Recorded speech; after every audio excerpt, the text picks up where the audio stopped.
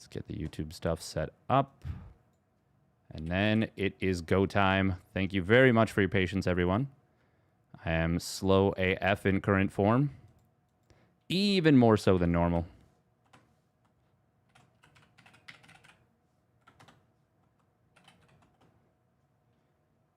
Even more so than normal.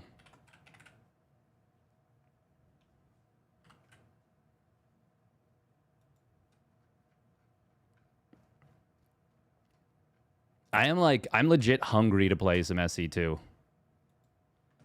But I just cannot at the moment.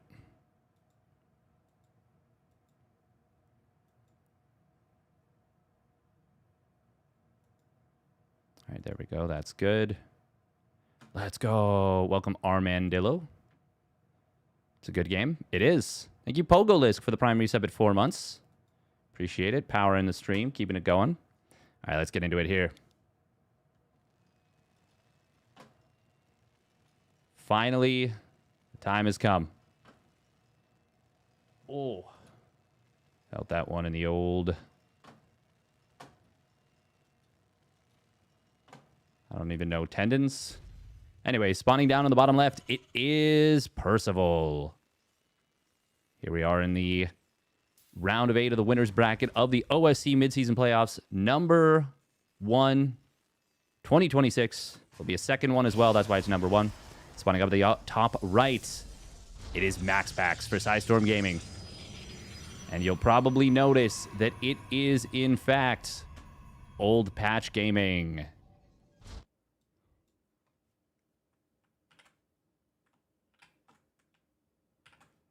We are on the old patch right now. No 8-worker start. No crazy scaling of the Zerg economy. With that larva change that did get slightly tuned back a little bit, but still seems very, very strong.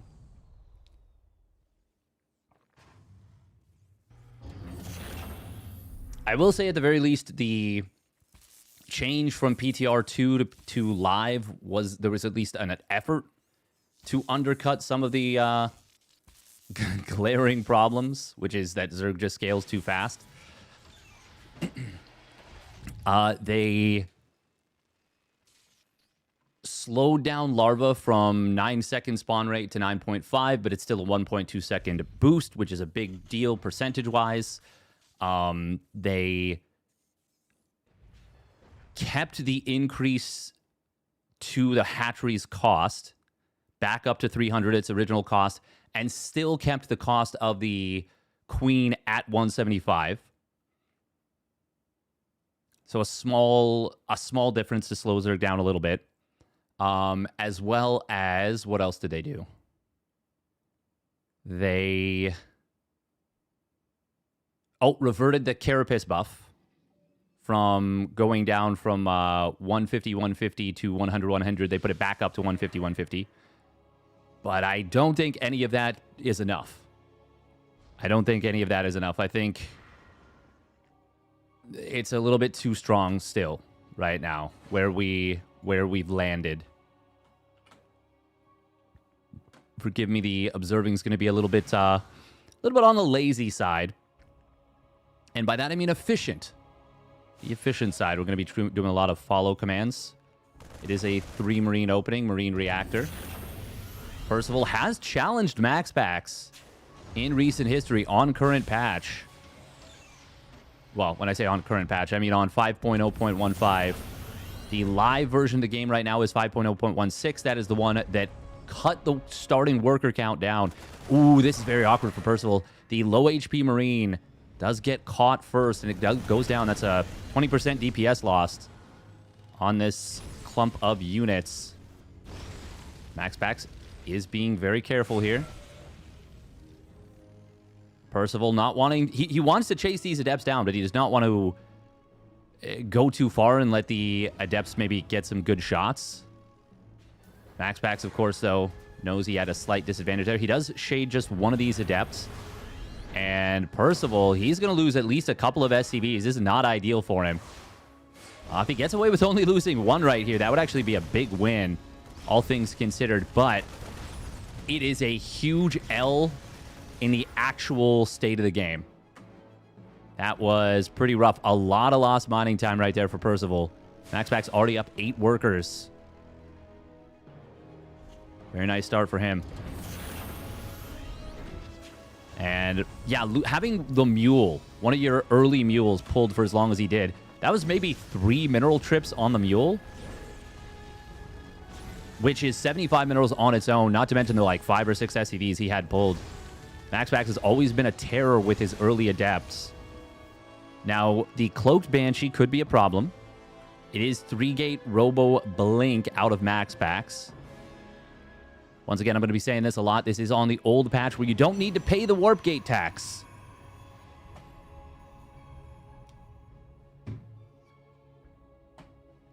No need to pay the Warp Gate tax. Hello, Mia.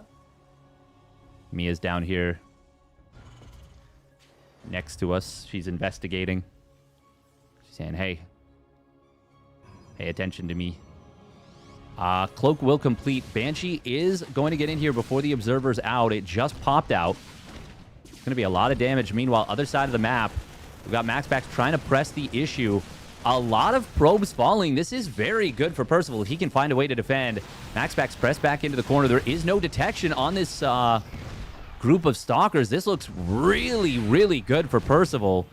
The tank anchoring the position in the natural, while 11 probes go down on the other side. MaxPax getting a nice bit of counter damage, obviously, with those stalkers in the form of, 5 SCVs. This is a really bad situation for him. Percival up 4 workers right now. MaxPax needs a lot more damage to stick around in this game. Now, he did clean up the first Banshee on the other side of the map. There's 2 tanks in here. If he blinks in, this could be a disaster. Oh, he blinks in after checking with the first stalker. Fortunately for him, he does manage to get out of there.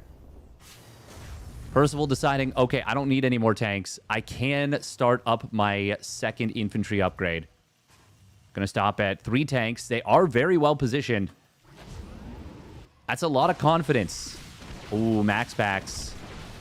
He's gonna be able to chase down this Banshee. Yes, he does. Just barely keeping the vision with that Observer. Percival turned around to kill a probe for just a moment. Otherwise, maybe he gets out of there. It is still even in workers right now. This is a very, very good situation for Percival, but MaxPax starts up Storm. Storm, of course, can be a phenomenal upgrade for turning the tides, as it were.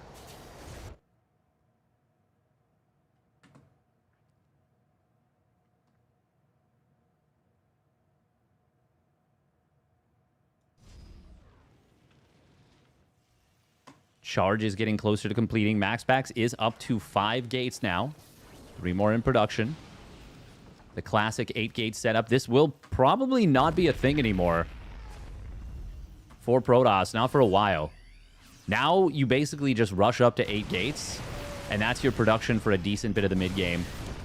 Now I think it's going to be a very different setup with the reworks to Warp Gate, but we're not talking about that. This is old patch. Oh, very nice little defensive hit squad. Unfortunately, it's not actually able to prevent the Zealots from unloading. Good job from Percival still. MaxPax, ooh, forcing out a big stim in the middle of the map. That's a big scan. He sees the storms. This cannot spark joy for Percival right here. But he does siege up his tanks. Gets a couple of big hits on some of the stalkers. Ooh, he unsieges the tanks and tries to go back.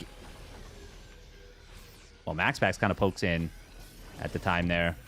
That was a little bit bold for MaxPax, but he read correctly that Percival was going for that. Oh, this is very, very nice for Percival. He doesn't siege the tanks maybe as close as he could, but this is going to give a really, really strong position. Only 3 Marines here, but there are more bio reinforcements behind this. MaxPax, he's getting his Prism very low on HP, and it does get taken down. Meanwhile, on the other side, big storm on the main army. Percival is controlling both sides quite well. The tanks on the low ground make this very, very difficult to deal with. There's an Immortal out, but the Robo Facility goes down. Percival, oh no, he loads up into a medevac, and it's immediately sniped. Great play from MaxPax there. Here come the Zealots charging in on top of this. 2 of the tanks get taken down quite quickly. The third one a little bit better positioned. Percival will get a lot of value out of this army before it's cleaned up, but it is cleaned up. And now he's got a tricky decision to make. Does he think he did enough there to keep pushing? The answer is no, but he needs to know that.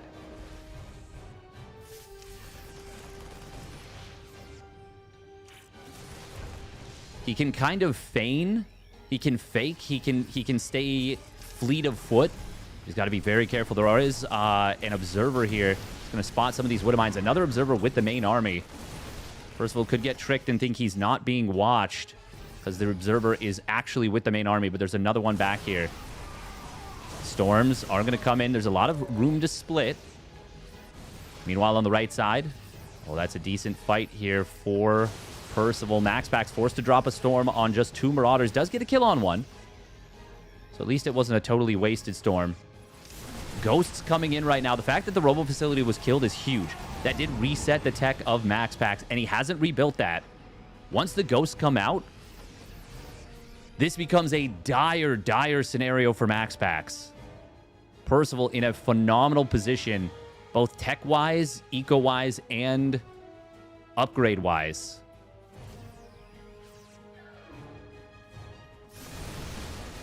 Archons, I mean, they will get grinded down by the bio, but you got to be careful that you don't get stormed. You do have to keep your distance. Snipe, able to connect on one of those High Templar. It's a nice find for Percival.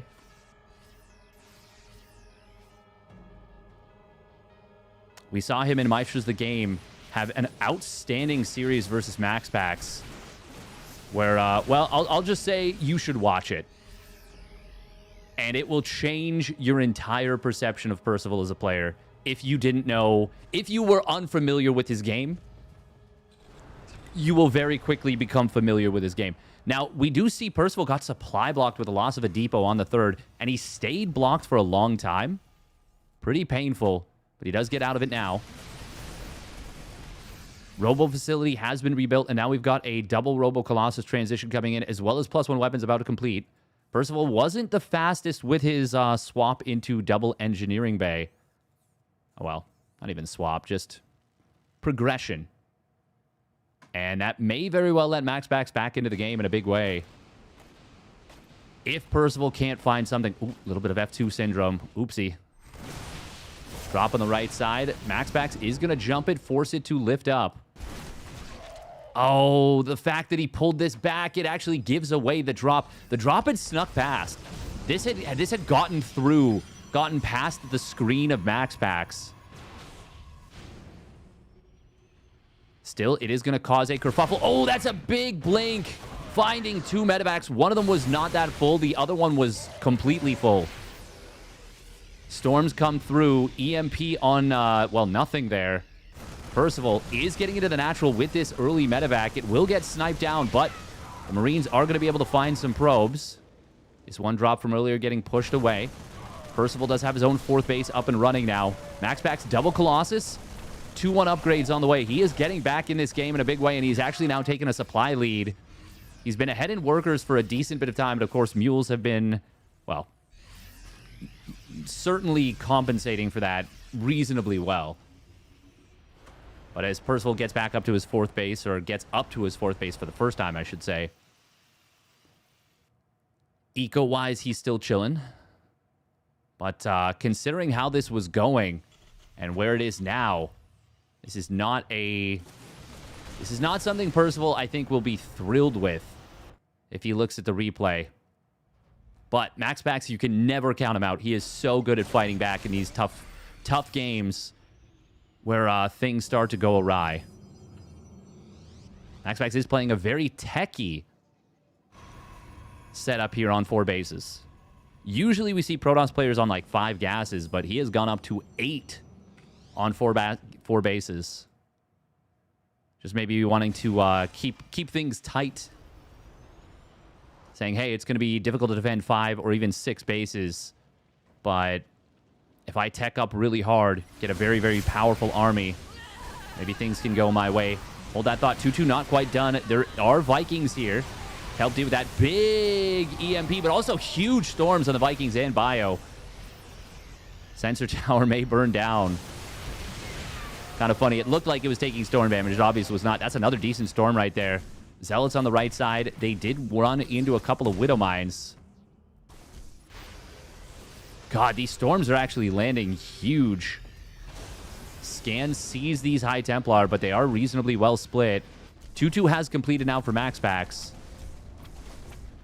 All right, we're going to see a couple of depots actually just kind of get taken out, abandoned. That actually does drop Percival just below the supply cap. God, these zoning storms have been very strong. Percival will land his 5th base. He's got another couple command centers on the way. MaxPax with a big rotation. Personal cloaking going to complete 4 ghosts. No 3-3 for a while for Percival. He just starts up his +3 weapons. Maybe feeling particularly under the gun by MaxPax right here. Liberator's going to try and siege up. That's a nice EMP. Second one does... well, second High Templar enters to drop a storm and hits a Liberator. It was facing kind of the wrong direction. Meanwhile, a couple of Zealots on the 5th base. It wasn't a planetary yet, so he gets 8 SCVs. Meanwhile, Storms once again causing a problem here. War Prism speed is about to complete. MaxPax going to try and press the issue. He's got to be careful here. But he is still doing very well against this army. There's no advanced ballistics, nor is there +2 ship weapons for the Liberators. Oh, God, these storms! The storms are so big! Percival has had a medevac energy crisis, has not felt like he could stim, and MaxPax is actually grinding him down with just pure psionic storm. Now going to try and take the fight. Percival says, okay, we got to go. We got to do something. He did just hit a huge power spike on his Liberators, but most of them have gone down. There's only 2 left on the field, 4 trying to be produced. MaxPax getting hit hard by EMPs, but he's already blasted through the entire army of Percival. And MaxPax will take game 1 off the back of some absolutely insanely big storms. Huge storms, tasteless. For real, though. For real, for real. Those were giga storms. Is this new patch? This is not new patch. This is old patch. Once again, big thank you to OSC Eddie. Oh, we accidentally just ran some ads. I'm glad we're out of the game. So.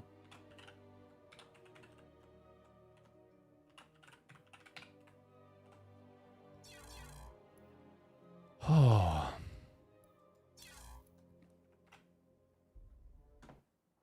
MaxPax wins was a safe bet. I mean, Percival was in a really good spot there. Hey, thank you, Sean DeFagan, for the Prime resub at 4 months. Thank you, thank you. Muchos appreciated.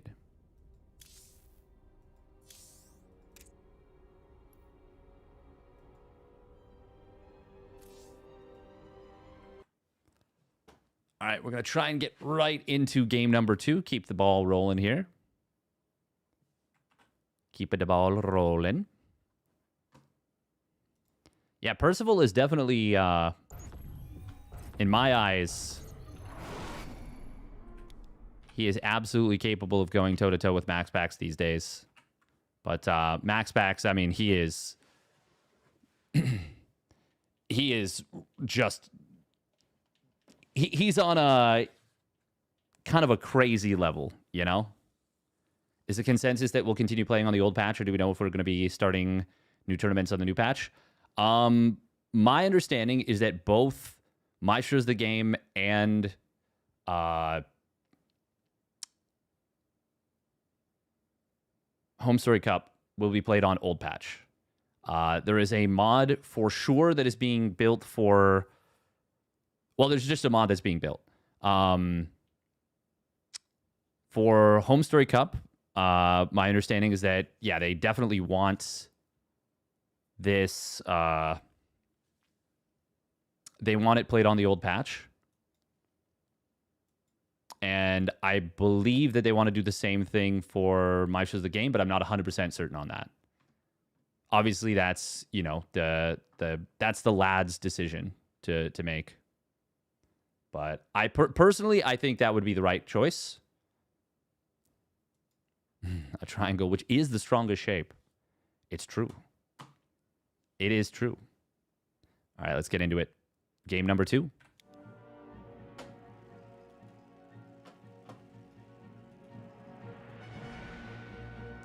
Spawning up in the top left, it is Percival, or Kirktown. And his opponent spawning down in the bottom right with an incredible comeback in that game number 1. It is MaxPax for Storm Gaming. And, well, that was maybe the most appropriate name for his name for his name? Most appropriate, clan name, you know? My boy was storming absolutely crazy there. He was cooking.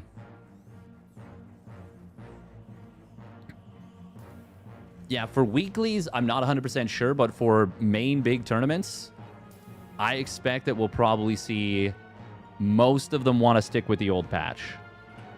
Just because the new patch, it's got some problems. It's got some problems. I think there's things about it that could be really great, but I don't think we're there yet. I don't think we're particularly close either.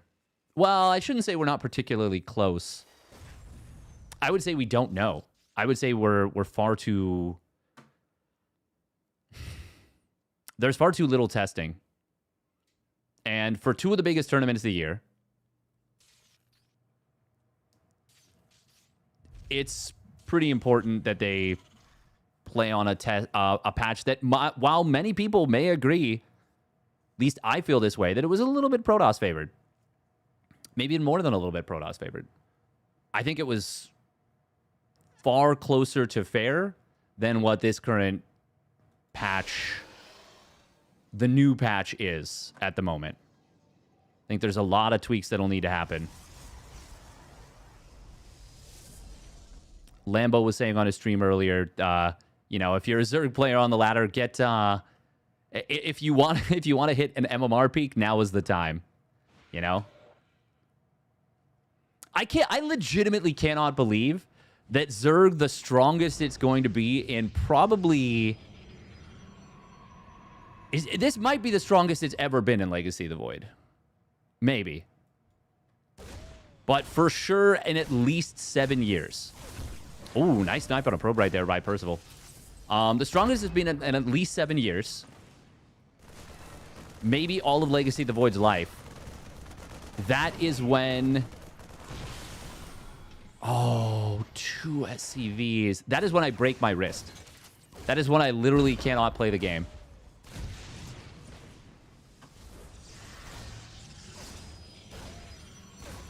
Isn't it ironic, don't you think?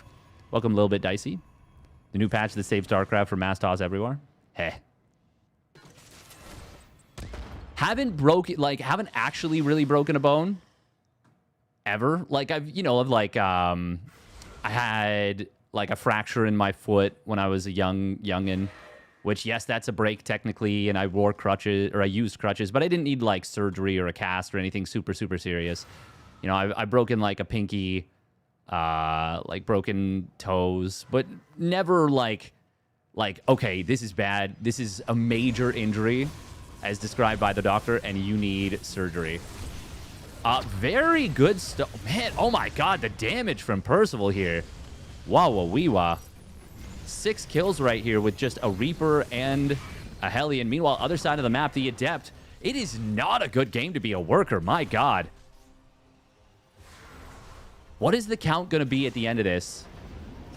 Oh, MaxPax not controlling this Adept. Very rare instance for him where he's not controlling the Adept. Still gets an additional SCV eventually. 11 workers before 420. Heh. That is a lot of damage.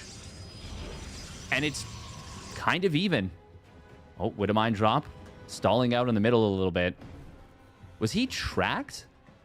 He's acting like he was. But apparently, he's going to give his opponent the slip.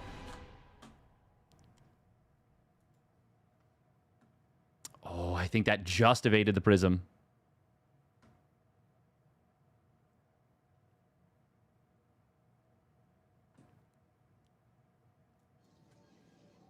Blink is done.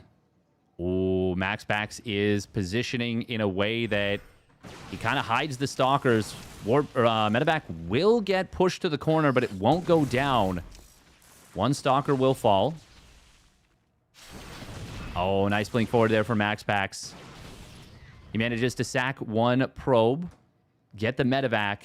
Should chase this down. He is on the other side of the map with a 4-Stalker hit squad. He can't just blink past this. Even with a double bunker, that is the power of the Stalker Prism combo.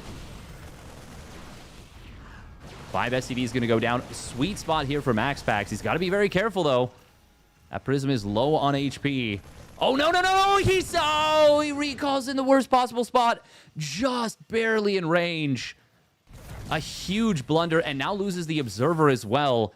That was a massive set of losses for MaxPax, losing all 4 Stalkers and the Prism. Getting those SCVs is really nice, but it is so brutal to lose those lose those units. Percival, though, won't be able to move out and try and punish his opponent for a while.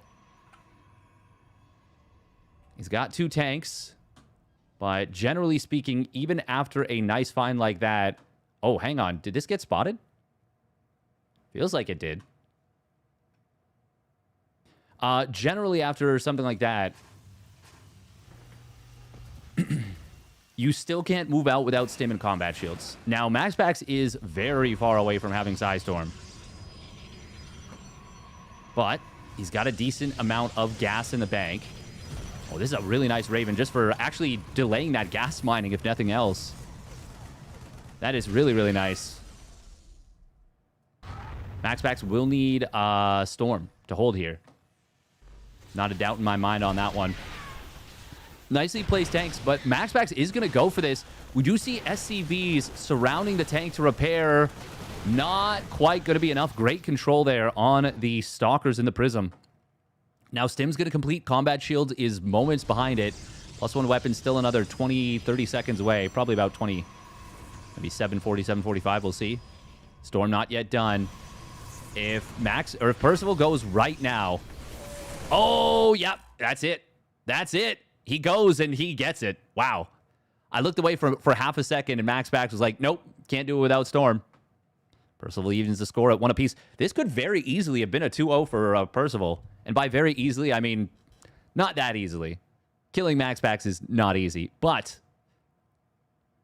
there were some pretty big moments. I think when the first few ghosts popped out and MaxPax not only didn't have Colossus tech, he didn't even have a Robo Bay or a Robo Facility anymore. Like, it had been killed in the natural, and it had taken a long time to be rebuilt. I think at that point, if Percival had just balled up everything and pushed, maybe left his reinforcements to deal with potential Zealot run-bys. I mean, I think there's a good chance we see GG right then and there with just a few good EMPs.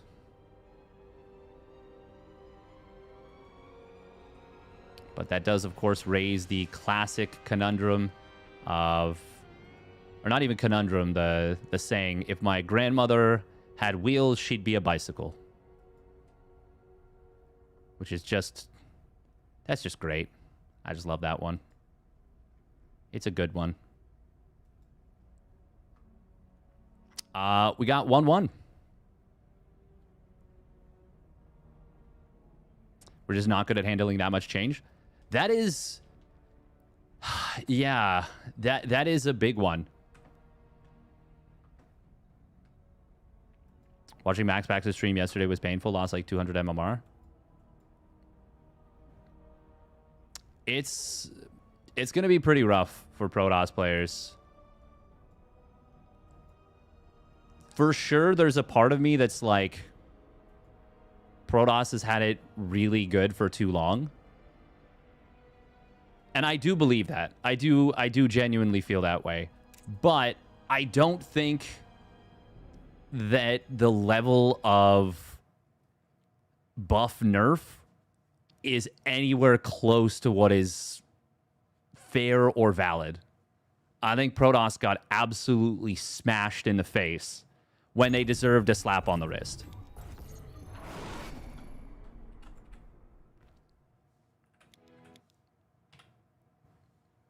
Just disproportionately way too big of a hit. Is Terran actually has had it very good for too long? Not in PvT. In PvT, it's been pretty tough. What happened to Protoss?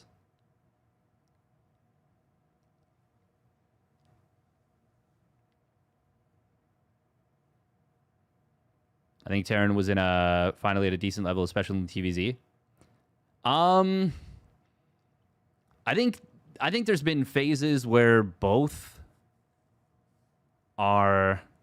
It's a slap with interest. Yeah, it's a slap with a disproportionate, like, compound interest from the latter, not the pro scene. So people are like, well, it's been broken for forever. Hey, welcome, Shift. Look how they massacred my boy.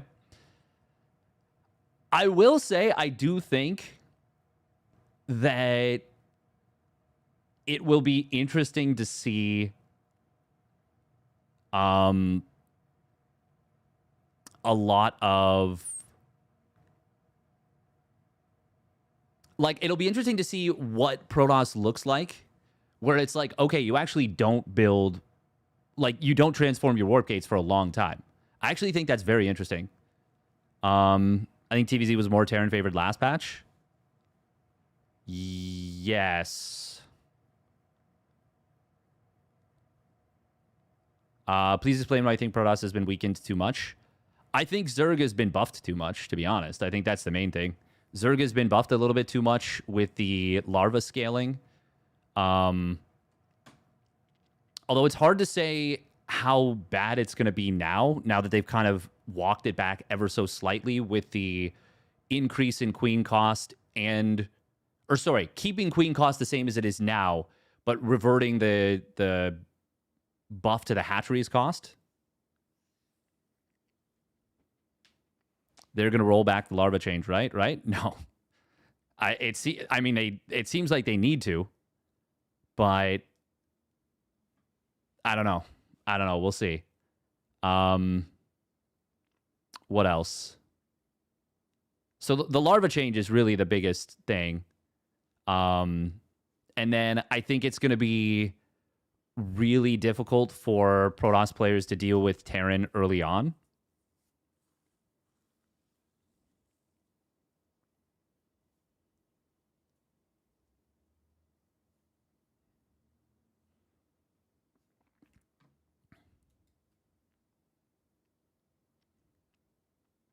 GG Blizzard, you killed your own BlizzCon prospects.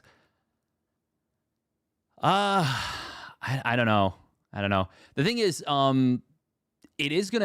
it could do something very interesting where the pro scene actually is different from the latter, and now pro games, pro tournaments are like more special because now they're played on the 12-worker start with a different balanced game. That would actually be really interesting. Hey, I'm actually Copium, to be honest. Yeah, probably. What patch version will Maestro Finals use? Most likely the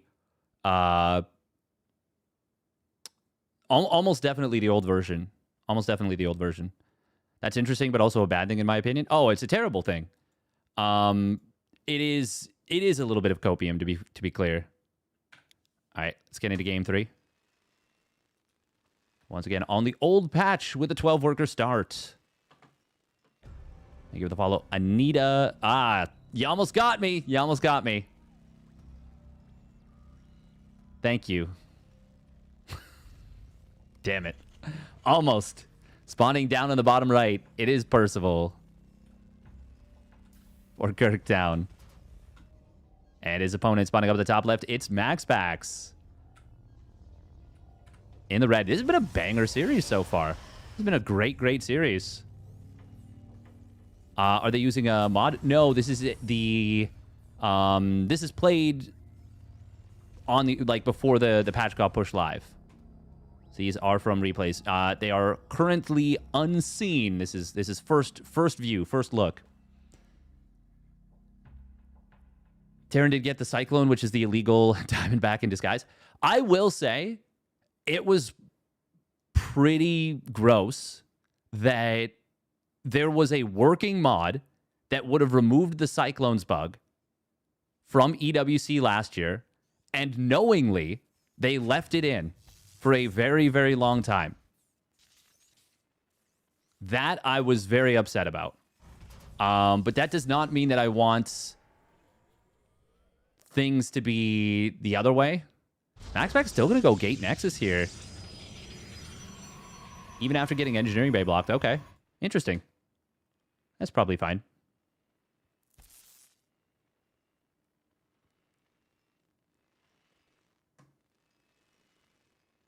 $100%, a little bit dicey. I mean, the thing is, it is entirely possible that we get to a point where the game actually is well balanced.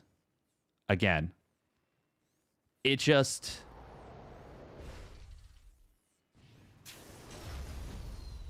I mean, I can't... there's a lot of things that I'm like, yeah, I know they probably over-nerfed X thing, Y thing. Like, maybe they should have let this version of the unit stay in. No, the Cyclone was insanely broken.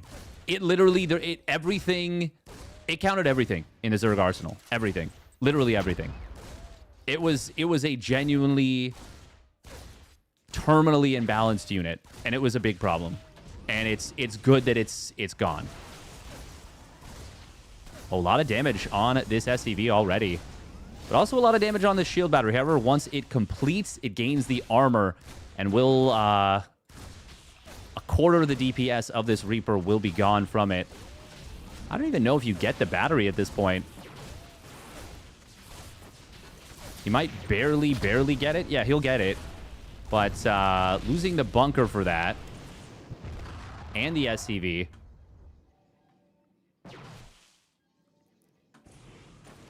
It kind of feels like that shield battery was bait a little bit, and now the Reaper is going to get taken out. That's a pretty good start there for MaxPax. Despite being Engineering Bay blocked, I think you're more than comfortable with how this has turned out.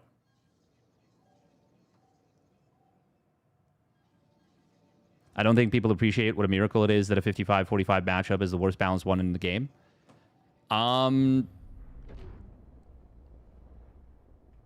I mean, hey, 55-45 is not that bad, but it is exacerbated by the fact that there's only 3 races and technically only 3 non-mirror matchups. So it feels a lot worse than, let's say, Warcraft 3 if one matchup is bad. Or it's also important to note that because the races are so distinct, you can't, for the most part, very few players can do it, but mostly you're relegated to playing your own race.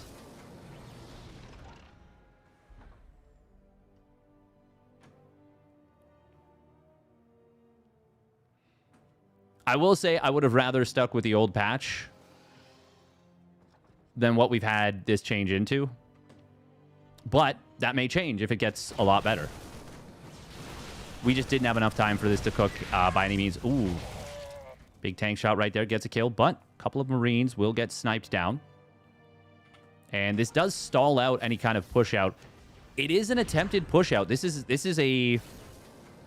Yeah, I was going to say, this is likely to be a small SCV pull at minimum. Percival has intention of getting a lot done with this. MaxPax, does he have a robo facility? He does. No Immortal in production just yet. He needs one. He definitely needs one. Maybe upon seeing the medevac, he'll start one up. I'm very surprised he hasn't. Okay, there we go. Finally fires it up. He is already whittling this down. Oh, and now going to intercept a bunch of reinforcements. This actually looks incredibly good for MaxPax right now. There's the blink incoming. He will grab one tank. Hot pickup going to try and save the other. Gets the medevac. It barely drops the tank out, but it doesn't matter at all. This is way too good for MaxPax. Percival's been completely cleaned up, completely routed. If he wanted to, he could even cancel the Immortal and just... Well, actually, I guess he'd be floating a decent bit of money. I don't know, maybe start up like a RoboBay right away. Oh, he did cancel the Immortal. Neat. What's he going to do with that extra cash? Just warp in Stalkers and go for the throat. I actually love that. Oh, that's so smart. Great choice from MaxPax there. And leads forward with one Stalker, soaks the tank shot. Doesn't get it on the first shot, but he will get it with the second volley. And this is all but Jover here. As another tank gets jumped on. 2 bunkers. One of them will complete, but it doesn't matter. MaxPax cleaned that up with authority. And he will take the game and the series 2-1. Dun dun. I don't know why I just chose the Law and Order thing right there, but I don't know. It feels semi-appropriate. Well done by MaxPax, but good showing from Percival.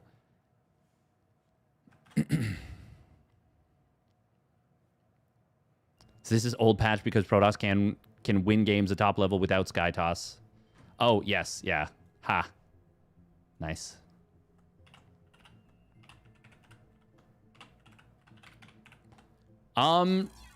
Was the previous patch for PvT, was that 55-45? I'm not asking necessarily from a statistical standpoint. I'm more so asking from a...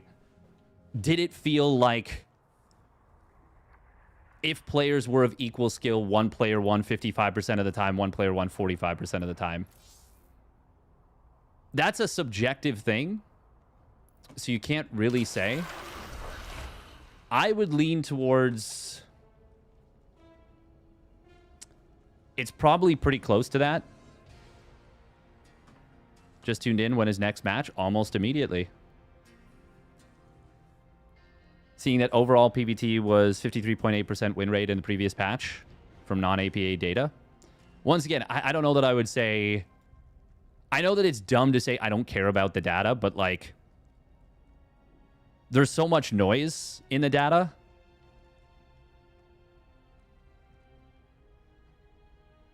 That's the thing. Exactly, Manticore. It felt bad. It felt bad. Like, even if statistically it might have been in an okay spot, it didn't feel like it was in a good spot. All right, next up is going to be Solar versus ShoWTimE. Once again, this is all played on the previous patch.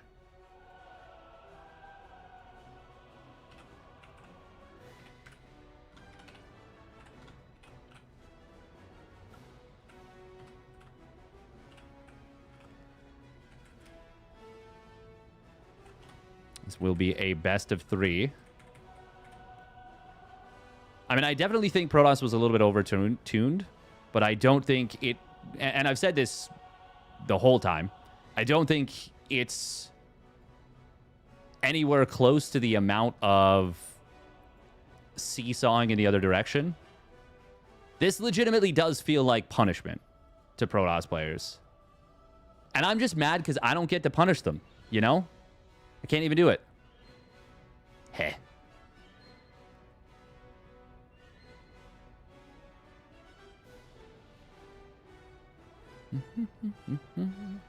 All right, 3 minutes of ads. Look at that. I can kind of use these.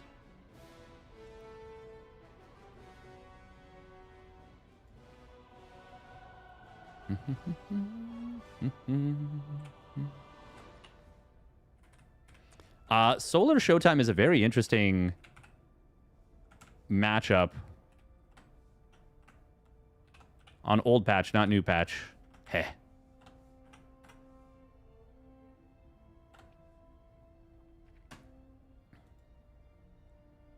Terran being forced to turtle in every matchup was what made me quit in the end. I always played Terran because it was the race that took initiative early and attacked a lot. I feel like we lost a lot of that over the years.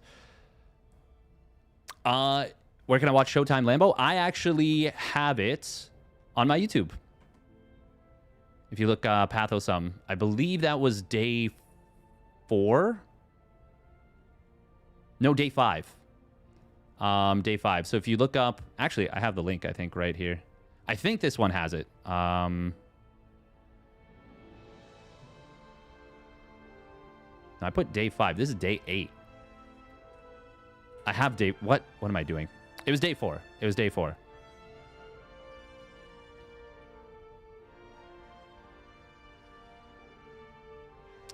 Oh, man. It is such a hassle to...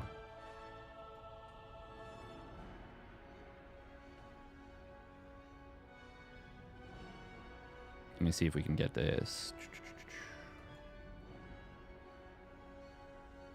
Okay, yeah, I got it.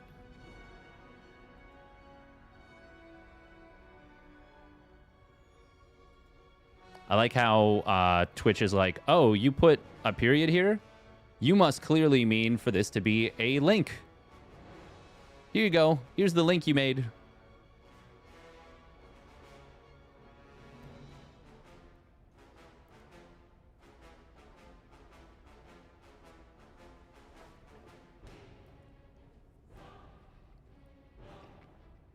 I think generally speaking, ZvT was very, very, very close to balanced before. Generally. Frustrating matchup to play on both sides because it was super freaking hard. But it felt like it was very much balanced, like very much balanced on a teeter-totter. Very, very close to equilibrium.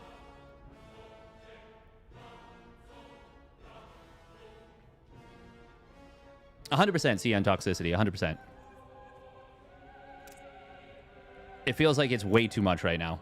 Oh, I forgot about this. OSC uses an expanded map pool that gets voted upon in the from old maps. So Tokamak, one of the maps from a previous map pool, is going to be featured here.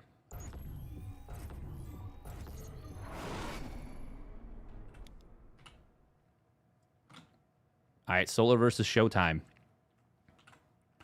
Ads have now cleared, and we're ready to go.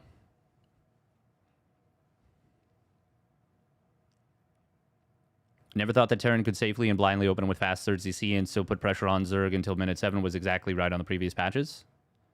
I mean, yeah, that was definitely a thing that was a... I mean, that's pretty much just how it worked. I would say put pressure on for even longer than that. Am I late? Did I miss the game? You missed the first series, but there'll be another one. Change the overlay, please. We have not yet gotten started the game, so not to worry. We will get into it. I'm just yapping.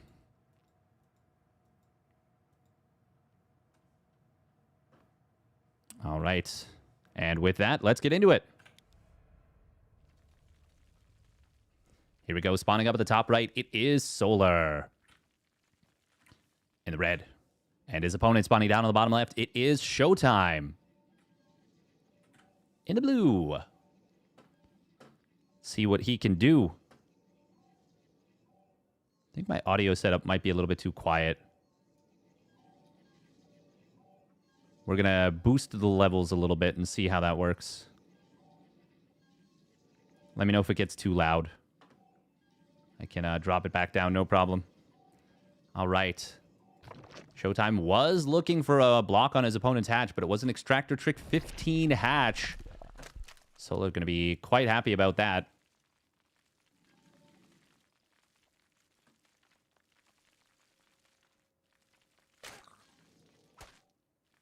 Miss having so many probes. Something that's already thrown me off visually is how the larva spreads out on the hatchery now. It makes a smiley face even when there's like 6 or 7 eggs. I'm very confused. And I just don't know what to, like, I'm like, what is happening right now?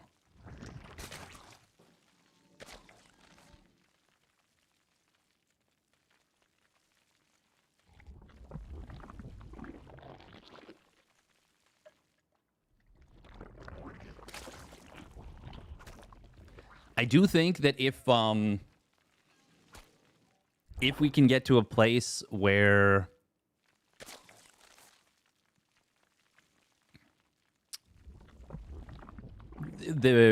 where there is a bit of balance, where it is relatively balanced in terms of economies and everything, I think the warp gate change could actually be really interesting. I think Protoss not instantly having access to being able to warp in wherever they want is not intrinsically a bad thing.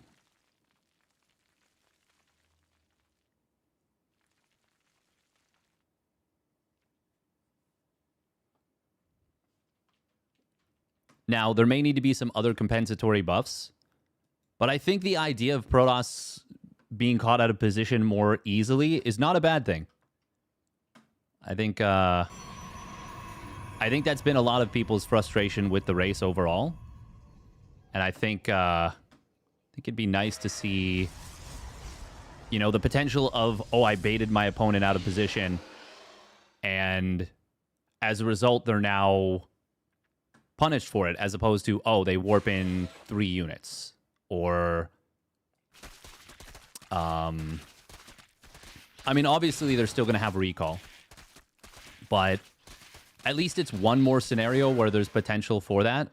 Now, I will say, in the early game against Terran in particular, harassment, just watching a little bit of some of the streams, that looks pretty tough to deal with. It looks like Protoss is going to have a bit of a tough time. No doubt.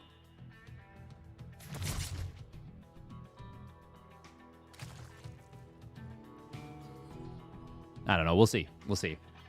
Once again, I think it's way too early to call.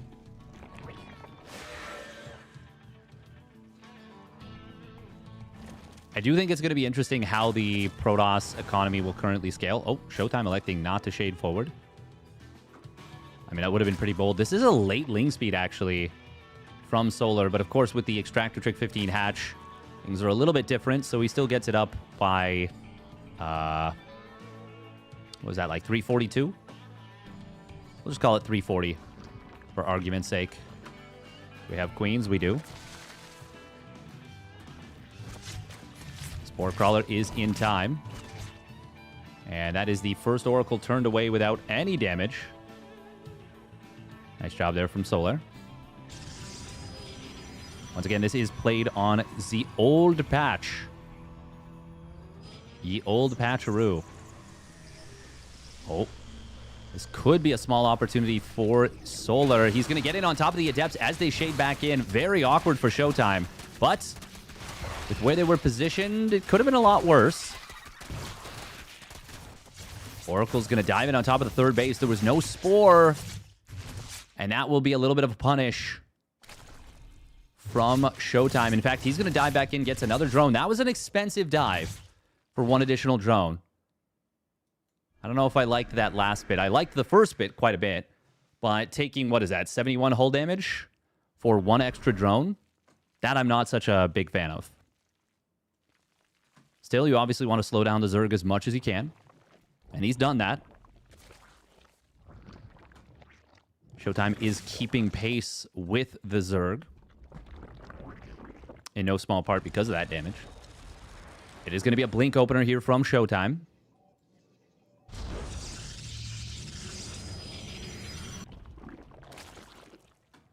Oh, triple Oracle. He can dive this one queen in the natural. There is a transfuse available. He popped it very early, but it is going to be enough to get an Oracle in return. And one queen and a transfuse for an Oracle. Oh, you take that every day of the week as a Zergy. Every damn day. Solar rebuilding this queen. Oh, and it looks like... Wait, hang on. He's getting an Infestation Pit while getting a Dropper Lord.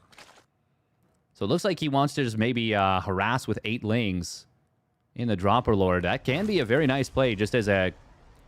Just kind of a part of any build, really. Is this going to be Swarm Hosts? He's not going crazy with the drones yet.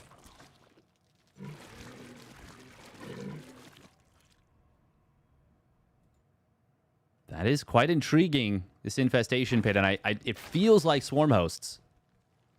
But, we'll see. We'll see. It could still just be a quick hive. Nope, there it is. One Swarm Host built. This is not an oopsie Swarm Host. If it is, that would be very funny because that'd just be the strangest thing. I do believe ShoWTimE just scouted this. Yeah, looks like it. Meanwhile, in the main base, little warp in of Zealots. It's going to struggle to protect all these probes. 4 probes already going down. Ooh, he could have gone after one of these High Templar, but instead he's just going to go for probes. And he is going to get another couple of probes here. 2 more probes, a lot of lost mining time, not bad. And it will indeed be Swarm Host Nidus. ShoWTimE already getting disrupted heavily by just that single Dropper Lord play. ShoWTimE really needs to identify what this is and keep those first few Locust waves from causing a big problem. He's built a couple of cannons at the front. I think he thinks that this is a German taxi or a German Autobahn because he is battening down the hatches at the front. He's got a cannon in his natural mineral line.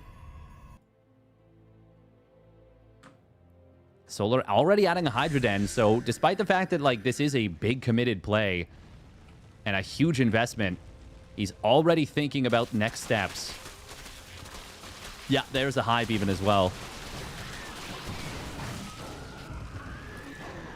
ShoWTimE playing pretty passively. Didn't move out with the Blink Stalkers at all. Oh, this is going to be tough to deal with. Here comes the first Locust wave. There is a Stasis Trap at the side. Stalkers blinking on top of this. How many of them will go down? It's a decent little storm on some of the Locusts. Honestly, that wasn't the worst attack in the world, but it didn't do a crazy amount either. Killed a couple probes. Very awkward losing that one Swarm Host. That was just a miscontrol there from Solar. But, I mean, this already feels pretty uncomfortable for ShoWTimE. You kind of have to keep this from snowballing. It is a strategy that if you let it get going... Oh, God, that's a big storm. But it's on roaches, and they just kind of run through it. Locust Wave being used on cooldown. Ooh, very awkward movement here from Solar, getting caught a little bit. But it will keep these Stalkers a little bit occupied. Robo Facility immediately targeted down. Cannon going to go down as well. Potentially a couple of pylons. Oh, no, kind of just awkward. Oh, no, the High Templar. Ah, he loses 2 High Energy Templar with like a split second left on the Locusts. Oh, 4 going down in total in this last little bit. ShoWTimE is not having a good time. ShoWTimE is more like bad time right now. He is going to try and move out across the map. Oh, that blink was not it. Didn't realize there was a bunch of Hydras behind us. There is one storm available. It's a good one. Very good one, in fact. Locust will have to be used defensively, perhaps. Solar maybe should have looked to just pop out 1 or 2. Like, split the wave. You don't have to drop all of them out there. It's not necessary. I understand he wants to just kind of swat this back. Well, that's a lot of Zealots warping in. ShoWTimE's just going for it here. He blinks forward, blocks some of his own Zealots from getting in the fight. Lurkers are trying to complete. Once they pop out, this becomes a nightmare. But if he doesn't let them pop out, that's a huge deal. Oh, no, the unburrow. Why'd he unburrow? Does it even matter? No, it doesn't. This is going to get cleaned up. It may let ShoWTimE continue to warp in and push. Solar's... He's treating this like it's not that scary of an attack. And if he defends, he wins. Ooh, both Oracles going to go down. That means no more Revelations. A Phoenix? Why is there a Phoenix? Why would we ever build a Phoenix? That is so confusing with what he's seen. Is he trying to lift up Lurkers? I don't even know. Ultimately, it's not going to help a whole lot. It lifts a Hydra for a moment. Locust Wave will get dropped down. There is a Stasis Trap here. Ooh, hold position. It's not even going to matter at all. This just got completely blasted back. And Solar takes a pretty weird but very effective game number 1. Solar with the unburrow there on the 2 Lurkers. I don't think he realized that one of them was revelated and the other was not. Which is unfortunate because it was the one that was lower on HP. I think... Ultimately, it doesn't matter. He did lose them, but still won the game anyways, so... Not the biggest of deals.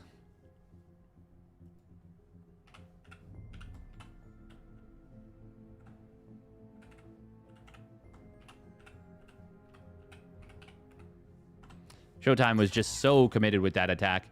It is pretty uncomfortable to play against Swarm Hosts, for sure.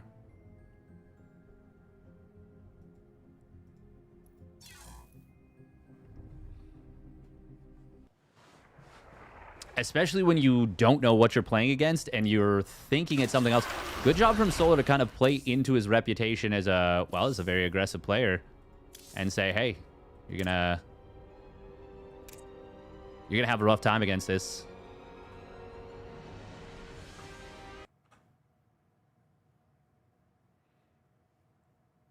Oh, man.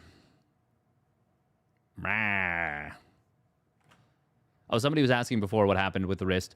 I broke my wrist. Playing sports.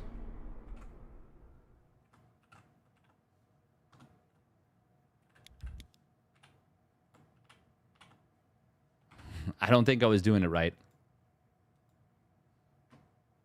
Why did he fight into those locusts? It's a good question. Probably not a great call. Yeah, you know what? The intern, they saw that, they were like, oh my god, Steadfast broke his wrist? It must be from playing Zerg too hard. I'm like, yeah. They're like, all right, we better buff the crap out of Zerg. Okay. Sure. And then me after. Wait, no, not this much. All right, here we go. Spawning up in the top left, it is Solar. The red. And his opponent spawning down on the bottom right, it is ShoWTimE in the bleu. Sacre bleu. ShoWTimE not going to be deterred by the fact that he didn't get the block in the first game. And I will say Solar is the kind of player that will be like, oh, I won the mind game. Oh, but he can't. Okay. Okay, he's doing the new thing that I think Rogue has been doing more than anything. So you float a little bit of larva with an extractor trick 15 hatch. Just because of how the way things work out. So what you can do is you can actually build the Overlord. And if you see the probe coming, you can cancel the Overlord and send the drone down to the natural. And still be able to take your hatchery at the 36, give or take, second timing. Was ShoWTimE Lambo casted? It was by me. How you doing, State? This one is from the old patch, though. Just a heads up. So if you're looking for inspiration, State, you're not going to be able to find it. I don't think you're going to find a whole lot of inspiration on the new patch. This is old patch as well.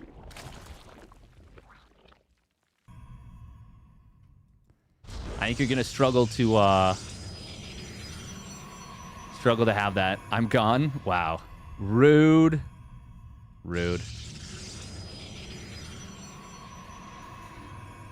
Is that you talking or your MMR?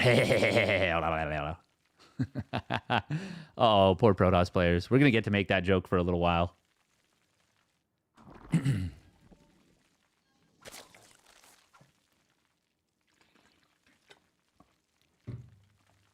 It's nice to see you streaming, though. It's nice to see you streaming.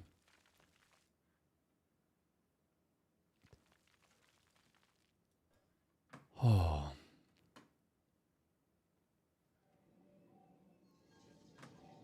All right, what do we got cooking here from Sola? Oh. Zerg oopsie of accidentally mining more than 100 gas. That 8 minerals that lives in your head rent-free. You're like, ugh. Blah, blah, blah, blah. Really doesn't matter. Honestly, that is the... When things go a little bit wrong, and you just roll with it. That's such an important skill. I'm so bad at that. My build, I mined 4 extra gas and I can see it, even though I'll be like supply blocked for a minute and a half. It's like, oh, maybe you should fix that. Like, no, I refuse. I simply just won't. Or that's going to try and get in towards the main base. Oh, he's going for it this time. Really good positioning on these adepts. They are going to get caught here. Oh my god, the snipe on that 4th drone. Wowie zowie. That's a sick start for ShoWTimE here. Absolutely sick start. Very nice stuff coming in from ShoWTimE. Outstanding. Killing 4 drones is really good. Even got an additional Zergling.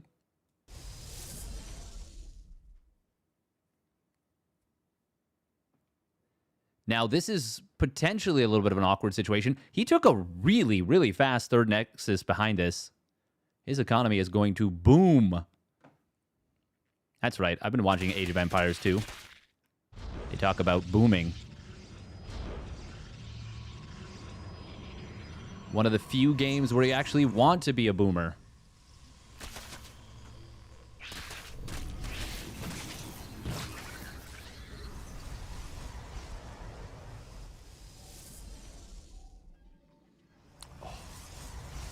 He boomed me. He freaking got me.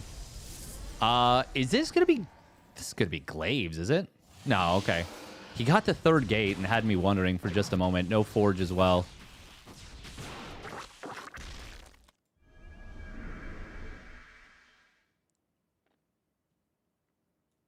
But you can, of course, play Delayed Forge. Layer coming in behind this. For Sola. He did not go for the Roach Warren this time. A greedy but effective play if you can get away with it. Man, no Spore at the 3rd again, but this time 3 Queens going to be enough to push this back. Solar really pushing the limits of what you can get away with. To be fair, he did lose those 4 drones early, and that does slow you down significantly. He's trying to make up for lost time. Lost money, lost cash, lost drones.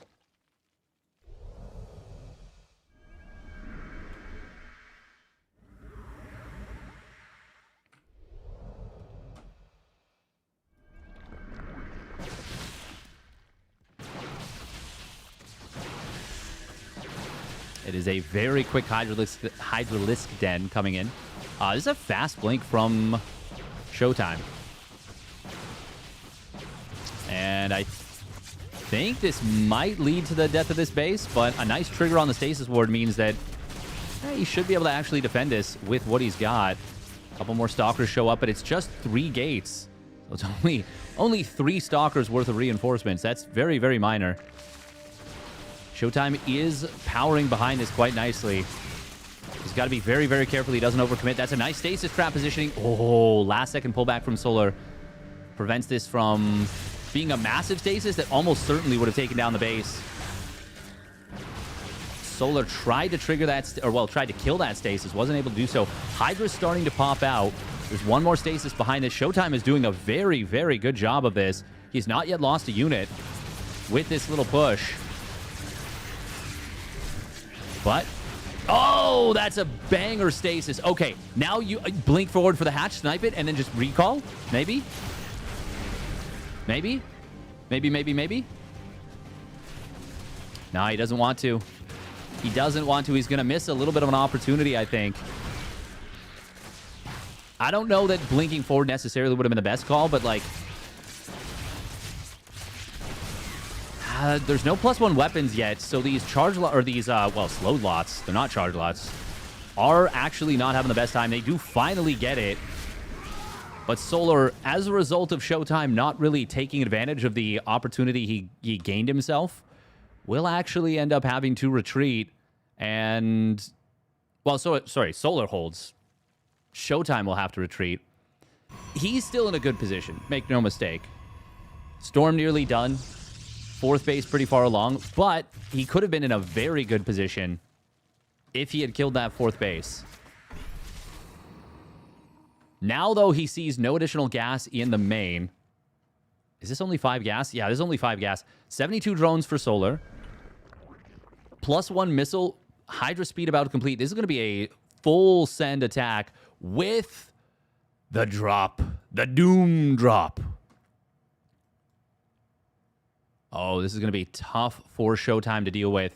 He needs to identify what this is. Solar is busting out a very powerful attack. It's so funny because it can feel simultaneously so good and like just a couple of very, very minor differences can be the difference between this attack hitting like a truck and knocking the Protoss out completely and getting completely stopped and just looking like nothing has gone well for the Zerg at all. Decent little storm on the ramp at the front. That's not enough units. ShoWTimE doesn't know about this drop. This is a lot of Lings. It's a lot of Hydras. They've got their +1. They've got both their upgrades. No Hydra Lunge, of course, but, well, I mean, getting Hive with this attack would be insane.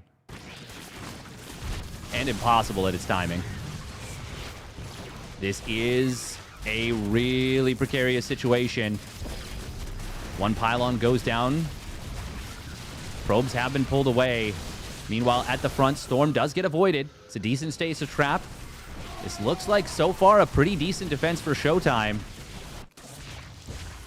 He's still got to manage the front. But as long as he keeps his High Templar alive, this is looking very good on the defense. I like this a lot for ShoWTimE. Lings wake back up and immediately are killed. There's still 2 Storms available from the same Templar. First Storm is really good. This is a great hold from ShoWTimE. And Demauer stands tall. Even with the drop getting fully unloaded in the main base, ShoWTimE didn't panic, he didn't rush it, and he didn't screw up the defense.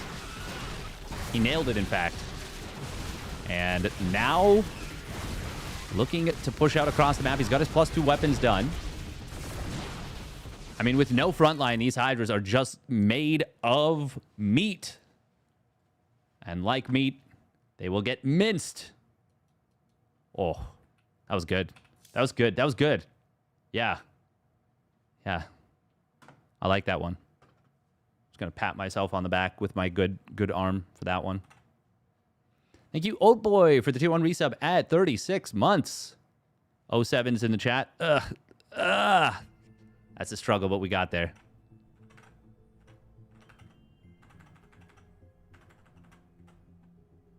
Oh, there's a pigeon on our balcony. I'll be right back. I have explicit orders from Fiancé Fast that they were not allowed to do that. All right, we're going to run 3 minutes of ads. I'm going to go disrupt those pigeons. And we will be right back. Actually, we'll do 2.5. 2.5.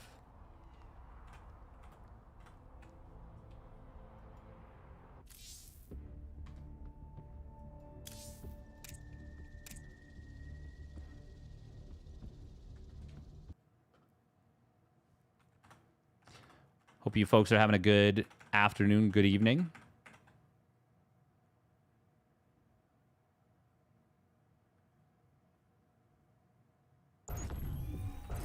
Is this on the patch? It is on the old patch. So not the new patch. Oh. Oh, they made without Gainheart in this game 3. That was Solar's doing. I'm sure of it. An accident, no doubt, but a little unfortunate. Okay, I'll be right back.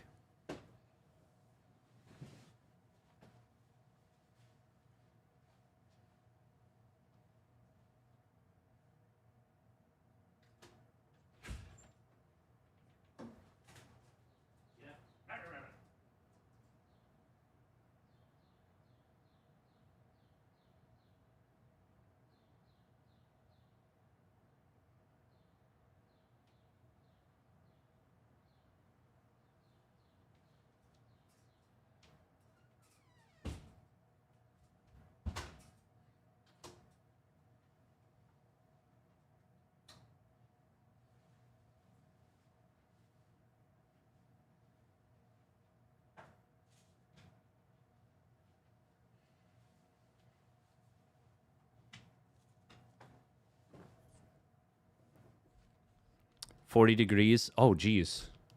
Whereabouts are you? Oh. Old man, one arm. That's me. That's me. Okay. We're going to get into game in just a moment. Ads still have 30 seconds left, so we'll just let them clear. Oh.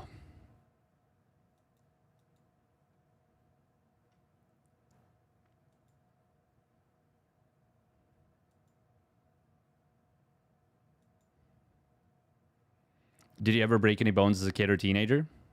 Do you notice how much more it hurts as an adult?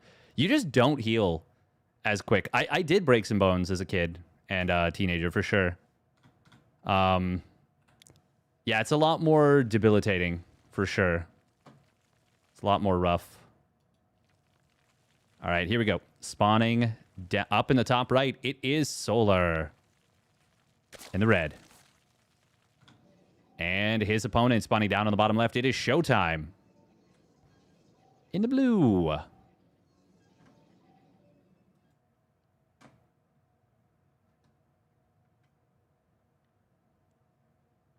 Welcome, Arjun.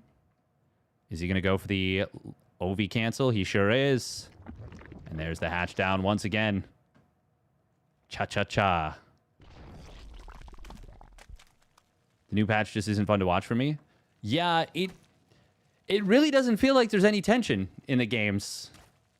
Because players that were of equal skill before and felt like there was like a 50-50 chance of one or the other winning does not feel particularly fair. No, I just said it's the old patch. This is played on the old patch. Am I the only new patch enjoyer? I wouldn't say you're the only one, but you're one of few. The openings are so slow again. Oh, are you playing again? Or have you been playing? Or just watching? Honestly, don't have a problem at all with the slowness. Played like 10 games. I don't have a problem with the opening slowing down a little bit. I actually think that's very appealing to a lot of players, myself included a little bit. It lets you it gives you time to trash talk. I think it lets you get like into the game. You get like slowly into the feeling of the game. I don't think that's anywhere near as big of a problem as the actual like pretty glaring balance stuff. Like the larva change is insane.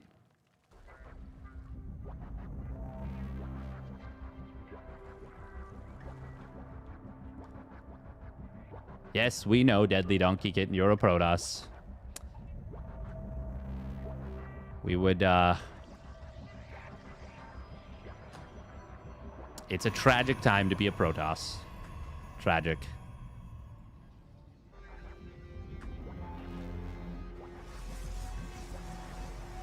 They last forever without mining out too. That is, yes. That is kind of wild. Does feel like you can stay on 3 bases for a very long time. Feels like you can stay on 1 base even for a long time now. You're a Protoss for the good times. I'll be here for the bad times as well.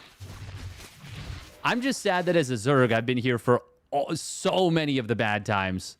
And when it's like the best times in a very, very long time, I'm like, well, broken wrist. Can't even enjoy this. Don't even get to get my free 300 MMR.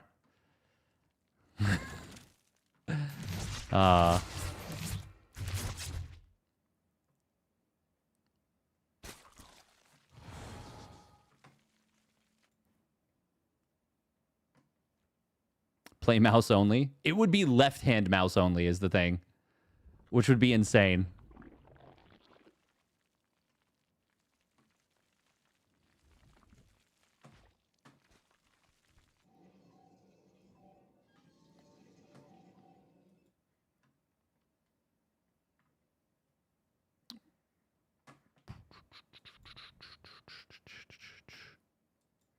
There was no dive this time from ShoWTimE. Oh, he wanted to get the save on that probe. Unfortunately, the Adept was a little bit too far back. Wonder what happens if the Adept's just a little bit further forward and then he, like, hold positions the probe. Does it shove the Adept to defend this? Ooh, Glaives. Okay. I speculated if it was going to be Glaives in the previous game, but it is now. Solar didn't make a Roach Warren last game, didn't make a Baneling Nest either. If he does the same thing this time, he's going to have a hell of a difficult time trying to defend. Very quick 4th hatch, too. Wow. No melee upgrade, right? Don't think so. It is a fast lair. There isn't a Baneling Nest yet. It's about the time you'd be getting it if you're going to be playing safe. If he doesn't throw down that Baneling Nest, he will be in a world of trouble. Okay, this time he is going to have a Spore at the 3rd base. Not right away, but reasonably timed. Okay, ShoWTimE actually playing very aggressively with those Adepts. That is a big fake-out play. When you see this as the Zerg... Oh, God. Where's the Warpin? Where? No! No! That's a funky mistake right there. Oh, God. Still no Warpin. Okay. Now, upon seeing this number of Adepts... Solar still doesn't know, does he? He's still not building spines, a Baneling Nest, nothing. Now he throws down a Roach Horn. It's so freaking late. Glaives is actually done, though. Oh my God, he's getting a Spire too. He killed 7 workers. The thing is, ShoWTimE, like, there's just no good answer to these Adepts. There's more Adepts than Lings on the field right now. This is going to be insanely difficult for Solar to hold. If not, borderline impossible. Oh, the Spore! No, he didn't have the full wall! Ay. ShoWTimE backs away, though. He cancels the Shade. Killing a 4th base is not enough for ShoWTimE here. He might be able to play out of it, but it's not enough for me. Okay, this time he does Shade forward. It's a pretty decent bit of surface area for the Lings. Oracle's not able to join in the fight. Solar is going to start hemorrhaging drones. A lot of damage on these Adepts, and we will see Solar prevent this from getting into the pocket. Honestly, all things considered, this was an incredibly good defense for Solar. ShoWTimE, not the best Shades by any means. He kills 8 drones. He kills a ton of Zerglings. He trades out very well. He actually trades out inefficiently in the total. I don't know how much of that was that he let the Lings in and they kind of, you know, disrupted everything and really messed with him. But, yeah, this is very unfortunate. That's all ShoWTimE gets for that. Like, that feels like that could have been game-ending. And instead, he comes out of it behind. Doesn't even get the 4th base, either.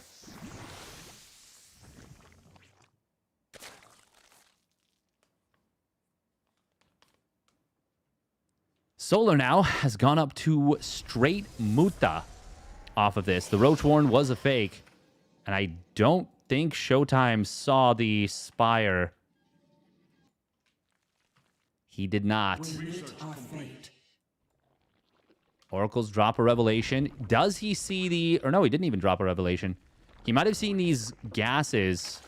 Solar didn't pop out a punch of mutas right away. But he's now got enough in the natural. This is going to be a huge problem for ShoWTimE. Blink will complete +1 as well. ShoWTimE, oh, not even able to snipe down an original Muta. Might get one here, but he is going to lose a good number of probes for this. I think that was just 1. Another 7 probes going down right there. Might have even lost a Stalker. I'm not sure where that... No, that was in the natural from the original Ling run by. ShoWTimE's just going to go for it. But Solar has got a very good setup now. He's got +1 melee, which means that these Stalkers are not going to have a good time against the Lings. There's only a small handful of Adepts. Blink forward does snipe a Muta, but we may see a counter kill. Yeah, at least 1. Oh, don't blink forward again. You can't. This is going to have to be some very, very impressive micro. This is going to be a long fight if ShoWTimE's going to be able to win it. Needs to be a sustained push for a long time. Unless, I mean, the mutas are kind of melting. The lings did go down fast. Transfuse is trying to keep the mutas alive. It's good target fire on the mutas. And good blink micro from ShoWTimE. He is still getting slowly but surely outmassed. Oh, he does push this back. The queens are clunky off creep. They get back on creep. A lot of the transfuse energy has gone. I'm looking at the supplies, but it still looks like ShoWTimE has a chance here. Solar did drone up insanely. He's up to 80 drones. He can absolutely pull the drones if he needs to. He's got a couple of lings about to wake up. These are +1 attack mutas and lings, by the way, and these are only +1 stalkers, so no +2. That was an aggressive blink forward. It doesn't pan out.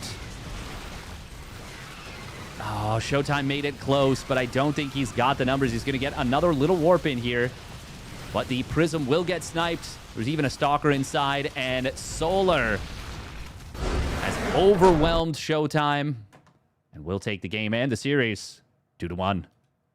Dun dun. Why Law and Order? I don't know why. We've got Law and Order on the mind, apparently. Now we move on to the best of fives. Best of Fizzles.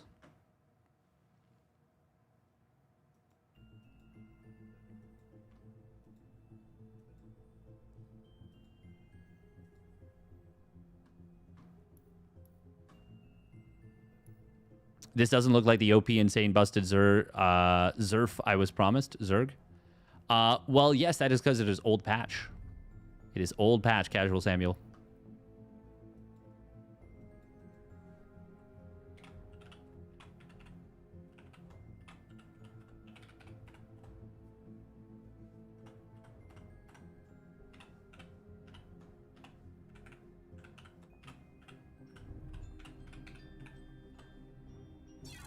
Oh. All right.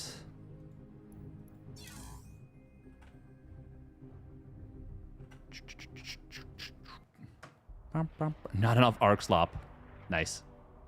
Well, apparently there was enough arc slop. All right, 2 minutes of ads real quick. You need an exclamation. Wow. We really struggled there. Mutalisk more like Mutalose. I mean, he Muta won, though.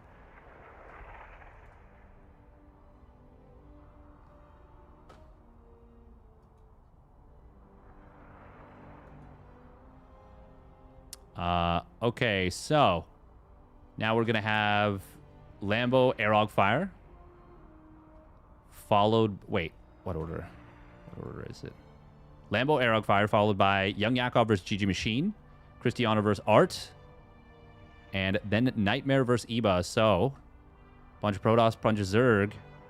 No more Terran. Thank you very much. Holy hit for the raid. Holy hit. Holy hit. Holy hit. I do believe these two played a series not too long ago, and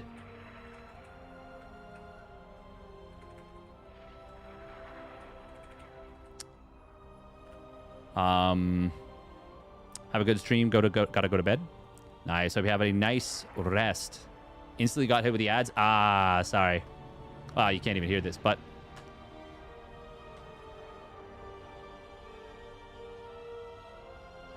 ShoWTimE definitely could have backed up. He needed, like I said, he needed that to be like a long sustained push where you just keep the stalkers alive.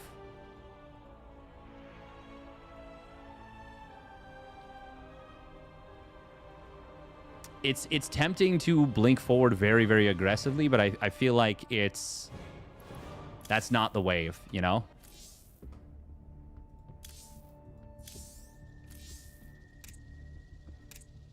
I do believe Arrogfire took his first ever series win. Or sorry, map win, actually. Versus Lambo not too long ago.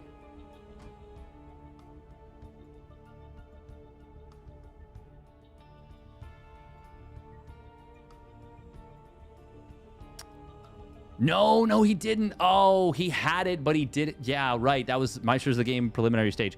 He had game 3. I think. No, but he didn't quite manage to actually win it. Yeah, now I remember. Oh, that was tragic, actually. ShoWTimE absolutely did outtrade there. Impressive micro. Yeah. Blionking. Blonking. Appreciate the terminology there. All right, White Rabbit is going to be the map. Get a prediction going for this one. Win this best of 5. ZvP elimination match. Lambo or Arrogfire.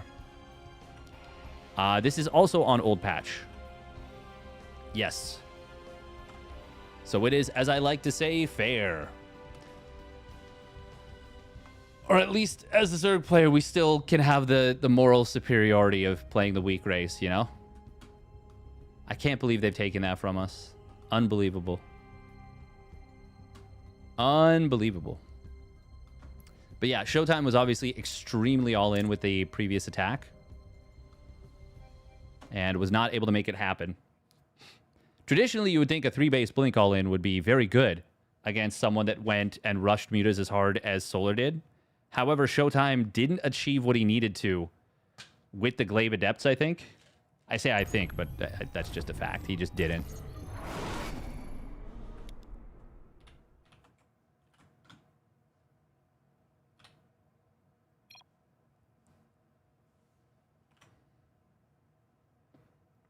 Loose Breed Lords still suck.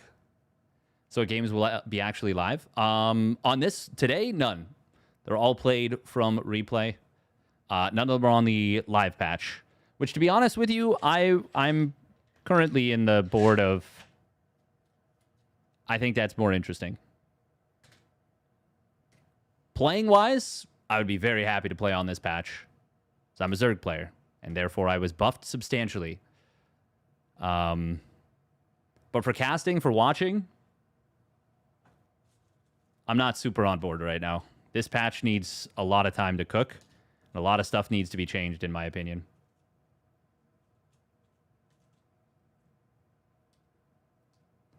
All right.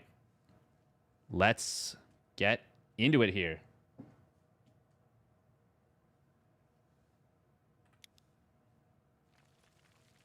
Here we go, spawning down in the bottom left. It is the Shopify Rebellion's Lambo. And his opponent spawning up at the top right. It is Arrogfire. In the red.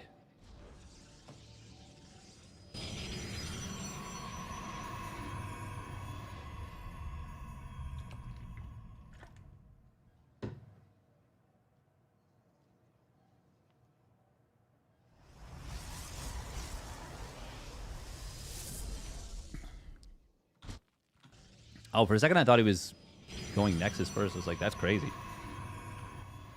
That's crazy, man. But no, he's not.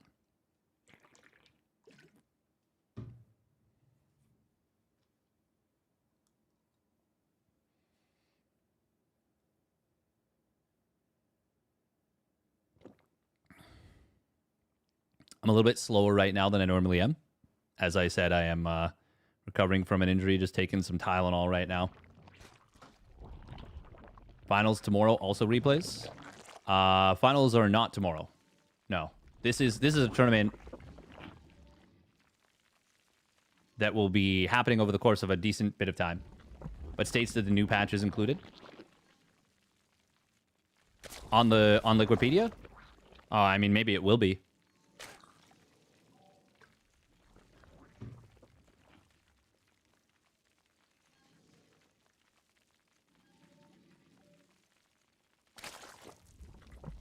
That is up to EddieSC2 and the OSC folks.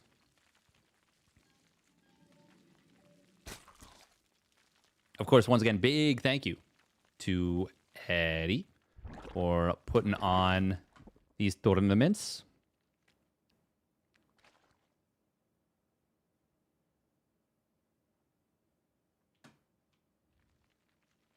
We really do appreciate it. If you want to support, you can join !OSCE. Join the OSC Elite Rewards Club. Am I watching? I am not. What's happening in the match? Captain Canada. Tell me if you've got the score. Are we doing good?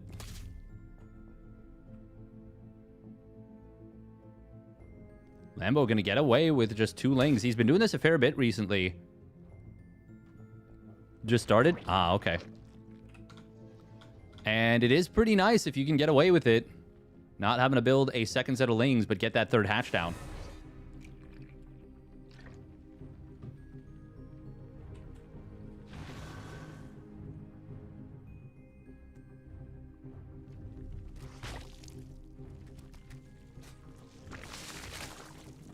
Just started? Ah, okay.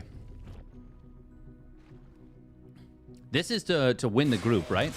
Yeah, I know it is. I'm pretty sure. Like, if we win, we win the group. Oh, was that a drone snipe? No, it was a ling snipe. Missed opportunity for Arrogfire, but I mean, it's not terrible. You'd obviously rather get the drone than the ling, though.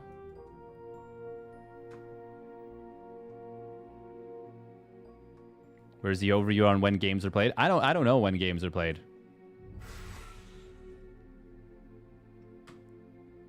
All I know is when I broadcast them. The players set their own schedules, basically, and then the replays are all given. Oh, that's a lot of damage on this Oracle to start off. It's all shields, but it means he can't dive. And that's obviously very nice for Lambo.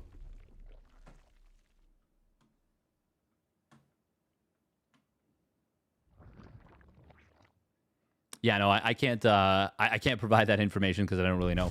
Oh, that's a nice find. Gets a drone on the transfer. One of the better playmaker making opportunities that you have as Protoss.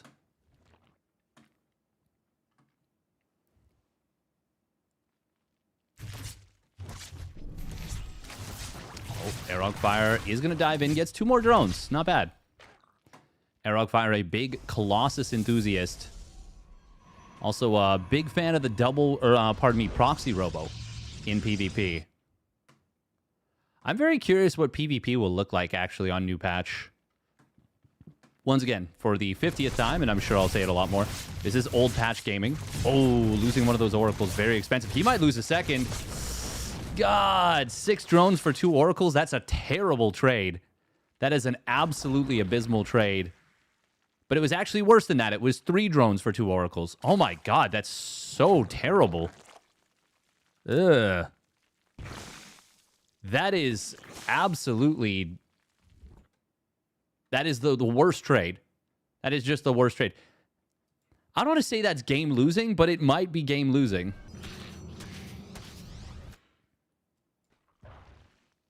You cannot trade that poorly.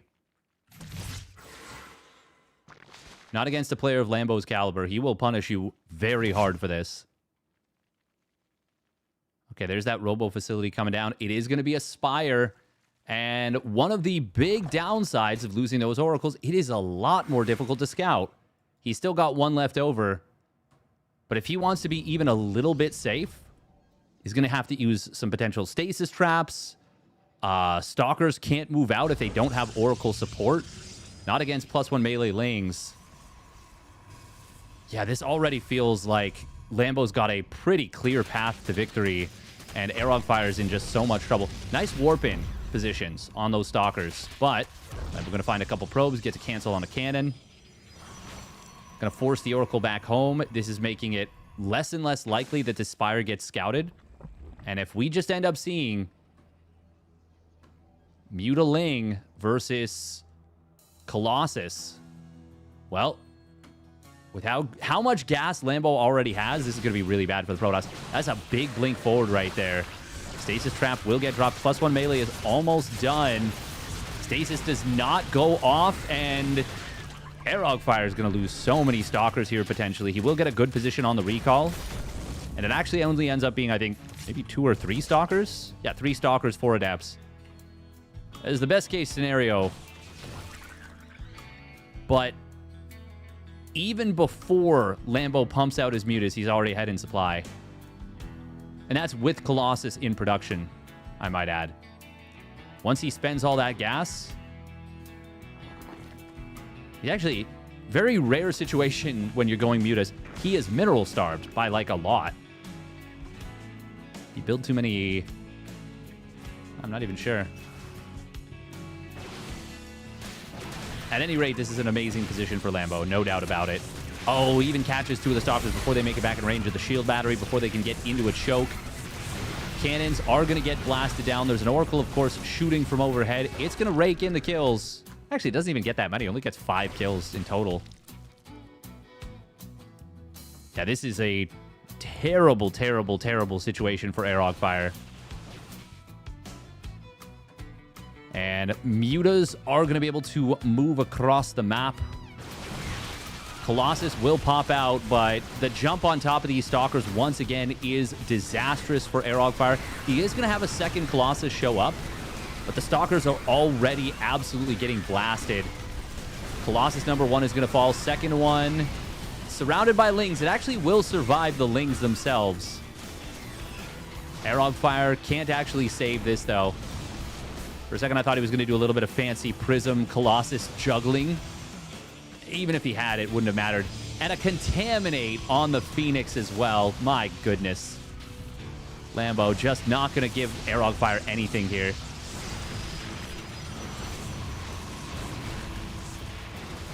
This is pretty rough right here for Arrogfire. I mean, you can't lose 2 Oracles for 3 drones. 6 in total. Like, it's just not... Yeah, it's just not a winning situation. Arrogfire, of course, going to lose every single probe that he transfers over to this base. Lambo has run away with this game completely and totally. Second Stargate, he's not going to be able to come online, realistically. Lambo does let the Colossus survive as it gets into the range of the shield battery for a moment. But there we go. Very quickly takes it out, even after GG is called. And Lambo will take a sharp and decisive game number 1.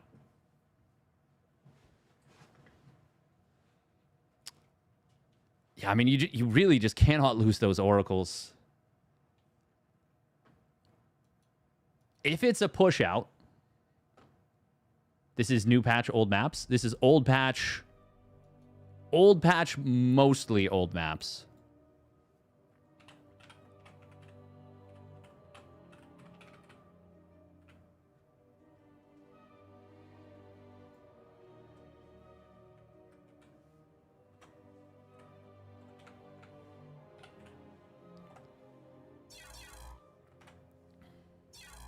Lamboned.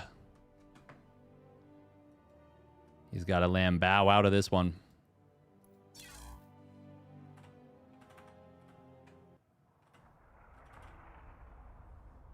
I do love how State was just like, oh, this isn't exactly what I need. Bye. Rude. Rude.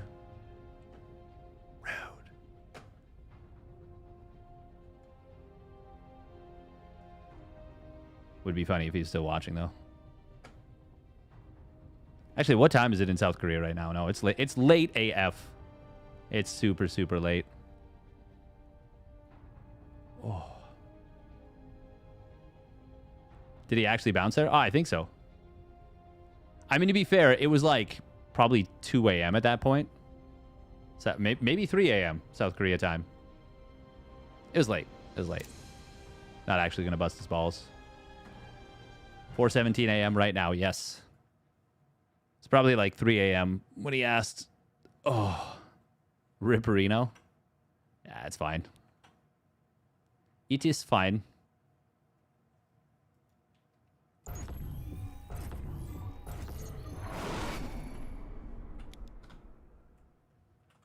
I will agree with you, Casual Samuel, there on YouTube. Yeah, Zerg got hit super, super hard with the nerf bat, and yeah, there wasn't a lot of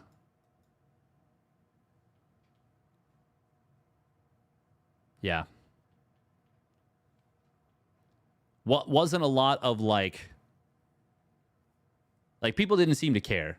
Old patch, yes. What killed the other 3 drones? The first. Wait, what did kill the other 3 drones?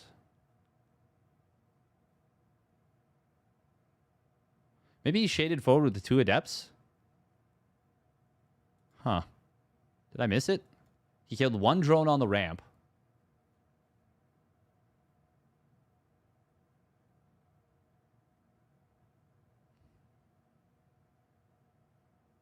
Maybe I did miss it. I don't even know. No, I think he dove in with the oracles before, didn't he? I don't know. Brain's getting cooked. Here we go. Game numero dos. Spawning down on the bottom left, it is Lambo for the Shopify Rebellion. In the blue. And his opponent spawning up at the top right, it is Arrogfire. In the red.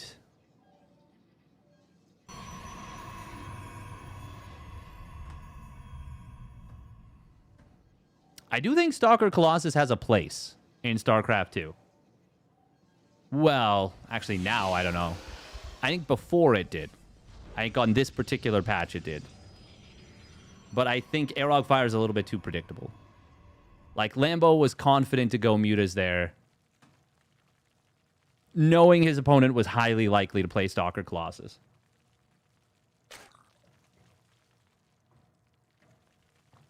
Why playing old patch? Because these games were already played on the old patch.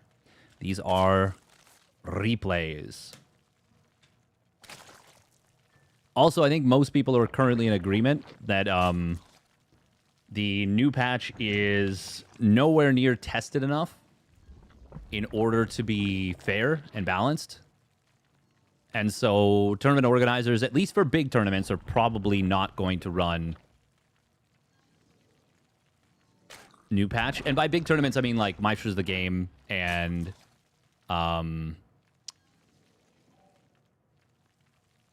like big offline tournaments.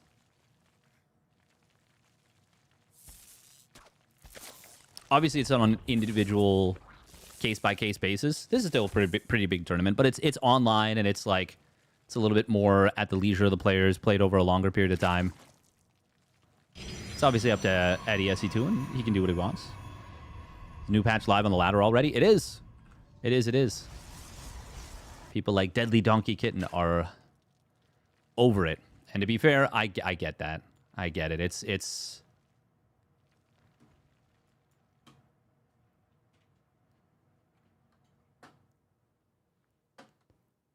been rough. It's rough for Protoss players out there.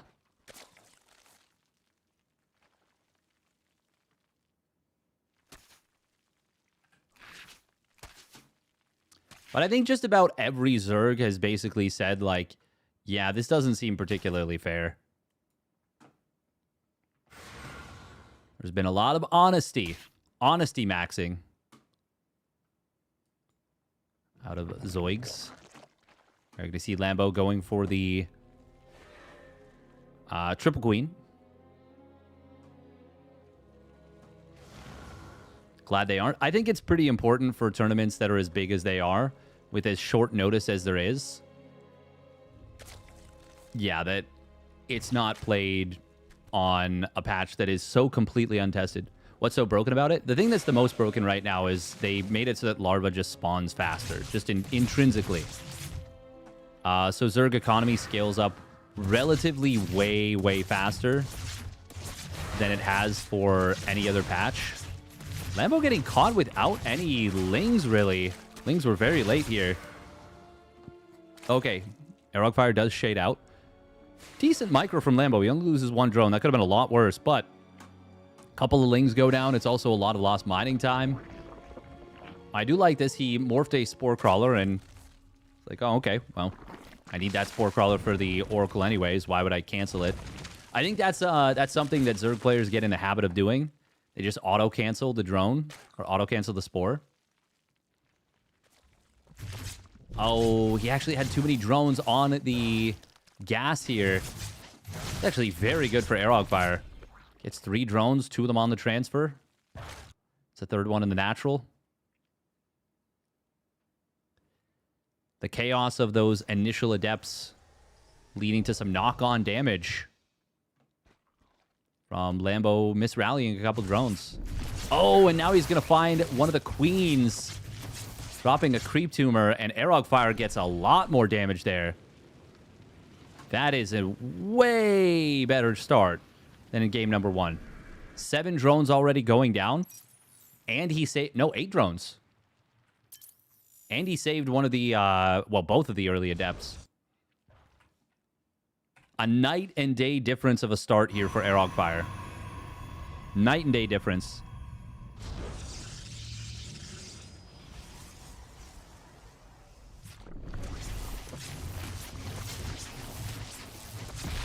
Oh, he even gets himself a queen at the natural. Okay. Arrogfire cooking with gas here. In game number 2. Just a drastically different start. Lambo +1 missile very fast here. That is a really fast +1 missile. Wowie zowie. See if he goes for the roach speed. Lambo's a little bit supply block there at 74, so we'll slow him down even a little bit more than he already has been. And it's been an uncomfortable game, to say the least.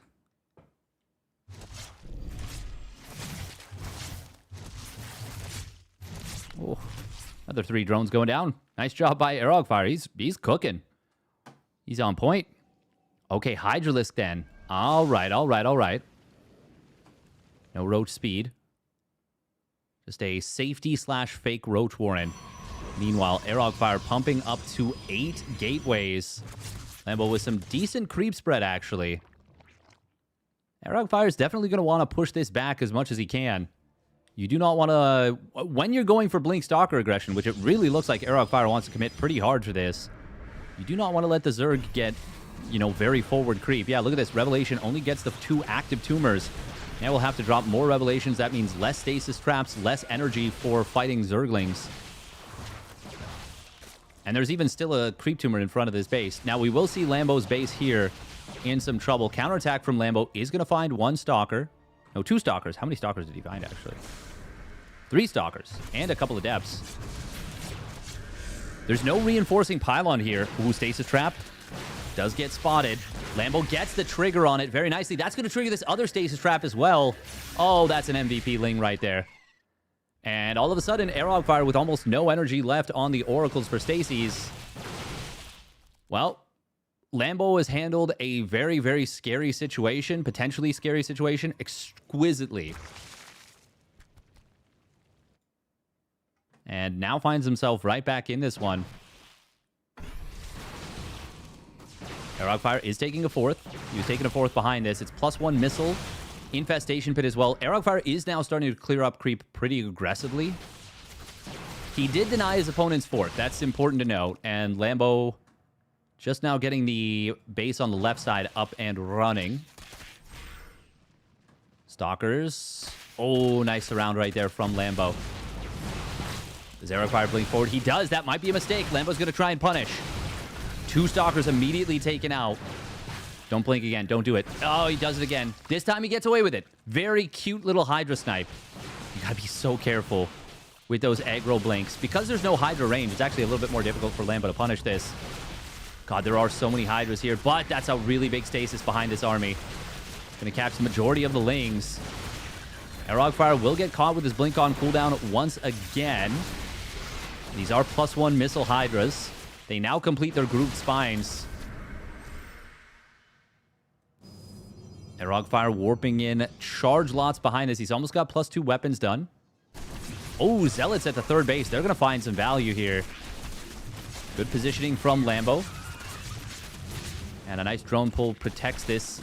Arrogfire is starting to cause a lot of problems for Lambo, though. Momentum starting to shift in favor of Arrogfire. He's actually floating a lot of cash. Stasis Trap immediately sniped. Most of the Zealots going down. Oracle number 1 falls. Second one barely surviving for a moment. And it does get out of here. +1 in melee and +2 attack for the Protoss. Going to finish up in pretty close timing. Lambo is able to shove this back, but he is so far down in eco now. I don't think you can just play out of this one in a normal situation as Lambo. I think you got to do something. He's trying to go up into Hive and a Lurker Den. Arrogfire still has not taken a competitive map off of Lambo just yet in their entire competitive history, but is this the moment? Chargelot's going to get in on top of the Hydras. There's not a whole lot of front line for them, but Arrogfire just using this to snipe his opponent's 4th base and put himself now in a gigantic eco lead. It was a big eco lead by before. Now it is a gigantic one. It's been a long time coming, it seems like.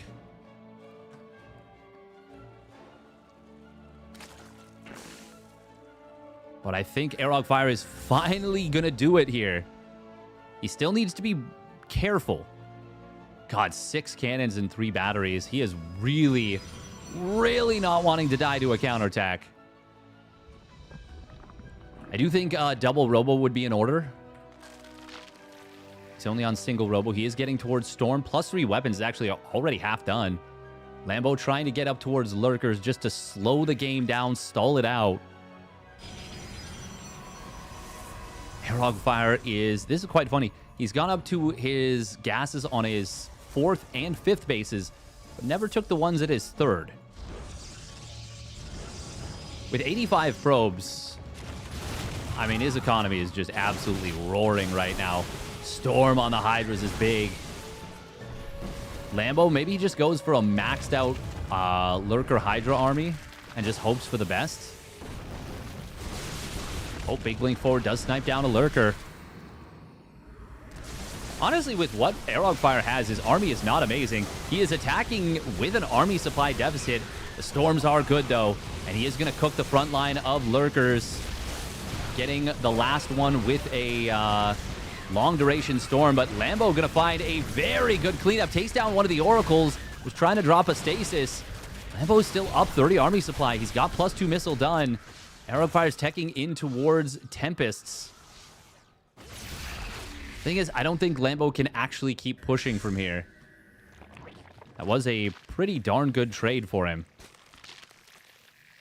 But Arrogfire resets the Lurker count. I think more Zealot run-bys are in order. Maybe a Prism. Definitely, once again, would really like to see that second Robo. But he is... Or if not, the Tempests. Tempests are fine, too. Ah, it's going to be Mothership first. Okay. He's adding on the gases at his 3rd, finally. I do think those are pretty crucial. Zealots on the right side going to get cleaned up. Meanwhile, Lurkers in the middle. They've got the range. They just now start the adaptive talents and +3 missile. Big blink forward coming in. Does grab 1 Lurker, but... Was that 2 Stalkers? Yeah, 2 Stalkers for a Lurker. That's actually kind of fine for Arrogfire. I just don't know that it's super necessary. And now Lambo's up to 78 drones, and he's maxed out. And he's trading efficiently. Arrogfire's thrown away so much. Lambo has an opportunity now. There's no adrenal glands on the Lings, but a little multi-prong is going to be a little bit annoying for Arrogfire to deal with. Lurkers are getting set up on this top side. There is an observer here. Ooh, big storms. Very big storms. Lambo is going to get cleaned up on the top side with the Lurkers at the very least. On the right side, he's also been pushed back. There was no adaptive talents for this. These Zealots are going to potentially be able to take down every Hydra. Okay, 3 of them do get relieved and protected, saved by the other units. Oh, storms. They're a little late, and a lot of High Templar actually do go down. Zealot's going to try and just struggle forward. There's only 1 Immortal here. He does snipe the Lurkers on the top side, but Arrogfire just threw away so much. His army supply has been relatively low, but it's his army quality that really has me worried. Once again, he just hasn't been building Immortals. Now he loses a Tempest to the Hydras. Even without their lunge, they're still able to get the kill. Lambo has taken some very, very good fights. better than he's had any right being able to take. Good job from him. Oh, man, I wonder if there's a bit of a mental block for Arrogfire, because... yeah, Lambo has really... he was pretty dead, honestly. Lambo is he's worked very, very hard to get his late game ZvP to a very strong place. Oh, Zealots on the bottom side. They should find this base. Unless they're just shift commanded, in which case they might not. Oh, Abduct coming in, grabs a Tempest. Storms are big, though. It's not going to be the Mass Viper just yet. It's just 2 Vipers for now.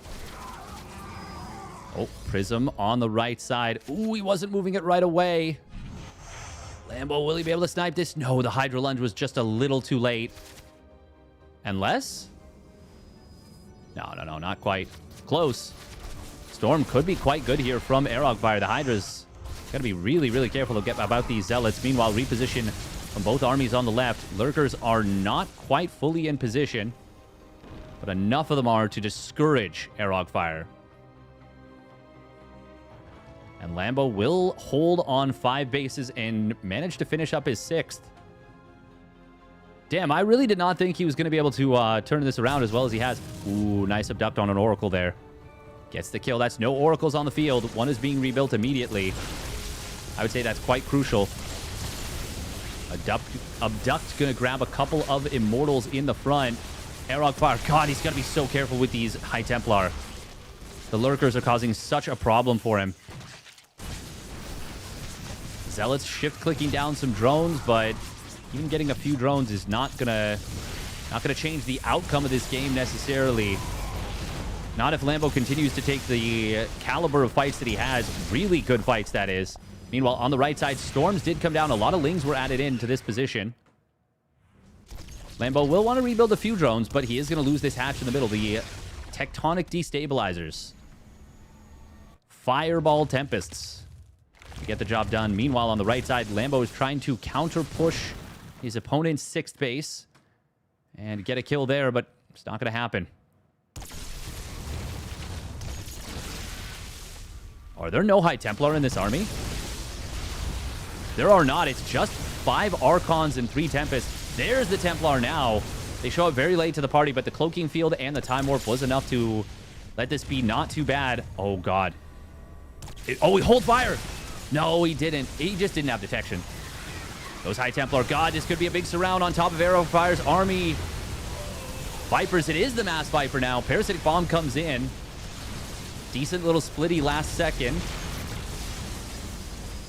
Ironically, I think the Mass Viper might have been the worst thing he could have had in this particular situation. He just needed more army supply. And now Arrogfire actually cleaned this up, and he gets his first ever competitive map win versus Lambo. Just like that, it was a good-looking situation for Lambo there with how the armies were set up, but he was playing the cost efficiency style, and he just didn't quite have the army supply he needed to take out his opponent's army well enough to stay alive in that game. He was very, very behind for a very long time. Huge win for Arrogfire. That's a massive monkey off his back. GG indeed.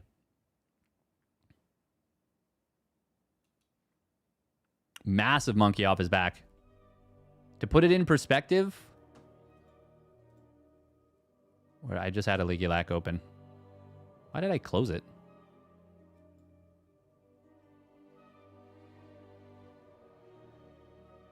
There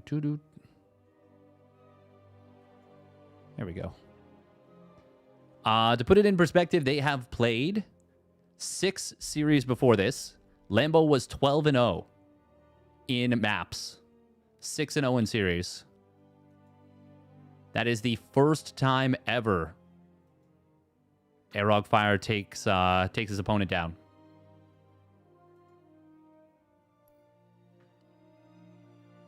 What happens if Canada and Switzerland tie? Oh, Canada would advance in first place on goal differential. Ooh, that'd be exciting. That would be exciting. How does this work, though? How many teams would advance from Group B?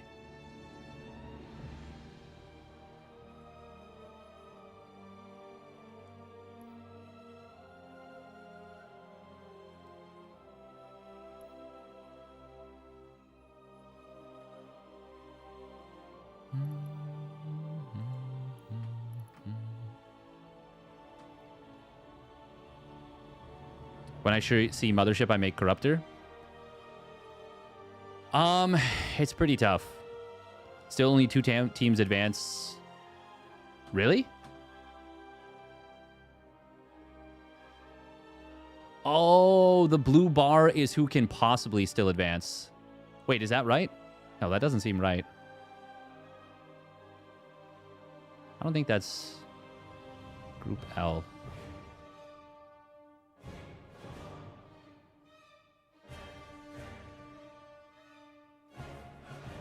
Knockout stage is 32 teams, though. Unless there were buys, more teams would need to advance. Because otherwise you need to have 16 groups. And L is not the 16th letter in the alphabet. How's the injury? It's doing okay.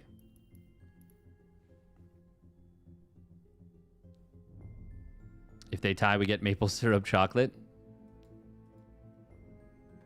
Doesn't sound too bad.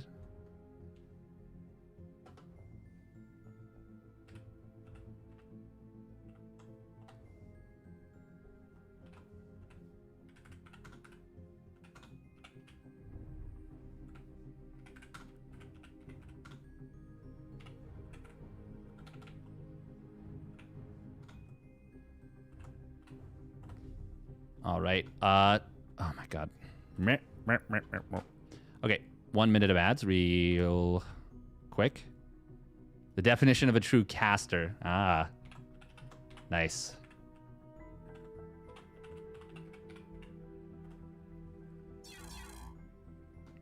Hope everybody's having a good time here.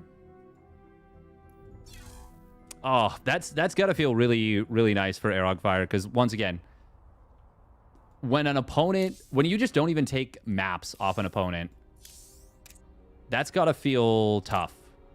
That's got to feel really, really tough. Okay. We've got a third game of the day. Oh, man. Trying to keep it going here. It's a little tough to observe.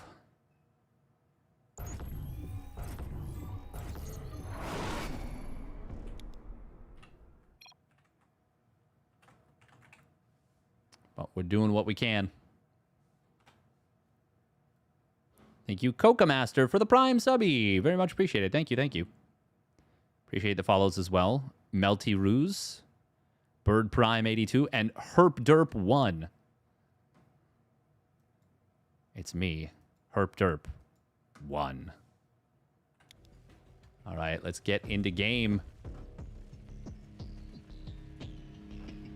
I'm impressed with how well this man fought back after that really tough position. After you lose your 4th base and your opponent is on going up to 5 bases as Protoss, like, it feels hopeless. All 1 and 2 in every group advance, plus the 8 best 3rd place. Okay, that makes sense. All right, here we go. Spawning up the top left, it is the Shopify Rebellion's Lambo. In the blue. And by 8 best, does that means by points and goal differential, I assume? Spawning down on the bottom right, it is Arrogfire. In the red.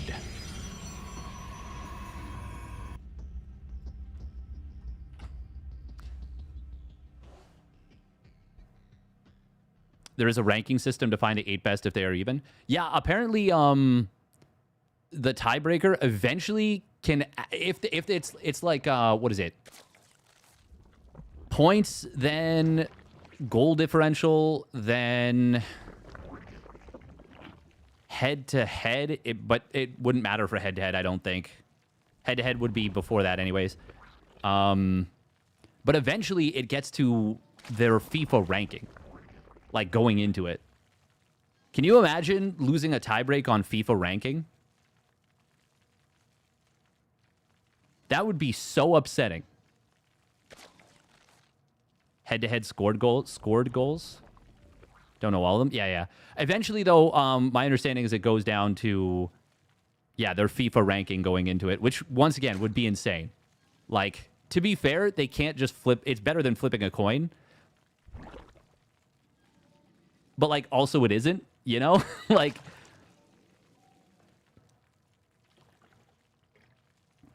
because what you've done in the past should have nothing to do with the tournament at hand. At least in a sport like this. That's just my opinion. I don't know. Maybe make the teams do like... you know what? No, they should do this. They should absolutely make the team send like 3 players and a goalie.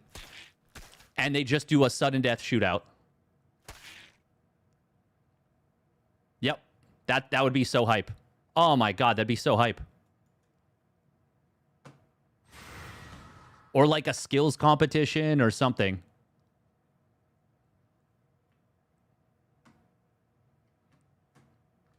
Yeah, crazy things can happen in a single game. One game knockout is so unpredictable. Hot dog eating contest. That would be incredible. That might be the one that's actually potentially... That's actually really funny, too. Because, like... Can you imagine FIFA teams being like, okay, we're bringing on this player. And it's like this just absolutely massive out-of-shape dude that's like in their mid-40s. And they're a designated hot dog eater. And it's like, oh, I wonder why they brought this guy on. This time, Lambo does not lose a bunch of drones early to the first setup. It's points, then goal difference, then goal scored, then number of yellow and red cards, then FIFA rank. Yeah. Right. Yeah. I was in my head thinking of behavior score. Yeah, the number of yellows and reds. SC2 tiebreaker. There was a tournament, a famous tournament, where someone got wrecked on a coin flip. And I feel bad because I can't remember who it was at the moment. But it was like a famous situation where I think they tried to do tiebreaker matches and they kept retying like 2 or maybe even 3 times at a dream hack. I feel like it might have been Nama. You can be eliminated for getting a yellow card. Yep. At least that one, though, is something that happened in the game. At least that is like an infraction that you committed in a game. Nice little snipe on a drone.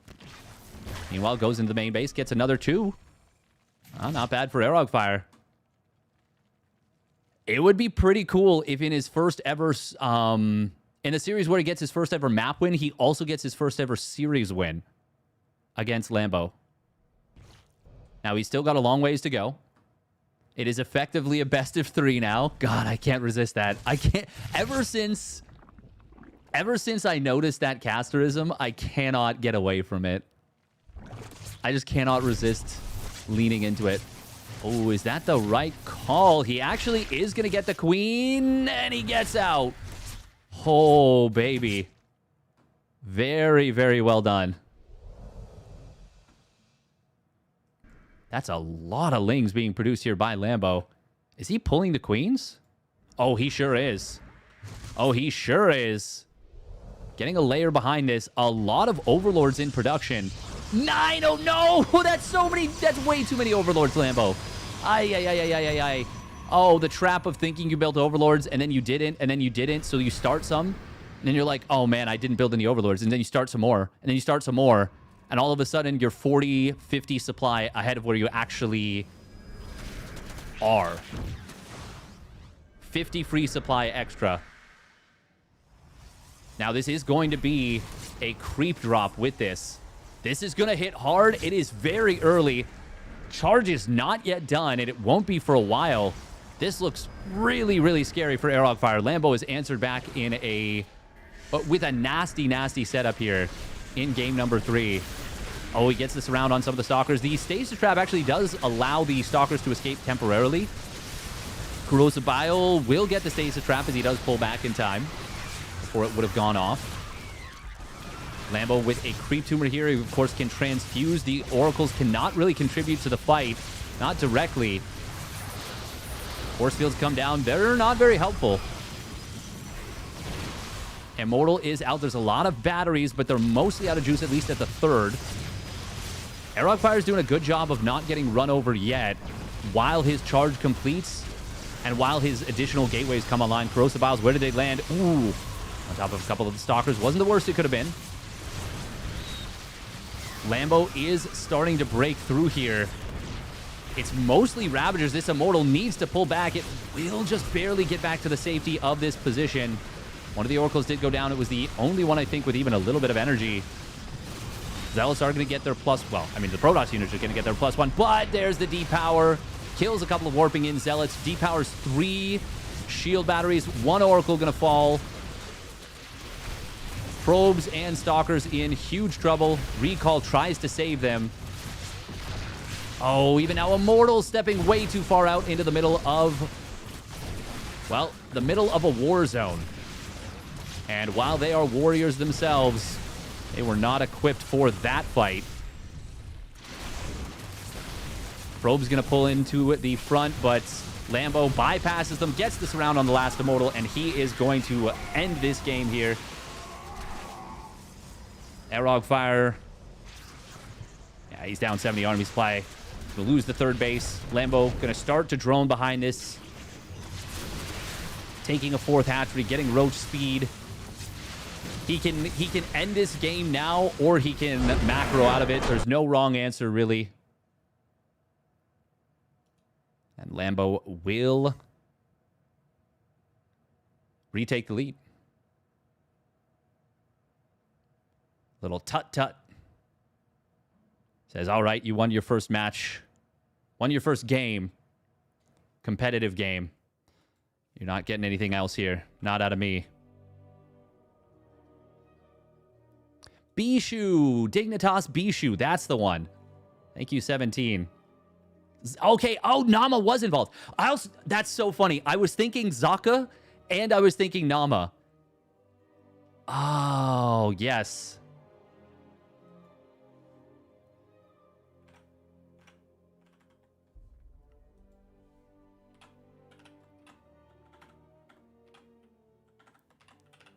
Bishu. Now that's an old name. An old name in the annals of StarCraft 2 history. Honestly, all 3 of them. Zaka, Nama, and Bishu. Not Mishu. He's one of the big boys now. Grubby was talking about the Grubby line earlier. And it made me chuckle. There was apparently a Team Liquid article, a power ranking article going into an MLG in like 2012, where they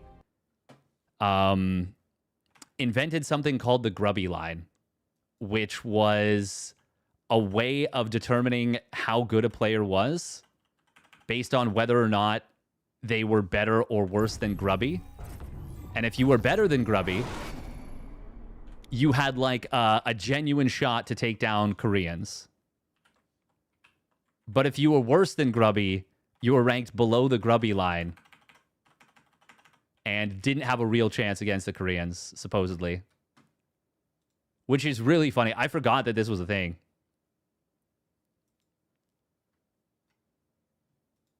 All right.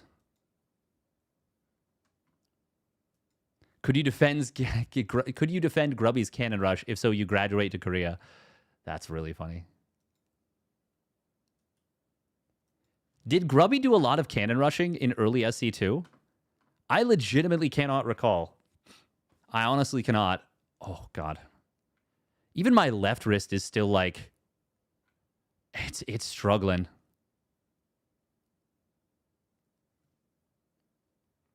It is struggling.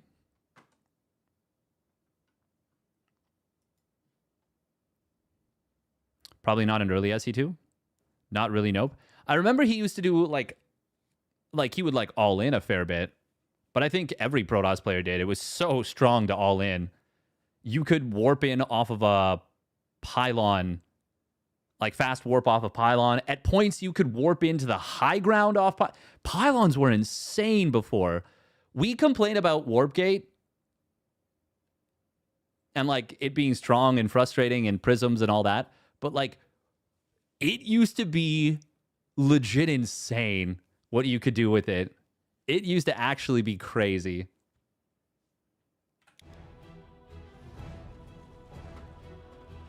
All right, here we go. High ground warp in from low ground pylon was nice. It was nice for Protoss players, for sure. All right, here we go. Spawning up the top left, it is Lambo. In the blue. And his opponent spawning up at the top, or down in the bottom right of 10,000 feet, it is Arrogfire. In the red. Lambo definitely catching Arrogfire out with that all-in. Completely fooling them. Everyone offline, only Steadfast and Indie casting. Yeah, that's... This is an OSC tournament.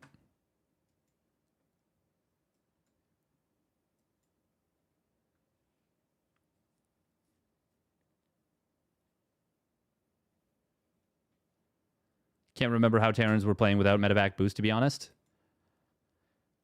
There's so many things. Terran used to have to research siege mode for like a long time. Take me back. It does feel weird after, like, watching SC Evo to be like, oh yeah, Terrans had to research this. This was a thing. There were actual stages of the game with tech requirements. Yeah, I kind of miss that too.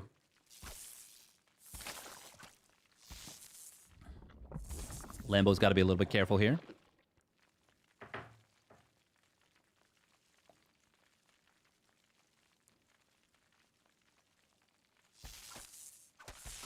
Welcome, Avex. Hope you're doing well. Oh.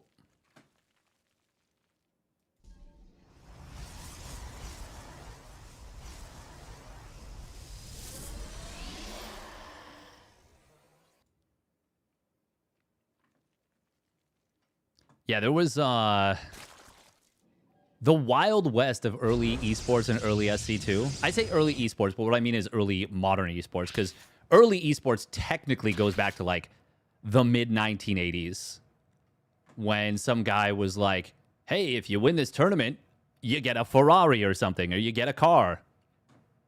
And it was like, was it a fighting game tournament? I don't even remember what it was, but it was something crazy. It was something super, super crazy.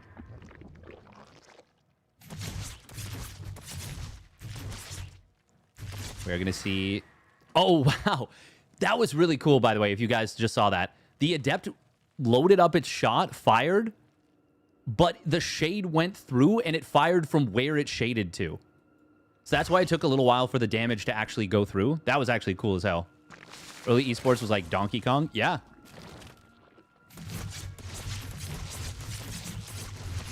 Music is missing. It's just very quiet, I think.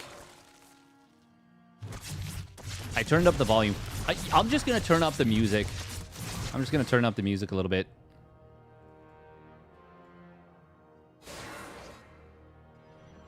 You're in a Street Fighter 2 competition back in the early 90s? Oh, that's pretty sick. Street Fighter 2 was... that was probably one of the better early games. Big supply block for Lambo at 44, by the way. Pretty rough one. Did he lose an Overlord? I'll check in a sec. So there's an Oracle coming in for a little bit of harass. Okay, gets deflected. No, he didn't. He just... An unfortunate, unforced error. Oh, yeah, the Overlord is right here. Lambo, of course, on match point, but Arrogfire, big deal for him. He got his first ever map win.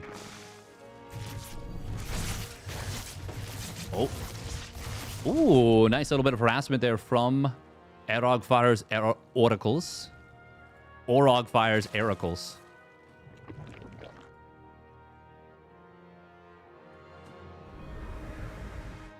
Here comes the scout. Hang on, do we not have a... No, we don't have a Twilight. 2 additional gates before Twilight. Then he builds the Twilight and the Forge. That's quite strange. Double Oracle in the natural getting deflected. Third Oracle. Going to join up with the first 2. It is a fast +1 melee out of Lambo. Would be cool if after, you know, not really being able to compete, Arrogfire were able to force a game 5 out of Lambo for the first time ever taking a map and then takes a series to game 5.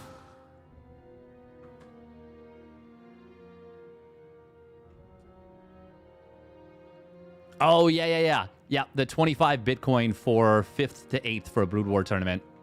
Yeah, that one gets posted all the time on Reddit, and it's like, oh, look at this. I can't believe they had like $1 million tournament in StarCraft 2. Obviously, at that point, Bitcoin was worth like, I don't know. I don't even know if it was worth $1 at that point. Probably was.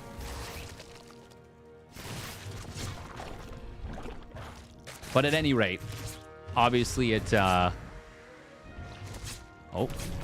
Ooh, nice job from Arrogfire here. Okay, gets another couple drones. He's had some good games with the Oracle play in this series. That's really been the difference of whether this has been a good game or a bad game for Arrogfire. He does go up to 4 Oracle. Splitting them into 2 groups of 2. Another nice little bit of harassment here. Now, Arrogfire does have to be careful. This is a very short rush distance map. Nice snipe on a couple probes by Lambo. Arrogfire, though, he still got a very good start here. But there is a lot of creep out of Lambo, and he is going for a pretty quick transition into Hydras. It is going to be a fast infestation pit behind this. Arrogfire, what's the plan? What's the play? We're going to take the... Okay, there we go. I was just going to say, we're going to take the 4th, and pretty much immediately threw that down. I mean, it's going to eventually be a moot point, but for now, it is interesting. Protoss players have been staying on 3 bases for a long time these days. Against Zerg, in general. For a long time, obviously, that very fast 4th base and kind of mass expand Zergy style of PvZ. Charge lot Stalker was very prevalent. And then it kind of got figured out. And then Protoss players just stopped playing it. But I think it's still very useful as a transitionary style. Go into additional gases kind of as you need to. I think the Juggernaut, I think you're thinking of a different match. You're thinking of a Bitcoin match between Naniwa and Scarlet. It was like a best of 5 or best of... it might have been a best of 9. Best of 5, best of 7, best of 9. Maybe best of 7 or best of 9 versus Naniwa. And winner got like 12 Bitcoins, loser got 8. Unfortunately for Scarlet, she sold them, I think, when they were well below particularly great value. If she had them now, or if she had sold them when they were worth like 25k USD, she would have done very, very, very well. But who can say what was going to happen at that point? I certainly can't. There's a lot of people that sold, like, spent like 50 Bitcoin to like buy a pizza or something, you know? Or there's that guy that lost his hard drive with all the Bitcoin in it. Hold that thought. We do have a big attack coming in from Lambo. No Baneling Nest, but he is hitting hard here with a lot of Ling Hydra. He's teching out of this. There's a mothership in production. It's not done yet, but the supplies are in favor of Lambo in a big way. Oh, the jumping on top of the Templar. That is going to be some big storms, but it's all of the Templar forced to morph into Archons. Ooh, big cancel on the Zealot Warpins. There's another set ready to go. This mothership is getting closer and closer to completing. It seems like Lambo really wants to crack this base. He doesn't have what he needs to do so. Zealot Warpin really putting in work. Decent kiting from Lambo, but as the Lings go down, the Hydras will as well. Zealots are extremely good against Hydralisks. Obviously, if you have like 50 Hydras and 50 Zealots, just because it's ranged versus melee, the Hydras will melt them. Because you'll kill, I don't know. Like every Hydra will be attacking and only 10 of the Zealots will be attacking or something. Obviously, chokes make it even worse, but when it is low number Hydras versus low number Zealots, the Zealots eat them. You just gobble them up. Arrogfire is going to get the mothership out.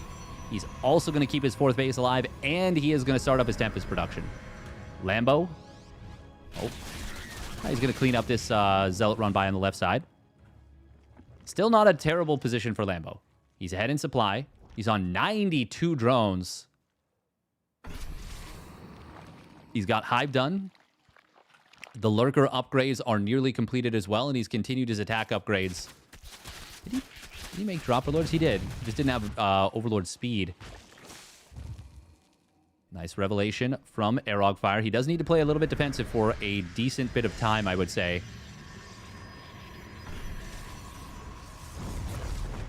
Oh, he sees this army coming on the left side, and he's just going to say, yeah, I got to give this base up. Got to get out of here. Ooh, Ultra Cavern, but I mean, that's really good against carriers, and it can be decent if your opponent doesn't have Immortals. I mean, it can be really good if your opponent doesn't have Immortals. But against a more standard setup, it's not amazing. Oh, Time Warp coming in. That's a really nice storm on the Hydras. Big storms. And Lambo, I think, was trying to get in here with this to distract, but it seems like the attacks were a little bit uncoordinated, and now he doesn't drop out the units. So these Dropper Lords in the main are mostly going to get cooked. That was a totally unnecessary storm. Hitting one of his own Tempests very hard there, but not going to matter ultimately too much. Okay, 8 Infestors, Microbial Shroud. 4th base, or well, I guess 3rd base for Arrogfire. Ooh, those are some zesty storms. Abduct on the Morphing Archon. That's pretty cute, actually. Nice snipes on a couple of those Hydras as well by Lambo, catching Arrogfire with a little bit of mispositioning. Tempest Abduct will not be able to be followed up with anything. The Hydras are already forced to retreat. 5 Ultras in production. They do have their Chitinous plating on the way, but it's not done yet. Just +1 melee, but besides that, meanwhile, +3 attack is nearly done. There was 7 drones that went down here. Oh, yeah, it looks like it. Lambo's still on 80 drones. He's got a lot of units in production right now, though. +3 weapons and the anti-building upgrade coming in. This is an army that does not deal well with Ultras.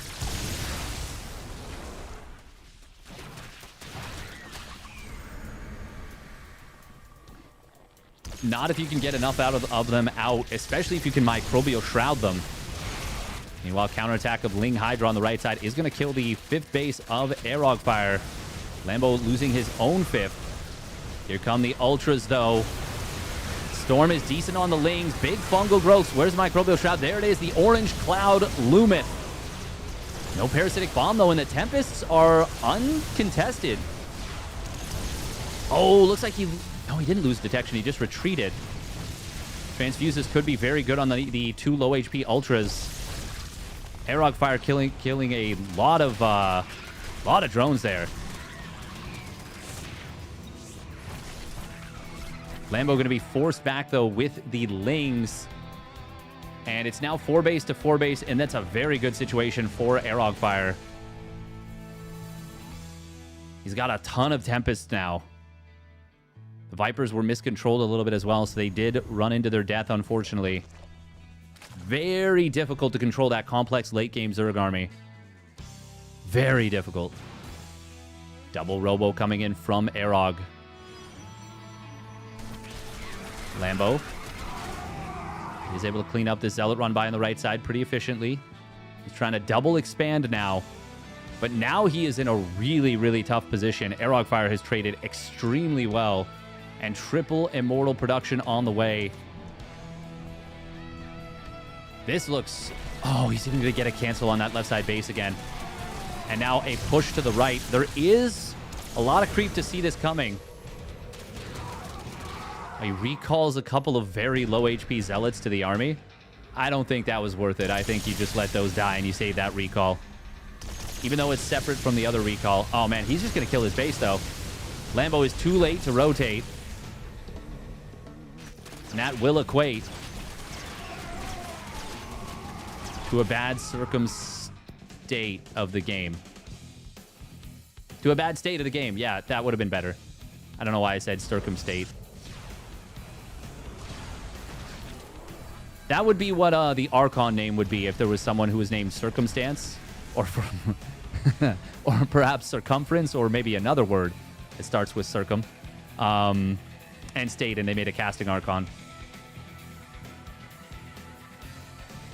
God, the miss rally on an Immortal.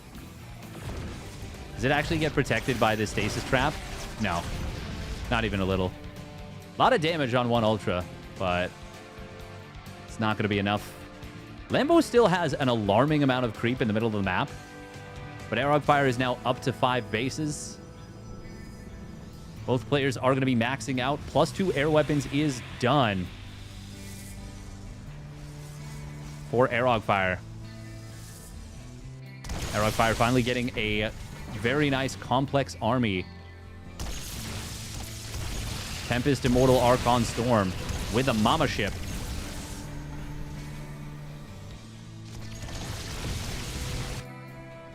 Oh, Revelation does tag these Lings on the left. That's quite nice. Does Frenzy protect you from being revelated? No, right? Oh, that's a bold blink forward. He gets the Infestor. Okay, yeah, it doesn't. I was like, that doesn't seem right. I was just looking at the Lings. It's like, how did they get revelated and not the Ultras? Only movement and pairing effects. Yeah, that makes more sense. I knew that, too, as soon as I saw this. I knew that. Because I remember the triangle of the Revelation vision is, like, super, super large. We're going to see Lambo potentially picking a fight here. God, those Ultras get absolutely clapped without Microbial Shroud. They really, really need it. Taking a fight in the middle of the field would have been decent if Lambo could have gotten those Shrouds down. He's got a Viper ready to go. Oh, no, it gets targeted heavily. It will get taken out. Good job from Arrogfire. That means no Parasitic Bomb. Oracles do go down. They get the Revelations off. There's the Microbial Shrouds trying to land. Are there any Neural Parasites available? No, but there's maybe going to be some Fungals. Mothership does fall. Does Lambo have enough? He certainly does. The Orange Cloud making a massive difference there. Arrogfire going to try and target down some Infestors and recall out with the Tempest, but he loses so much in the meanwhile, and that was a dream fight for Lambo. Oh, Infestor. No, it's going to go down. It didn't have energy. That was the last of them. They are being rebuilt, though. Lambo taking a fight that gets him right back in the lead in this game. That was an exquisite fight for Lambo. Arrogfire was not able to prevent the Microbial Shrouds from going off.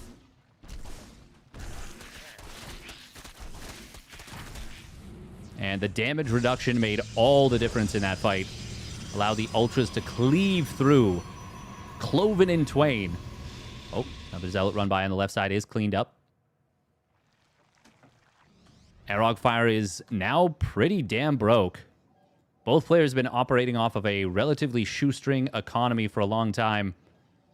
But it is Lambo who now has the bank. Although, I mean, he's not maxed out, but like he's ahead in resources. Just resources flat. 1, army value. He's far ahead. And 2, available money. Funny to see the Immortals barrier kind of outlasting Psystorm. Just a funny thing to see. We are going to see a little surround here on these Immortals with the Adrenal Glands 2-1 link. No, 3-2 lings now. 3-1. Static defenses at this base will get taken out. Wow, look at that. The Archon getting pushed out of the way. Kind of does protect it and lets the Zealot get to the front. That was some funny push priority. I think that's an okay trade for Lambo. And in fact, it seems like it was quite a good one.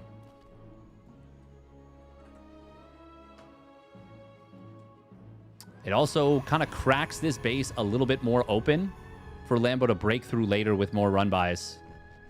Arrogfire trying to rebuild static defenses. Stalkers are not going to cut it here. The Lings are going to be way too good against this.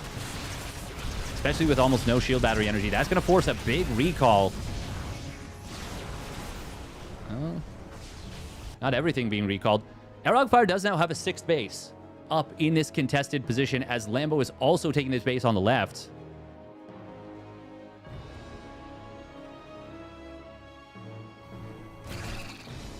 Oh, a couple of changelings in the army. Oh no, the High Templar that gets bungled! That's 4 high energy High Templar. Microbial Shroud comes in, fungal growth triggers every Immortal's barrier. The Immortals are derping like idiots right now as they are trapped, caught, murdered, surrounded, cloven in twain. And Lambo will find the dream fight. Blink forward going to come in. Fungal growth misses a little bit, but it's not going to matter.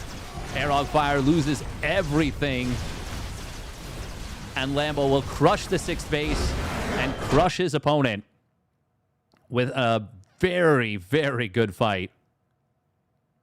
Sheesh. Insane fight for Lambo. The Immortals were acting like they were hit by a blinding cloud in addition to a fungal and a microbial shroud. They were just desperately trying to get out of that position. Just kind of wiggling back and forth. Every single one of their barriers put on cooldown in the same moment. And with that, Lambo takes the game and the series. Arrogfire, though, once again, he did get his first ever Mapu win.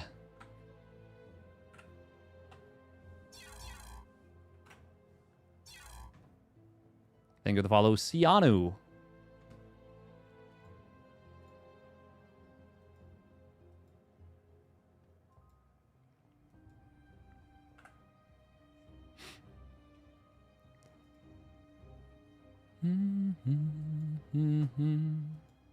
La la la la.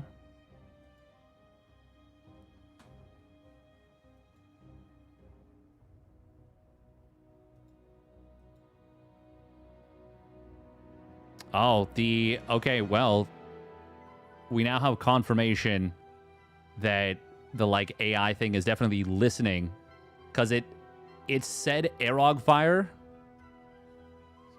spelled like arrow, like an arrow bar. Interesting. Very interesting. That's upsetting.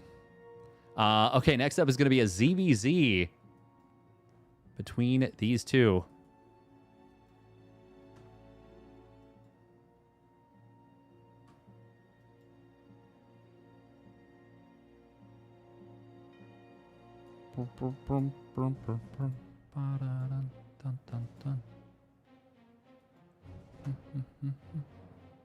I always feel like somebody's watching me. Okay, yes, it's going to be a ZvZ YoungYakov versus GgMachine. I'm going to take a little break.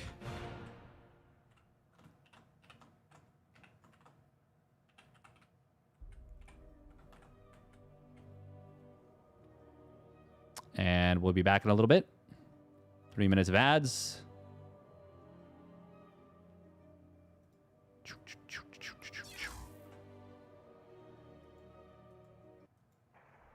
Once again, thank you very much, EddieSC2 and OSC for putting this one on. YoungYakov and GgMachine. We'll put like 15 minutes on here. I want to give myself a little bit of a break.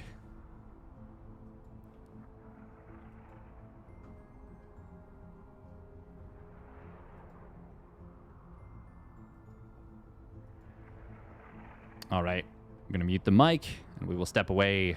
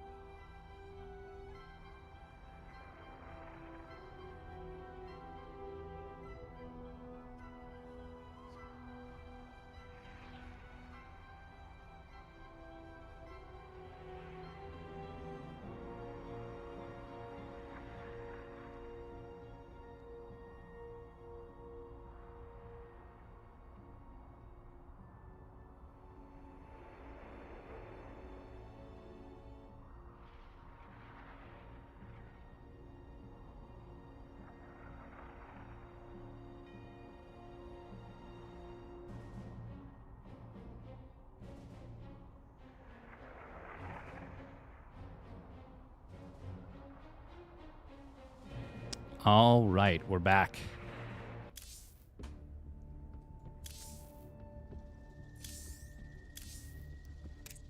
Next up is a ZvZ.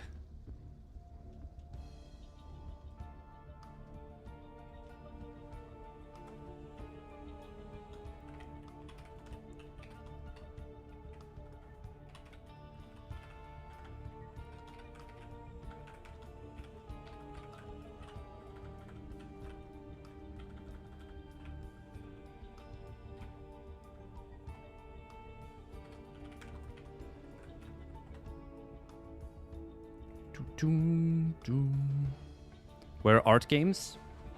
Art games will be after this one.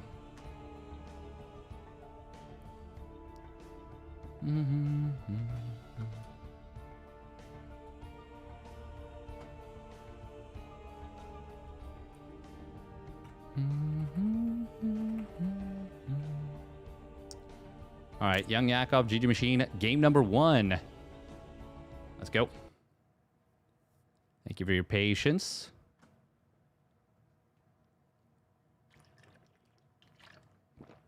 Once again, we're obviously still dealing with broken Ristatron.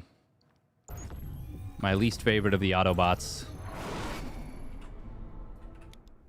Transformers. Oh my god, you suck. All right, let's get into it.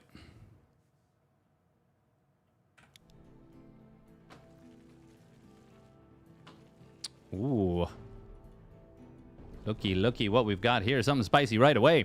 Spawning up at the top right, wearing the name Player. It is YoungYakov.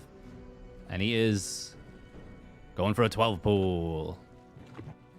17 seconds. Larimbo would not be proud. Spawning down in the bottom left, it is GgMachine. In the blue. Is that right? Is that 17 seconds?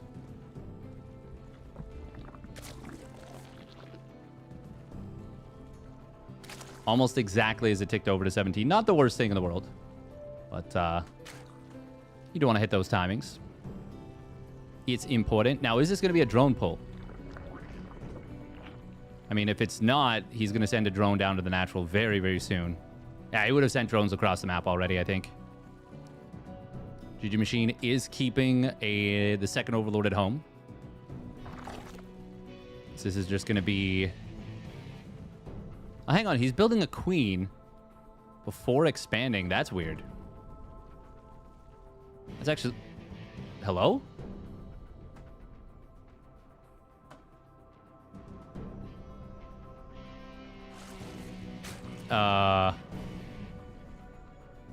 What? He's gonna... Oh, okay. He is going to do the... Build a hatch, cancel for the... Pool, or is he just gonna drop a spine on creep?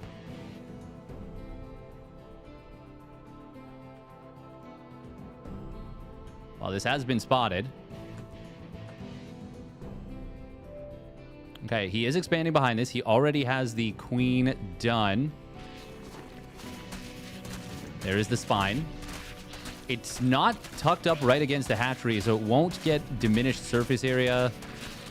Like that diminished the surface area. This is trying to force the drones to fight earlier than they want to. If anything, this spine is actually kind of working against YoungYakov right now. It's kind of blocking his ability to hit the hatch. A couple of lings do get popped and pop out and get taken out. Oh, good drone micro right there from GgMachine. He kind of baits the lings in to attacking the lings of GgMachine and then pulls the trigger for this round. Spine Crawler will complete. Drones are falling, but not that many. This was a big commitment. GgMachine has money to start up ling speed if he's so inclined. He did lose the Overlord on the other side of the map. That's the biggest loss here, actually. I didn't mention it at the time, but the Queen went very far forward to go hunting. That actually does supply block GgMachine really, really badly. I'm gonna see he's got 10 larvae before he is able to start producing, and he's actually supply blocked again. Fortunately, he was building another OV. The thing is, he still comes out of this in a good position, I think.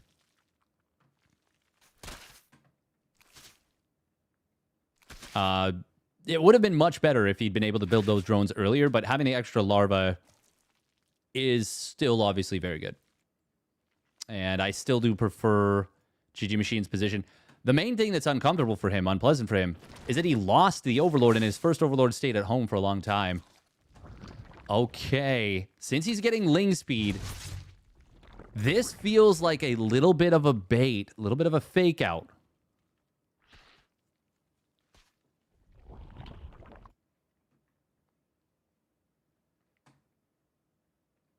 YoungYakov was not Vanya, no. No. YoungYakov is just YoungYakov and now player. Vanya became Wayne and then became Rattata. Or sorry, Rattata and then Wayne. All right, so this was a fake out, this wall. It will turn in potentially to a real Roach Warren and melee setup. Oh, this is so sick out of GgMachine here. He uses the Lings on the other side of the map to prevent the wall for a significant amount of time. This is not a full wall, and the Lings are through. Transfuse is not available on either queen. One goes down. Second one doesn't have anything to transfuse, even as it gets up to that 51 energy. This is over. This is over. There's 8 roaches in production, but he's going to lose more drones, and he's already so far behind in workers. GgMachine just needs to not die to this full-on counterattack, this full-on all-in. He started a layer. He started 3 more gases. Looks like he maybe wanted to go mutas. I mean, you just need to build roaches at this point.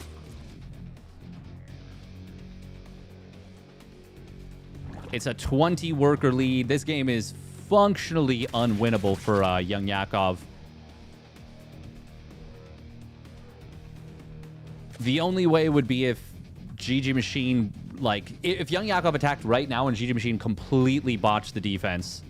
But not only is he not going to do that, he's actually recognizing that his opponent isn't moving out and is going to add on more drones of his own. Get up to 44? Yeah, he is. 44. Already has the third hatch nearly done. And Yakov doesn't see that.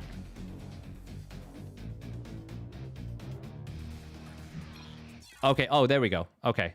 I think, yeah, you know what? He saw the creep. He saw the creep at the third. He saw the creep at the third, and he was like, okay, we're beyond cooked. That makes sense. I was like, what is he thinking is going to happen here? Honestly, kind of neat that was like the trigger point for it. It's like, oh, okay.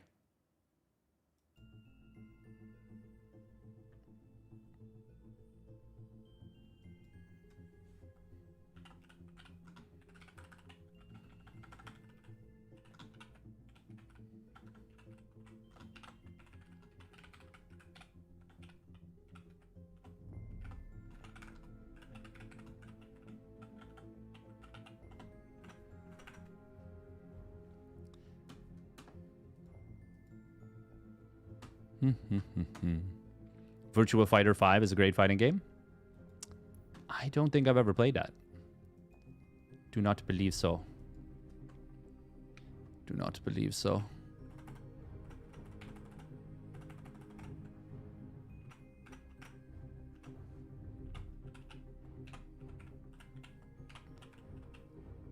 I am able to at least a little bit type with my right hand now, which is pretty exciting. I don't think I can yet use the mouse, though. I'm very excited for tomorrow. Tomorrow I get the new cast, or I get this temporary cast off. They remove the stitches, and I get the new cast on. So that's hopefully the start of something, you know? Hopefully. All right, game 2.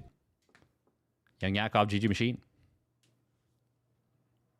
I do wonder what happens there if GgMachine instead puts the spine crawler like a little bit further over. I'm curious about that.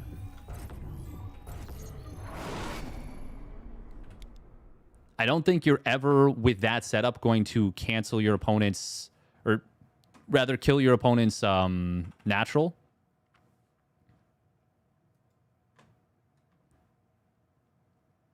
Hero Maru in Classic previously practicing Zerg this week for Maestros. I'm pretty sure it's being played on the old patch. Pretty sure it's going to be played on the old patch. YoungYakov GgMachine.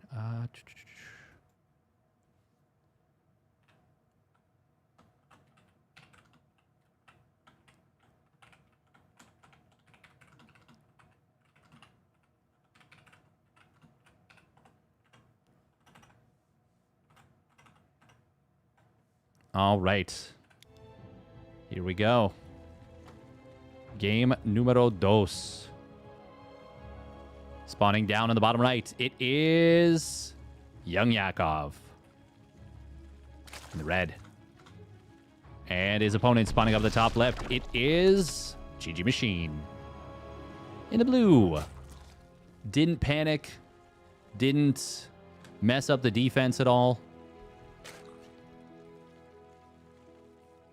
And then mind gamed his opponent very nicely. I think baited YoungYakov into thinking he might have been safe. It is going to be an Extractor Trick 15 hatch. Don't see ZvZ that often anymore, at least it feels that way. No, we don't, but expect to see a lot of it on any patch. Any tournament hosted on the new patch. This is obviously on the old patch. But we will probably see a fair bit of it on new patch, at least for a little while. Zerg is going to be dominant. Something funny, by the way, is that the benchmark right now on old patch is with an extractor trick, or sorry, well, yeah, with an hatch gas pool. You start your pool at 1 minute and 10 seconds. With a hatch first on the new patch, the hatchery starts at 1 minute and 10 seconds. So it's kind of funny that while things changed, they also, in a different way, stayed the same. Obviously, it's different, but it's interesting. It's neat. Kind of cute, what is it? Time is a flat circle.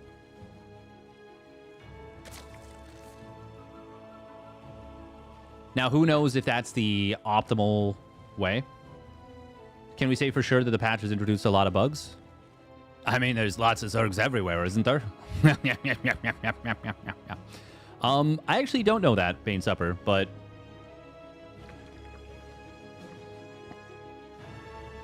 I know people are very unhappy. Protoss players in particular. As they should be. As they should be.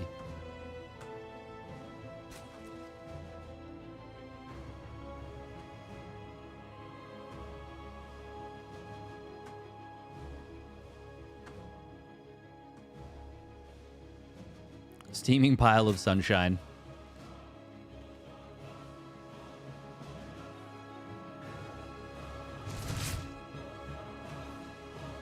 I mean, it's definitely something. The Zoigs. Zoigs are everywhere. They're everywhere. Because they're everywhere to me. You're never going to get past these two queens, by the way. GgMachine, of course, retreating out. YoungYakov.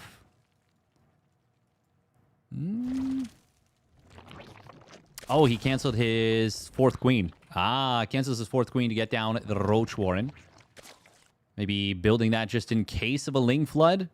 And then last second says, oh, I don't need it. I can cancel this. Cool. Saves a little bit of cash from potential defensive units. Steadfast just called me a bug. I called me a bug too. I called us all a bug on this blessed day. This blessed day. It does seem to be a legitimate Roach play out of YoungYakov here. He is... Oh, wow. Both of them actually getting supply blocked at 44. Hopefully neither of them overreacts and builds too many Overlords. mostly going to be fine. Maybe a little trigger happy from YoungYakov, but if he starts roach production, I mean, you do need a lot of free supply.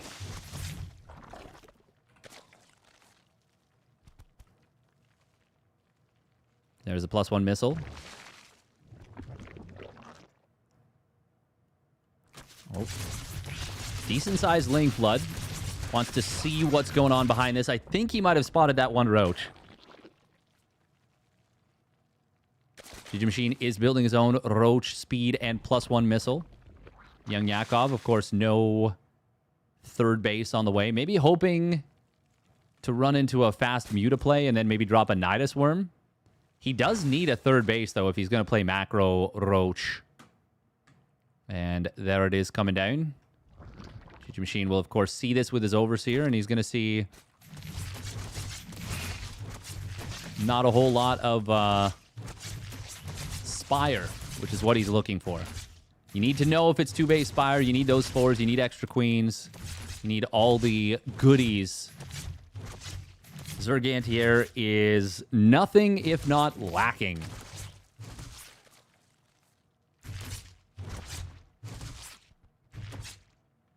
Congratulations. Who is player? That is YoungYakov. Both players mirroring each other's drone count right now, but of course, GgMachine with the completed third base has the advantage of being able to mine from there. Does spot the Ravager Morph. That's quite nice. We saw a drone on hold position trying to block the Lings from getting a scout in the main. Won't be able to prevent it. In theory, there could still be like a Spire over here. But there's no gases at the third for either player. GgMachine enjoying a decent little income advantage right now. And upon seeing maybe the double Evos going, he might just go for a big attack. It seems like that's what he wants to do. Oh, that's a very nice changeling for YoungYakov. Extremely nice changeling. Upon seeing no gases at the third, we are going to see GgMachine adding his own second Evo and the +2 missile, and a few drones for that matter. But this is YoungYakov with what is now going to be a timing advantage, and he did surge ahead a little bit in the drones. It was a good choice from GgMachine to not go for the attack. That would have gone very poorly. But now YoungYakov is just ahead. He's just ahead.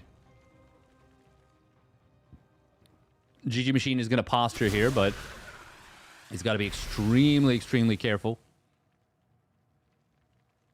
There's no opening to be found. None whatsoever. YoungYakov did fire up +2 Carapace for a little bit there, but elects to cancel.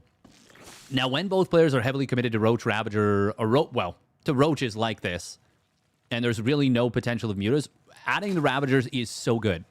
It is super, super powerful. YoungYakov, if he goes for 2-1 timing right now, it would be an extremely difficult situation for GgMachine to hold. Double gas is finally going to go down here at the third. Oh, as well as a Tunneling Claws upgrade. Hydralisk Den, 9 more drones, and Burrow.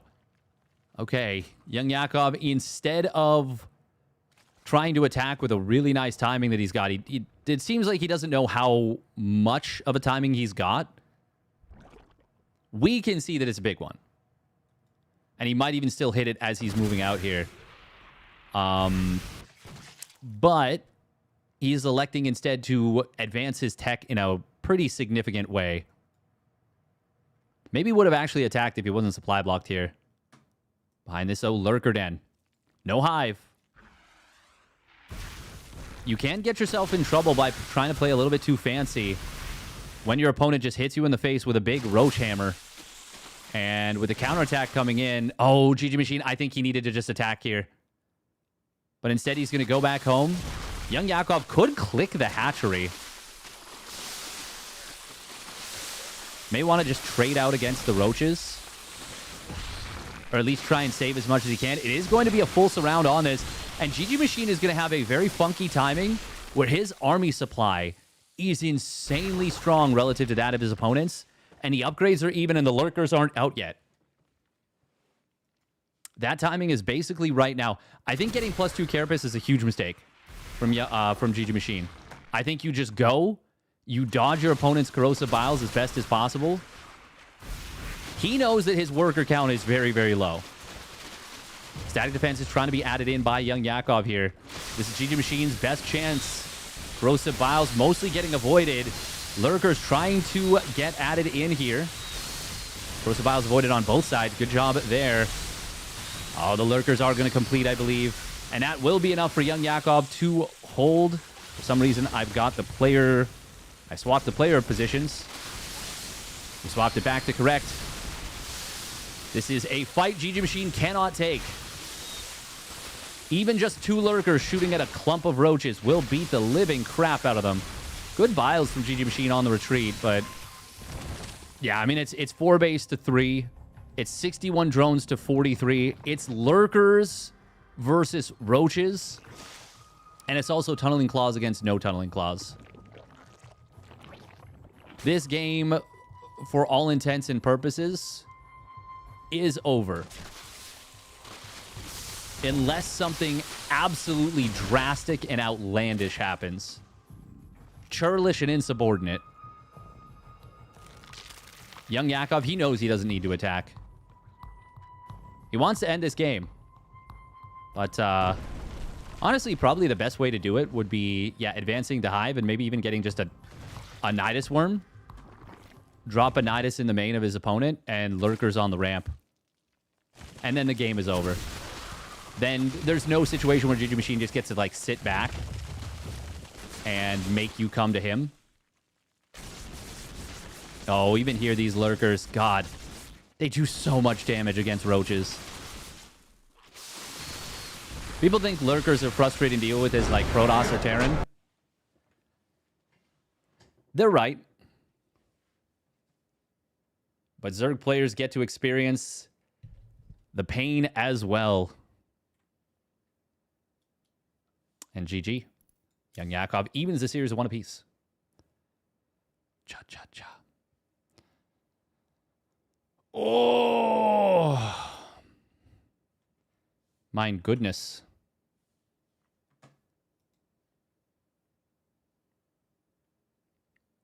A laser Protoss.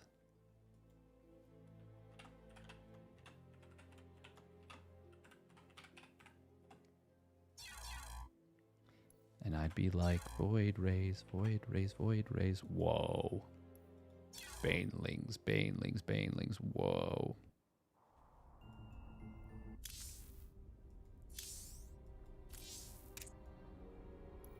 All right, GgMachine. Next map is going to be Winter Madness. YoungYakov, GgMachine. Where are all the Terrans? In this bracket, there are not a whole lot of them. Not a whole lot of them. But they are on the upper side of the bracket. Cure, Byun, Percival did just get knocked down, actually.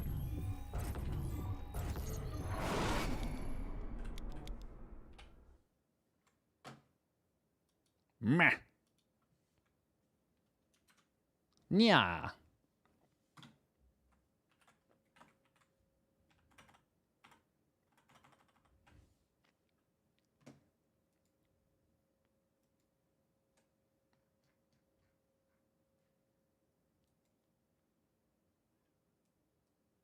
Oh no, Canada's losing now. Sag.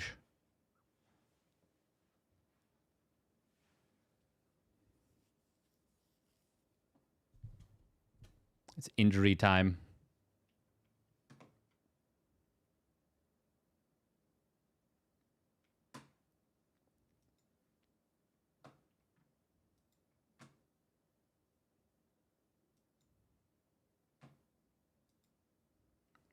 All right. Here we go. Game numero 3. Spawning up at the top left, it is YoungYakov. And his opponent spawning down to the bottom right, it's GgMachine. In the blue. Oh, ZvZ. ZvZ. So much to this matchup. It is a deep mind-gamey matchup. Everybody's trying to outsmart the other while not outsmarting themselves. It is very easy to outsmart yourself in this matchup. Player that's very good at it, just saying, screw it. Let's go. Solar. One of the best ZvZ players in terms of just like, he gets it, you know? He's like, this is a matchup where you need to be a little bit of a clown sometimes.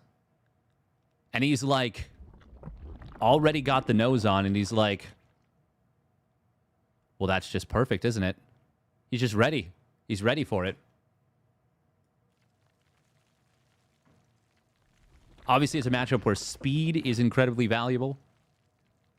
Micro. Misdirections. Shin is a player that's gotten very, very good at ZvZ as well. Execution is huge, but so is decisiveness. Mind games. Shin in general has been insanely good lately. He really has. Welcome, Pori as well. Good to see you here. I can feel my left eye twitching. That's always a... I love that. That's such a great feeling when you're like, oh, cool. I'm in recovery mode right now.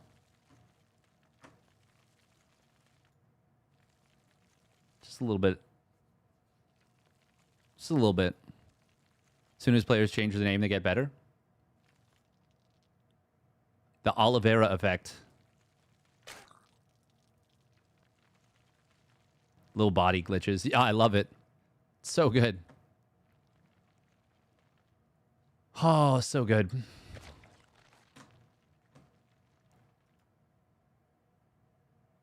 I was watching some Dota this morning, actually. And who was it? It was Yellow Submarine versus the team they were facing. And it was very good and very entertaining. Oh, look at that. Look. Wow. Amazing little interaction right there. Everyone knows if you play ZvZ, there is a lot at stake in this early Ling interaction. And that is aura farming. Who's going to have more aura coming out of this? And the answer, oof, it's going to be GgMachine. Oh, but YoungYakov manages to make it a 1-for-1. Or a 3-for-3, I should say. 1-for-1 on the ratio.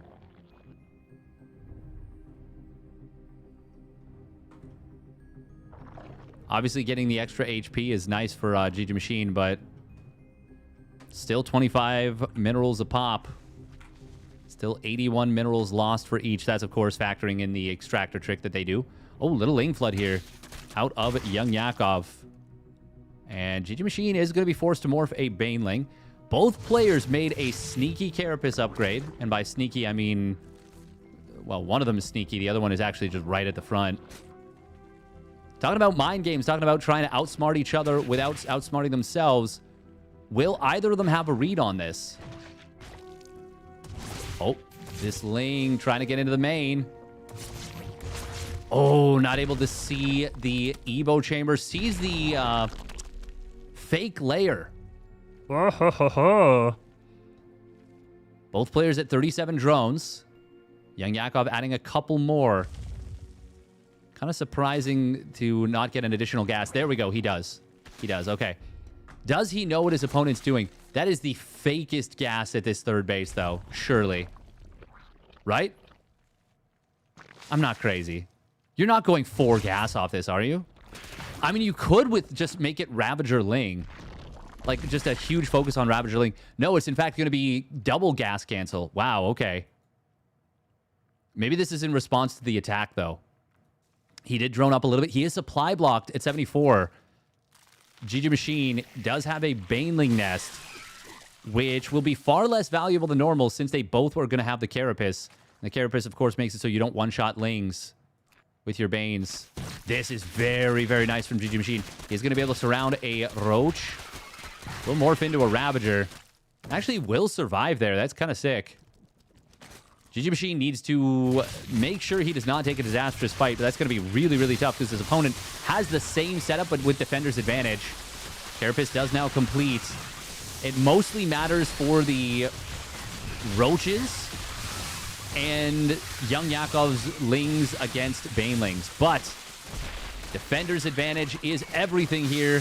The fake layer worked like a charm, as did the fake gases. It drew GgMachine into a bad attack. And with that, YoungYakov holds. And can he just win with a counterattack? Maybe? It's going to be really, really difficult for GgMachine to hold. What's the Roach count? 12-4. 3 more in production, but it is YoungYakov who has all the initiative. Counterattack on the other side of the map, mostly getting caught here. There's a layer that is not being canceled by GgMachine. He needs to cancel that layer. He cannot afford it. But even if he canceled it, I don't know that it would be enough anyways. The reality is that was too good of a situation for YoungYakov. GgMachine now camped between his natural and his third base. These reinforcements are in so much trouble. YoungYakov, I was going to say, I don't think you want to tunnel vision the hatchery. You definitely want to turn and fight this. About the only way GgMachine wins that game is if YoungYakov just doesn't attack his army for a while and then barely doesn't kill the hatch. YoungYakov can turn back to the third hatch if he so desires. He's still ahead in workers. Only 2 drones went down on the drone pull, but more Lings flooding in. It's good drone micro. It's good defensive micro here from GgMachine. And he may even clean this up. But even if he does, YoungYakov is droning quite hard out of this. He's got +1 missile nearly done. That's going to give him an upgrade lead. And he's also got his own layer done. And he's got a ton of cash in the bank, actually. YoungYakov maybe having some issues with injects. He will actually get totally cleaned up. Now, honestly, GgMachine, his only recourse is to attack. YoungYakov is going for a Spire, which feels crazy to me. Also, he got a layer at the third base. That also feels crazy to me.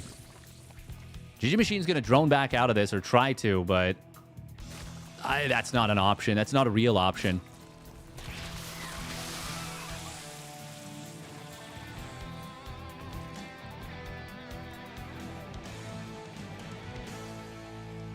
Maybe he doesn't know how committed this was on the counterattack from YoungYakov, or that they weren't even going into the initial setup. But YoungYakov was up 4 drones for the duration of the entire attack. And that is actually a reasonably significant difference. Just because those extra resources mean you can do a lot of things if they're over this period of time. Like, that's actually, it's like 2 minutes of 150 minerals plus extra 300 minerals, 400 minerals.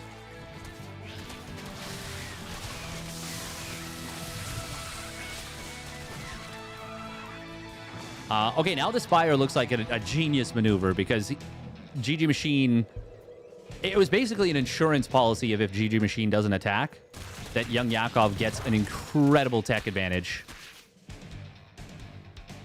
And we might see GG when the mutas pop out, because GgMachine is down 19 workers.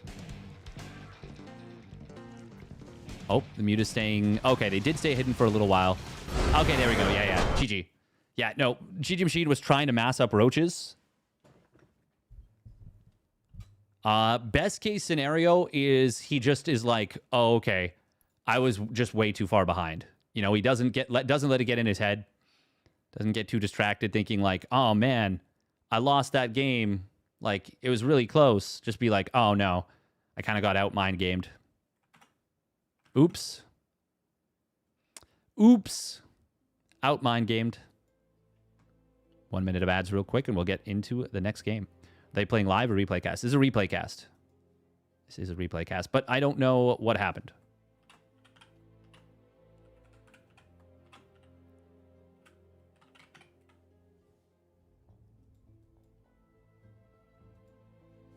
I am unaware.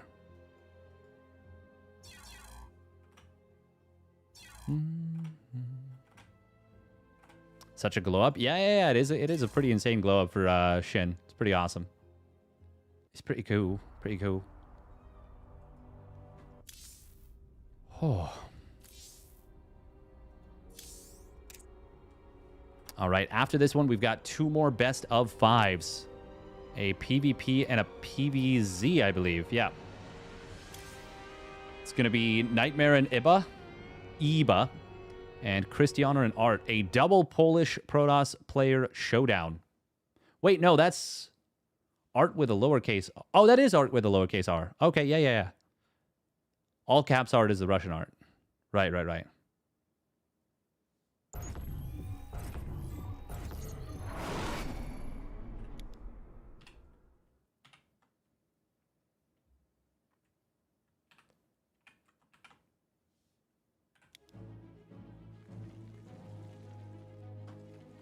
All right, here we go. Spawning down in the bottom left, it is GgMachine. In the red. And his opponent spawning up at the top right, it is YoungYakov. In the bleu. Oh.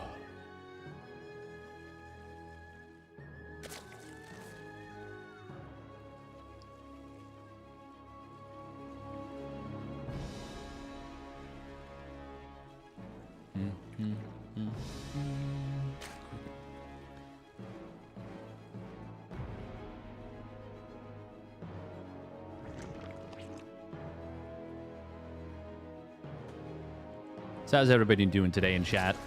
Hope you guys are having a good time. Has anybody been laddering and enjoying it that isn't a Zerg player?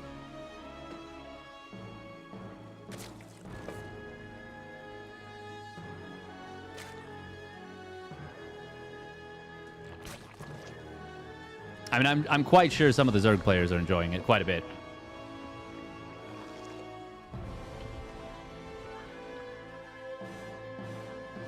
Oh, they put similarly placed pools. Interesting. Neither one of them wanting to put like a little mini wall here. Love the Zerg changes. Love the toss changes. Poor Ghost. So we got a Terran player in the chat. All right. Play random and I'm having fun. Working 12 seconds. Working 12s though. So not as much time to play as I would like. That makes sense. That makes sense. 12-hour shifts. Yeah. Figuring out builds for new maps. Yeah. No, those are long shifts. I've done those a few times in my life. The Ghost is disgustingly strong even with the offsetting nerfs. It does seem pretty crazy to the point where it's unequivocally a buff.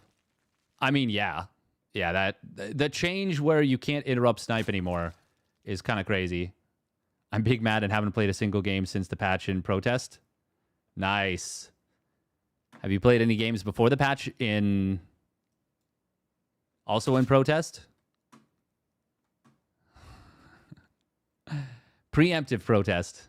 No, I plead the fifth. I plead the fifth. Bow, bow, bow, bow, bow. Oh, we're going to see our first Ling Bane situation. Situationship. Uniquely qualified to lay in everything or weigh in. Everything is fine. Nice.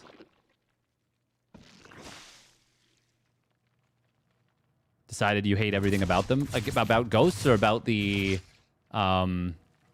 patch, or about whoever made the patch. Ha ha.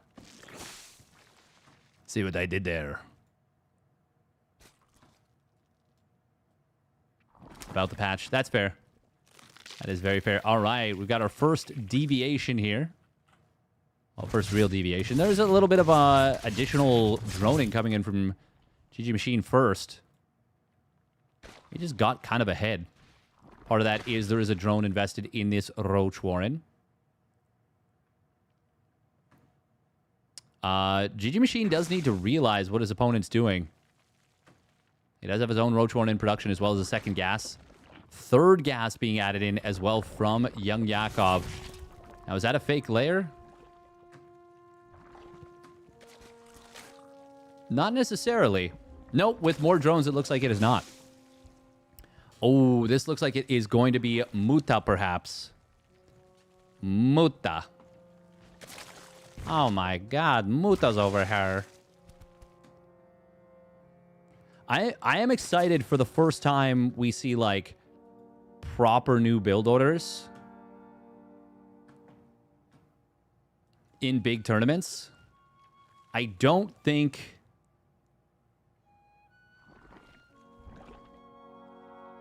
we're going to see big tournaments play this patch for a while. And I don't think we should. There is the Spire coming in. No Evo chamber here for YoungYakov.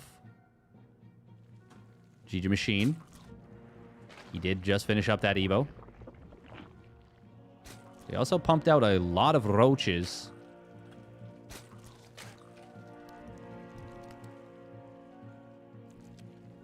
If YoungYakov gets away with this Spire, I mean, this is a potential nightmare for GgMachine.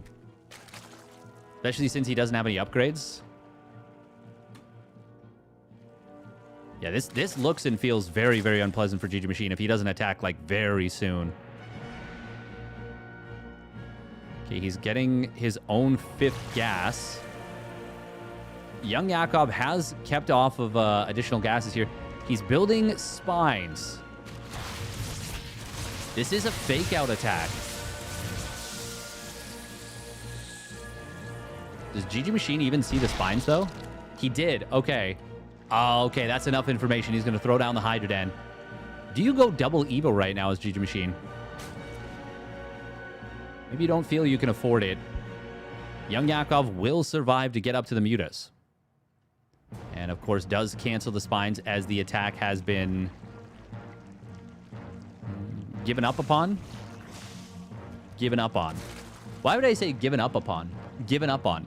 Yeah, that's the one. I think my brain is starting to melt. I think I underestimate how much energy it takes my body to try and heal itself. A little tired. 5 more damage against non-light, but minus 5 damage against light. That is a lot of spores, by the way.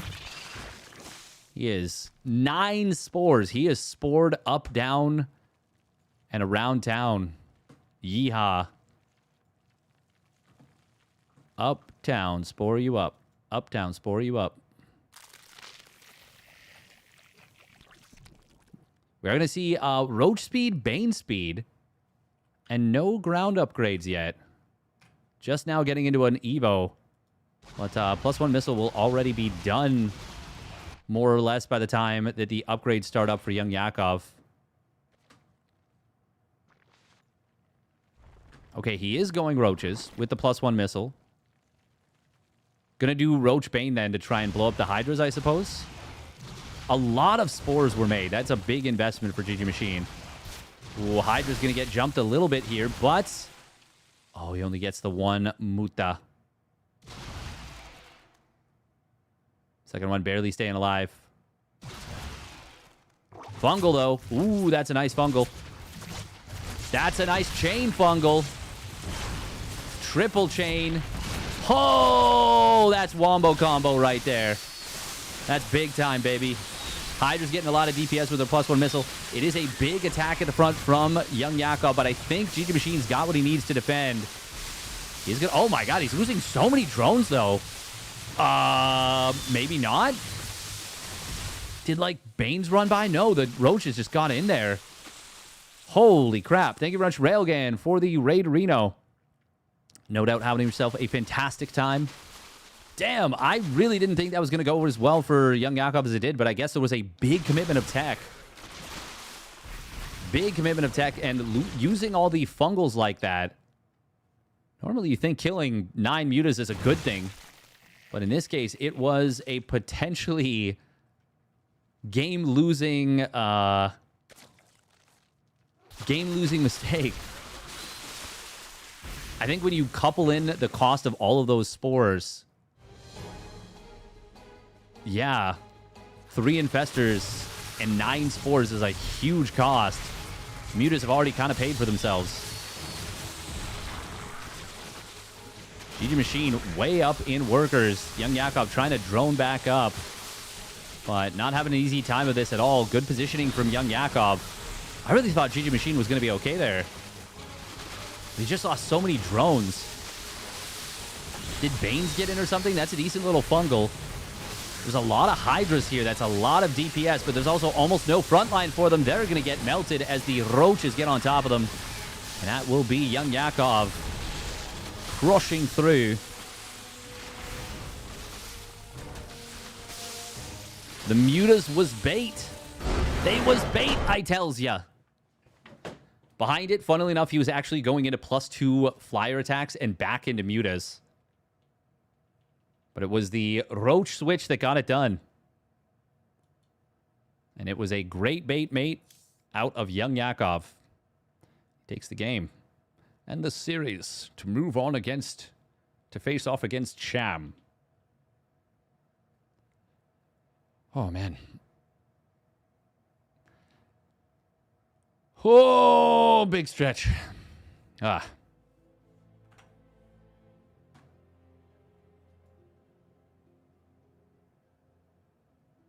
Worker count should have been made 9 or 10. 8 is hurting the game. There needs to be a middle ground worker number. I'd be okay with that.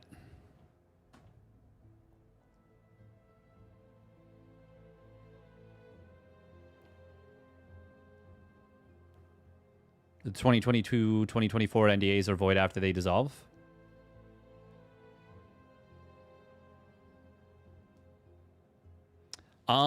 Yeah, I actually agree that I think steady targeting should be canceled by damage and ghost supply should be too. I really think that it's a good... I think that's good. I think that's a good thing. Given up upon a tree Zelda. That's really funny.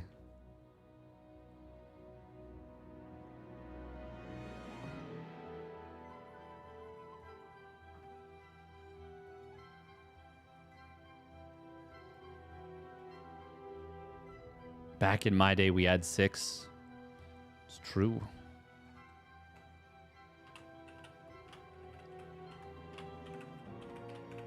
I just think there's a lot of changes that are pretty outlandish. Not saying that outlandish changes are inherently bad. I think it's just... It's pretty brutal that we didn't get any testing for a lot of them. But fortunately, there is the option to run games on the mod. On a mod. And that is what has and what will happen. Is Percival preceded or is there a lower bracket? There is a lower bracket. Yes, he got knocked to the lower bracket. This is the lower bracket, in fact. All right, we've got next up Krystianer. Oh my god, typing so hard. Versus Art. At least my right hand can contribute a little bit now. Although I gotta be careful with it. I feel like a broken record right now. This is a huge bracket. It is a big bracket. Yes, it is. Yes, it is. It is a bracket that takes place over the course of many weeks.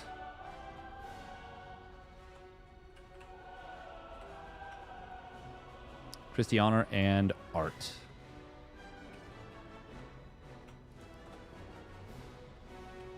Yeah, I think even people that were like excited / are excited for the patch are like, my god, did this ever need more time to cook?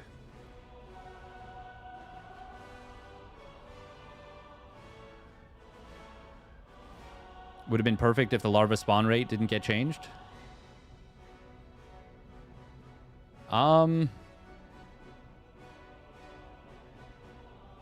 I don't know. I don't know. I do think that it was way too much. But the thing is, it's such a fundamental change to the race.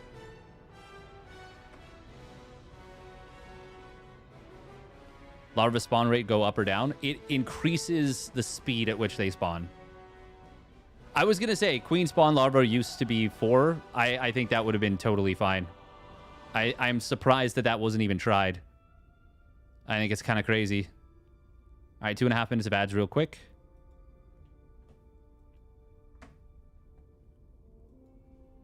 And we will get into the next game.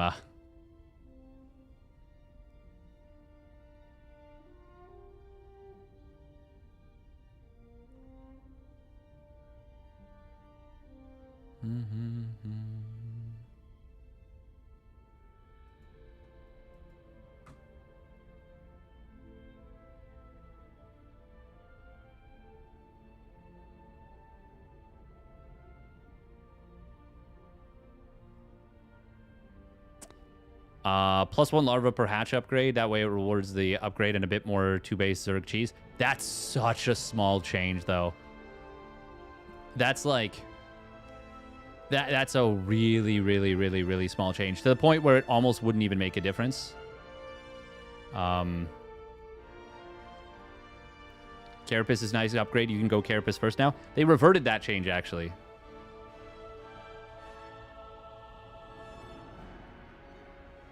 They reverted that change. From my understanding, at least. It's not 150, 150... Or it's still 150, 150. They reverted most of the buffs to Zerg because of the insane other buff.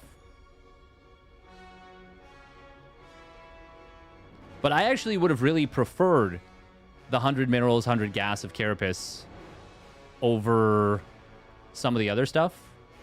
I think that's far more interesting. I just realized it's entirely possible that you have ads right now. And that is why you are not responding.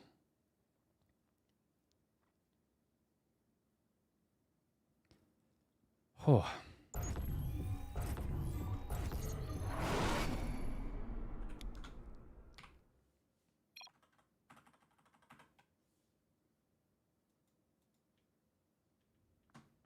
With better larva, you can go lings now easier. That is correct, though, but I do think that it's like, it's just too strong. It's just a little bit way too strong. But I don't actually know how too strong it is. I don't know how bad it is.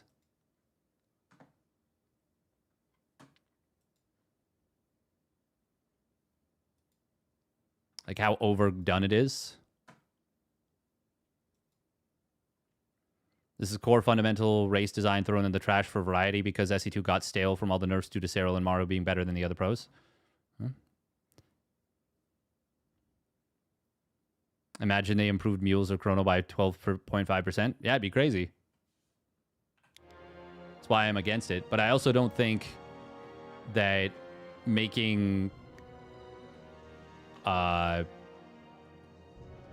hatcheries give you like, or layers or hives give you like +1 extra larva. I think that's so inconsequential that it doesn't do shit, really. Like, I think that's... Like, maybe I'm wrong. Maybe I'm wrong. But it feels very, very, very nothing. All right, here we go. Spawning up the top right, it is Art. The Polish Protoss player.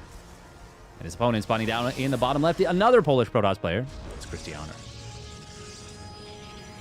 In the blue. PvP. Is PvP going to become the new ZvZ, where we almost never see this? That would be funny. That would be quite interesting. Funny not in a sense of like, haha, stupid Protoss players, you idiots. Now your race has been nerfed. Take that. This is for all the years of dominance. You guys deserve this. No, not like that. But it's just like funny, like, huh. Interesting. Looks like we're lacking Terrans.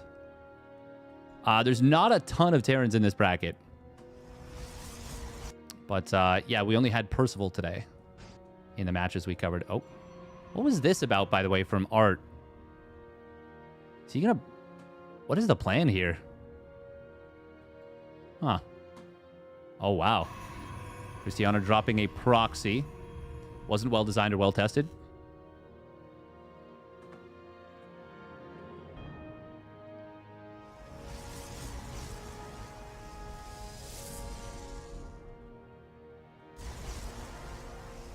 Wow, this is crazy. What is he going to drop here? Okay, Proxy Stargate versus Proxy Robo. Oh my god, Proxy Robo in the natural of your opponent. Krystianer hasn't seen anything.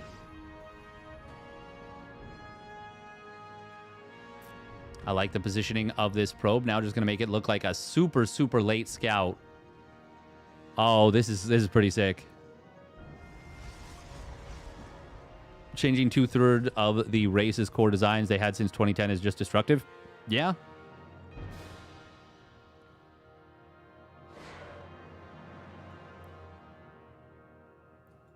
Oh, he's going to spot it.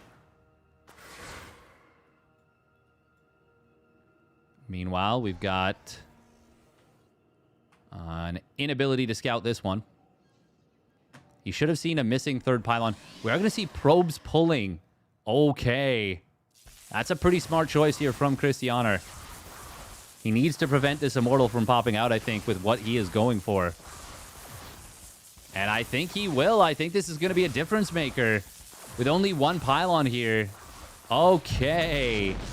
Very smart decision making. And now he is going to just destroy this one Stalker.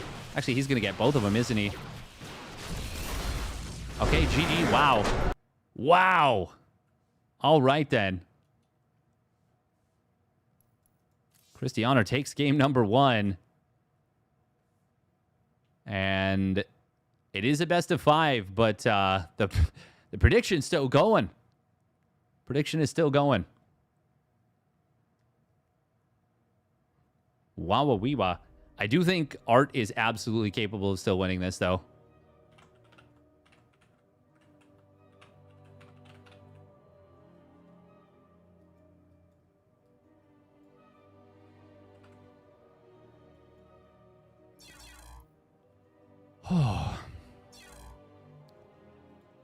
Oh, my goodness. Tuckered. Tuckered.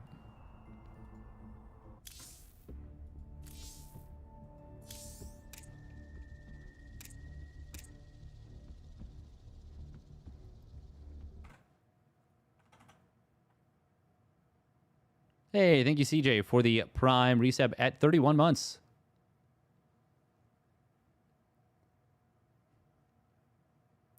Steady targeting for how powerful the spell it is should have been 75 from the start of Legacy of the Void. I think you can make a pretty decent argument. To me, I just, I never liked the idea of the Ghost being so good as a spellcaster and also a battle unit. It always felt to me like it was crazy that Terran had a spellcaster that was also as strong as the Ghost is in terms of fighting.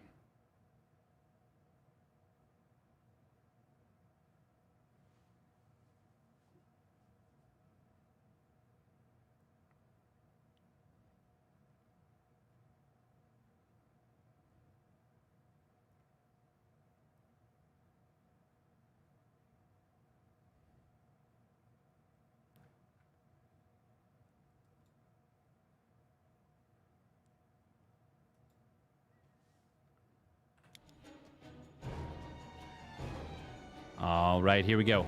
Game numero dos. Spawning up at the top left, it is Art. Trying for the cheeky proxy, but I mean, it got shut down, and it's... I think it's... I think he's right to GG there. It's no chance. No chance you're winning that game.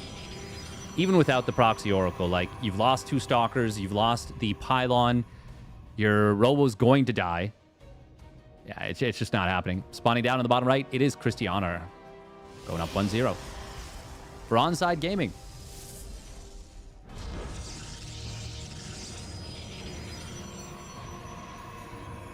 Build the composition supported by spellcasters, not filled with spellcasters. Yeah, I'm in the same boat.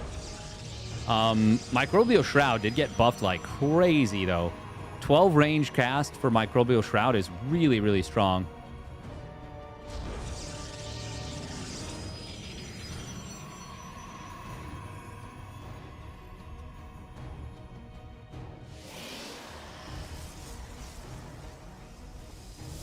Oh.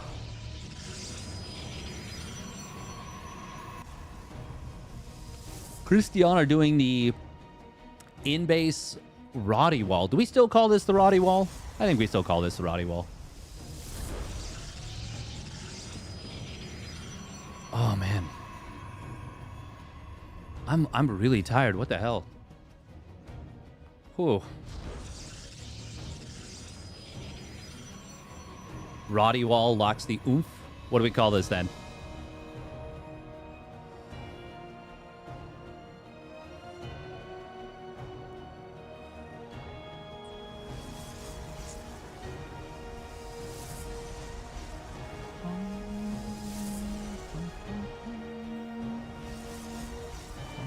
The cope cage. Damn.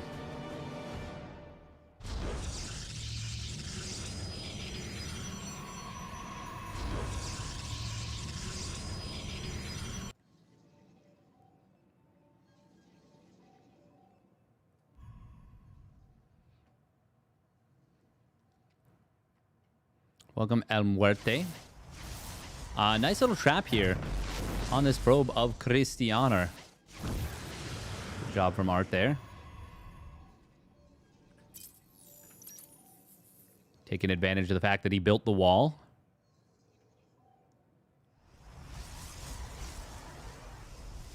Krystianer, though, does have the faster Nexus.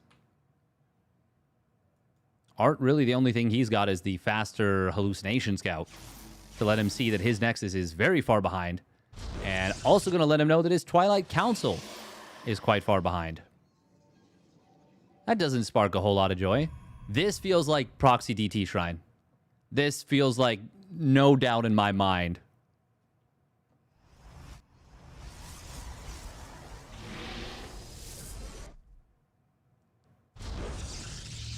Heh. There it be. invisiblemen.com.gov.org. Come on down to invisiblemen.jpg. Oh. Good paying attention there from Krystianer. Does not get baited away from his shield battery. This could have been a little nasty if he got baited away and then force field trapped all 3 sentries away from the battery. Could have been terrible for him, in fact. Krystianer was paying attention, though.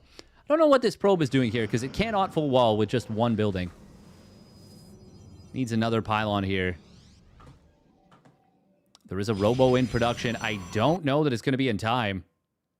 His DT Shrine is quite far along. Uh-oh. Uh-oh. Robo facility very exposed. Krystianer sees it. He sees that it's only one pylon as well. Uh-oh. Uh-oh, Bisquetios. I think you cancel Blink. I think you cancel Blink to let you warp in additional DT. Oh, don't be a coward. Do it. Commit. Commit. Sing it with your whole heart. Your whole chest. He might have spotted the lack of building on that. Observer's going to pop out in time. Soonish? Not super... if he started right away, it would have actually been a lot closer. He's not starting it at all. Oh, and it's an Immortal first instead. Ay. Oh, no. Where's the second DT? It's coming in. Observer starts up.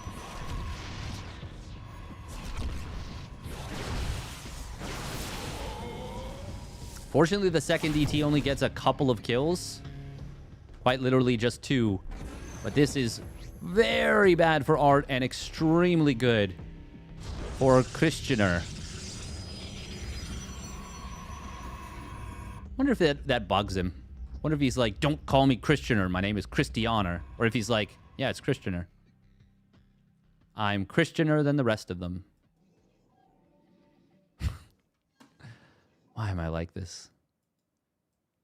We do have everything else just about the same. Their Nexus timings, very, very close, almost identical. It's just that the DTs killed a bunch of workers. Oh, aggressive blink forward. That's going to allow for force field to be very effective. He kills 2 of his opponent's stalkers. Art was hoping that this was a push out without blink, maybe. Now he's just dead, I think. There it is. He sure is. Bad jokes equals procaster. Hell yeah. That's how we do. Do. This is how we do. As KDP would say. Oh. All right. Krystianer already finds himself up 2-0. He's cooking.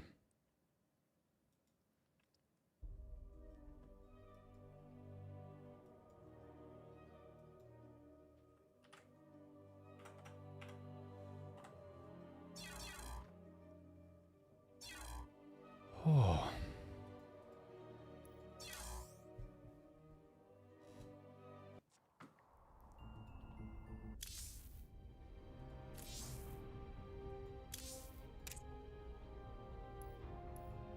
It is going to be Tokamak for game number 3. Potentially the final game of the series in this one.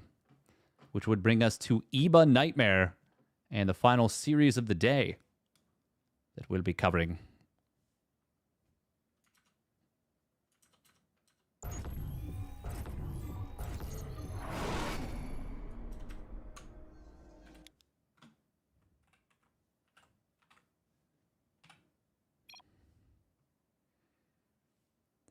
Oh, okay.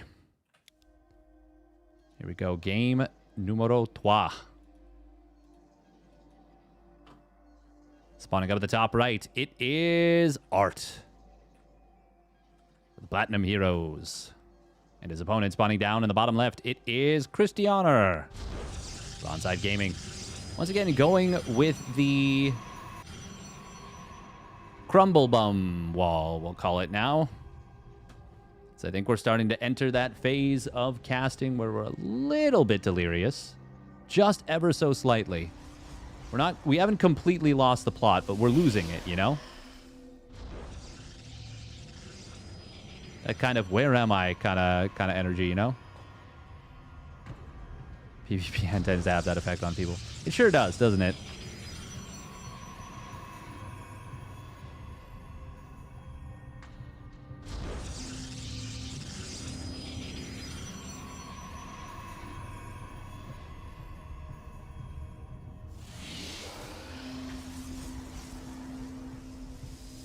Because the Thor is boring. Why do we... Oh, we don't want the Thor... When did I move my location? When did I move it? Just before I broke my wrist. So like 3 weeks ago? Yes. Yeah, about 3 weeks ago.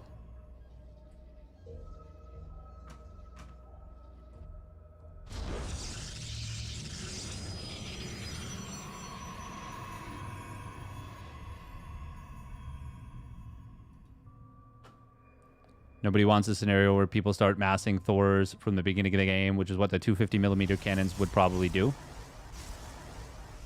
Yeah, I mean, thanks to some content creators, bronze to GM guides. No, I'm just kidding. But also, that is literally a thing in the guides. Due to some of those guides, there are people in like platinum that just do that. They're just like, oh, I just make Thors. It's like, what do you mean? And it's like, well, that's what I do. I make Thors. Maybe gold, maybe silver. I don't know.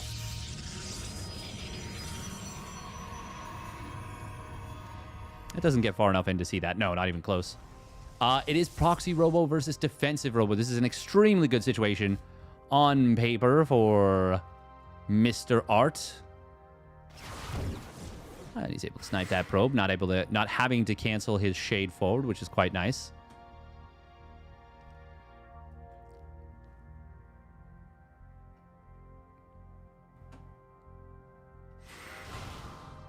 Oh, Stalker intercepting the Adept. Adepts. Oh, Krystianer might be able to ambush. No, good cancel. Good cancel on the shade. That would have been very uncomfortable, very unpleasant when they nerfed the 250mm cannon. A long time ago, no? Third gate being produced.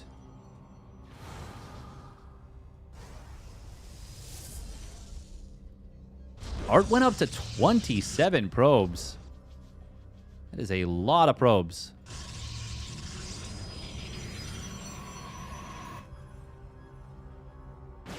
Oh, Prism, no! Art, no, he's gonna get caught!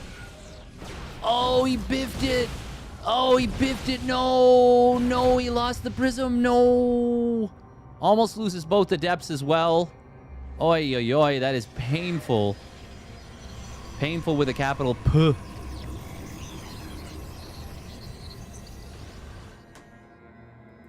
Oh, the sentry didn't hunt this down? I thought it was going to. Oh, other side of the map. Oh. Well, we do see Art with a nice jump there. No, I'm supposed to be the smarty. No. No, I biffed it.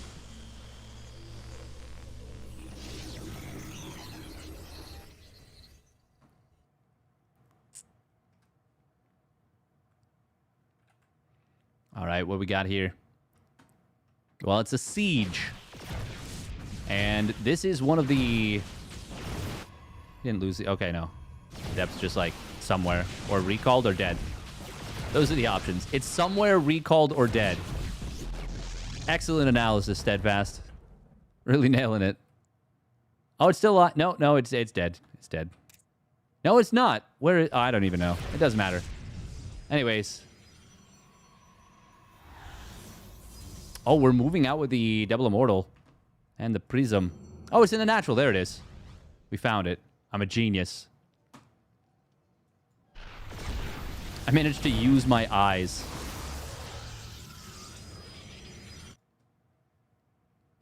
A truly magnificent feat. Okay, here's the expand that will force the push out. This is an Artosis pylon of Artosis pylons. Immortals getting in here. What did they just find? Oh, they found quite a bit. They found quite a bit, didn't they? Meanwhile, other side of the map, both players losing quite a few probes. Quite a few probes. Krystianer, though, losing a lot more. This move out from Art, finding incredible value. You could even say it was an incredible miracle what he's managed to achieve. Why am I like this?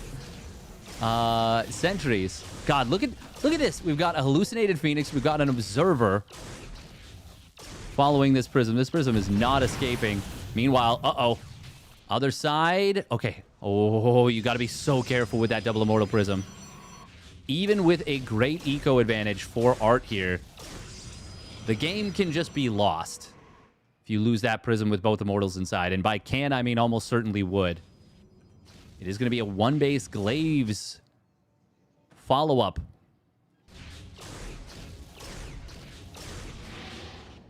Krystianer does have 3 batteries finishing up in the natural. He's getting his own Glaives, but it's not going to be done for a while. Whereas Art is ready to go right here and now. Krystianer with Defender's advantage. Oh, he's going to see the army. Wow. Wow, wow, wow, wow, wow, wow, wow, wow, wow. Good scout. Nice wall right there. Force field's going to come in on both sides. Good save on the first Immortal. Adept shading in on top of the Stalkers. Going to try and ferry these Immortals of Art forward. Krystianer, though, has a huge Defender's advantage. The batteries have run out of juice. Oh, this one Immortal will go down. Art is going to tap out. Krystianer will complete the 3-0. Wowie zowie. Oh yeah, this is still old patch, Krystianer or Poriforion. I mentioned that so many times at the beginning. I forgot that people still trickle in. Oh. All right, that's going to bring us to our final series of the day.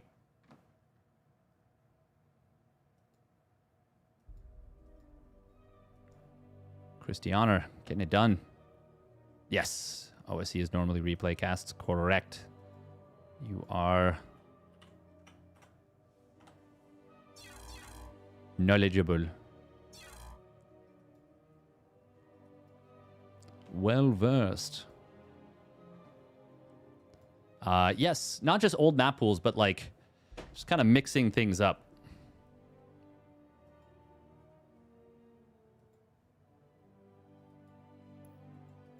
All right, one more series on the day. It is going to be Nightmare. It is going to be Iba.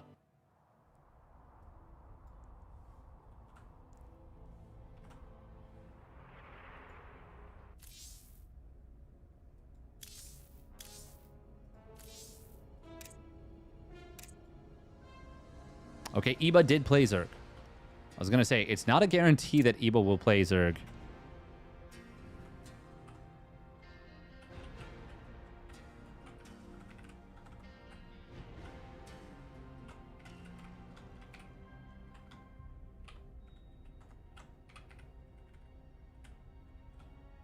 Oh, PvZ.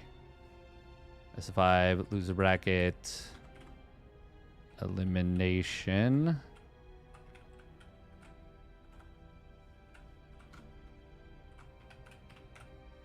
Match. Oh.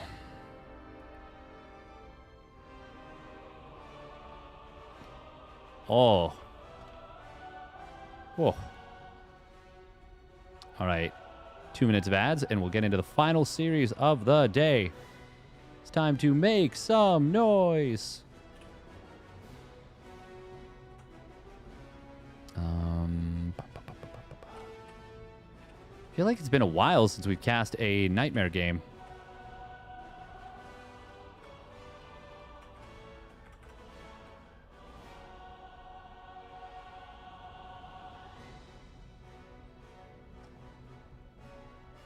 Time to make some noise.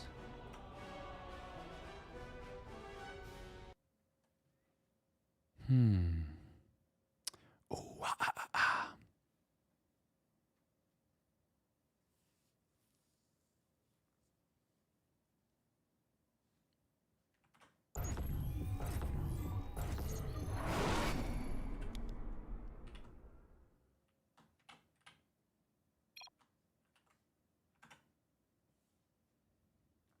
Hey, welcome, Shu.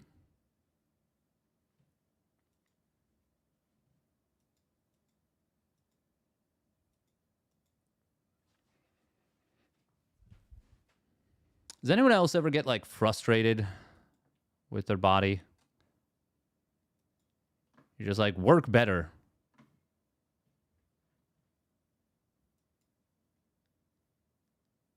It's me right now a little bit. Which is, like, entirely unfair, because it's actually healing pretty quick. But I'm an impatient man.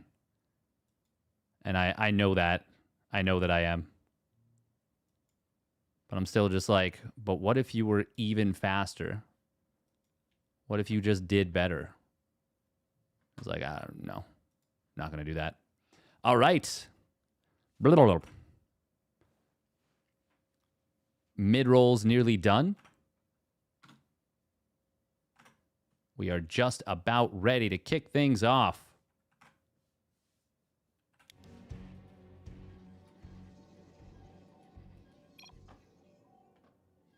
All right, here we go.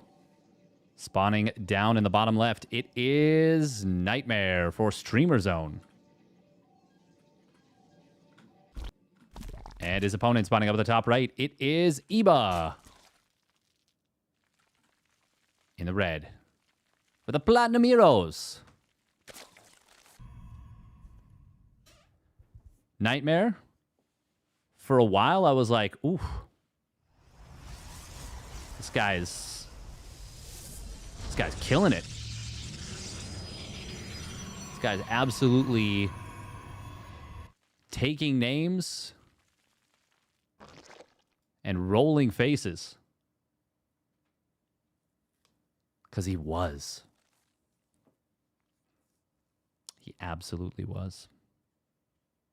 Reminder, by the way, that coming up this weekend will be Maestros the Game. 4 of the best players in the world will battle it out in Paris, France. Gay Paris. What have the openers been so far? Well, this is old patch.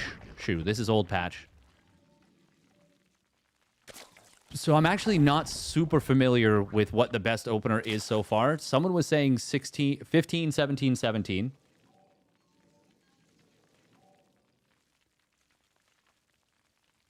I can't test it myself, unfortunately, which really sucks, but it is what it is. Doesn't sound right. 15, 17, 17, or 16, 18, 18. It doesn't sound or feel right, no.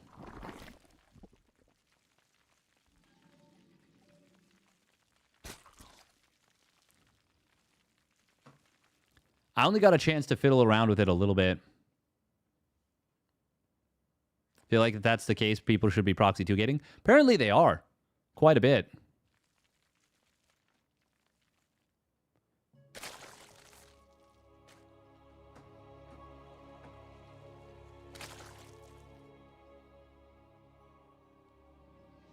Nothing out the ordinary here just so far.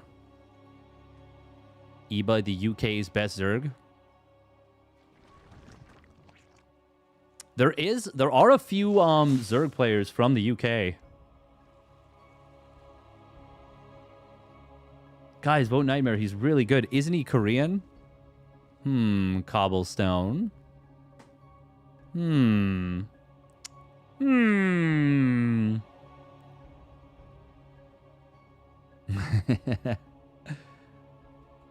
mean, Nightmare is really good. For real, for real.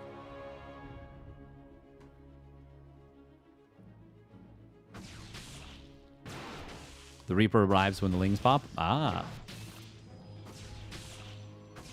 13 hatch, 13 pool from pro gamers. What's your favorite race? Terran, Protoss, Zerg, or Korean? Nice.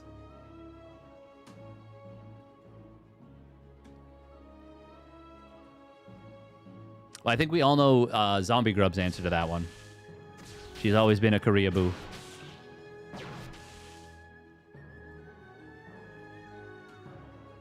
But yeah, where does Finnish? Finnish and non-Korean. Korean, non-Korean, and Finnish.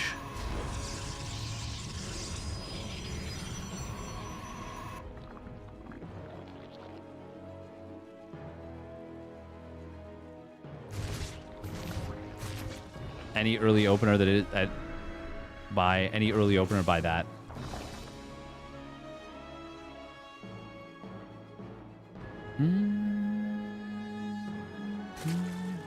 I will say, it sounds very appealing that you can make the choice.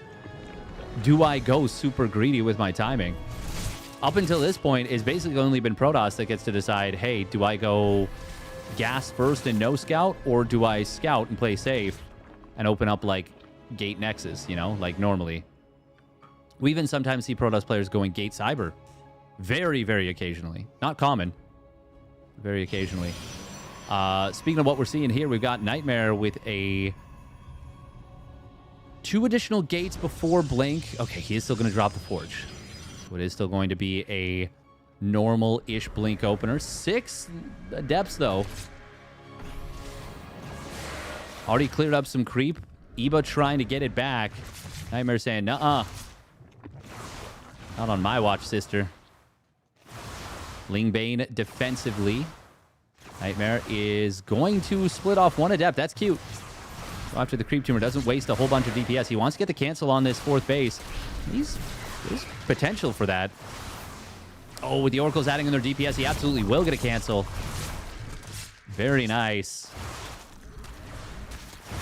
But these Lings will get a good wraparound. However, with the Oracles overhead, even with one of them out of juice, this is going to be a damn good trade for Nightmare. Kills all but one Zergling there, I believe. Holy moly. 24. Holy sh... A cancel on the 4th, 24 Lings, and the drone for a bunch of energy and 1 Adept. Wow. Wow, wow, wow, wow, wow, wow, wow, wow,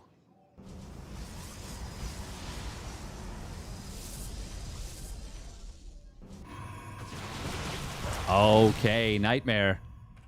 He adds a pylon, but is also getting 2 gases behind this, and only has 4 gates. But he is already cooking. This looks so good for Nightmare to start off.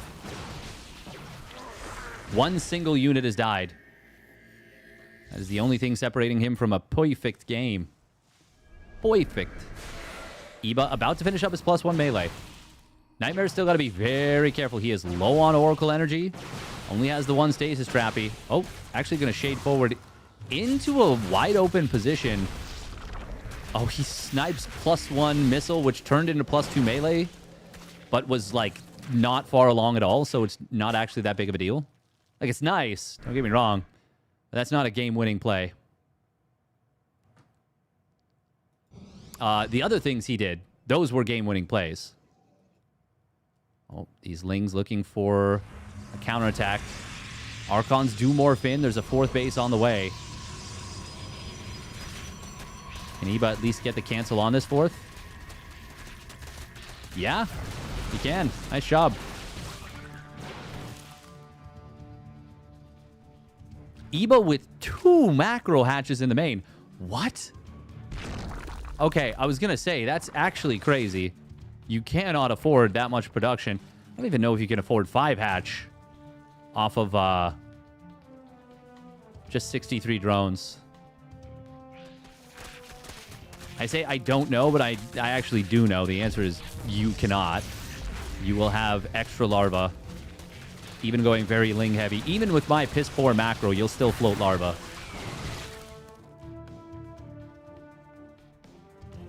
With me piss poor macro? What's all this then?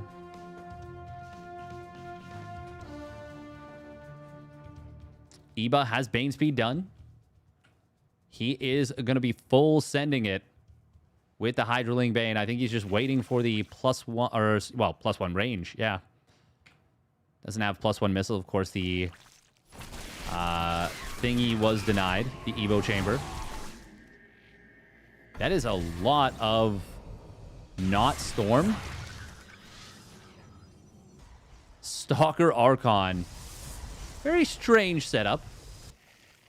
Not really a real composition, I would say, but it has its merits. The Archons don't let Lings get on the Stalkers. But Hydras kind of eat it alive.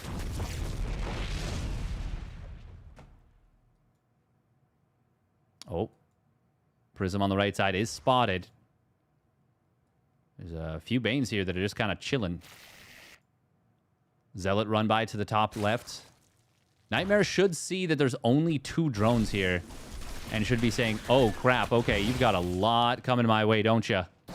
Don't ya? Storm not yet done. +2 weapons not yet done for Nightmare. This is going to be scary. This will almost certainly be a kill on the 4th base. Oh, that's a nice stasis trappy. Storm is not yet done. There's a lot of Templar in here. Nightmare getting caught without Storm. Baneling's going to crash in. Nightmare was moments away from Storm and will get absolutely overrun with about 5 seconds left. 10 seconds before that Storm is completed.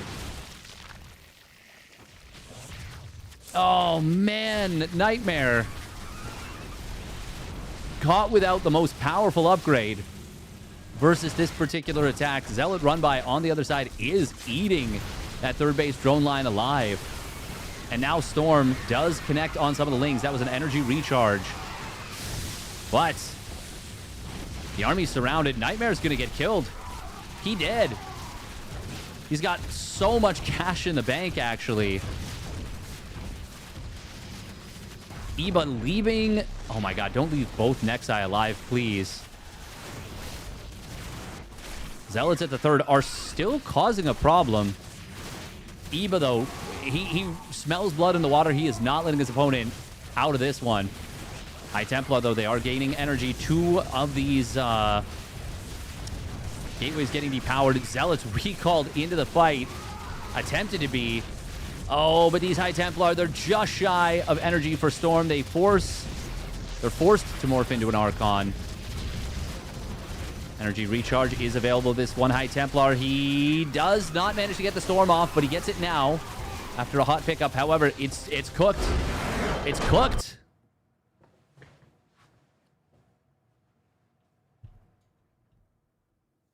Iba takes game 1. Nightmare. Caught without Storm. And the walls come crumbling down. A-A-O, A-O, A-A-O, A-O, A-A-O, A-O, A-A-O, A-O.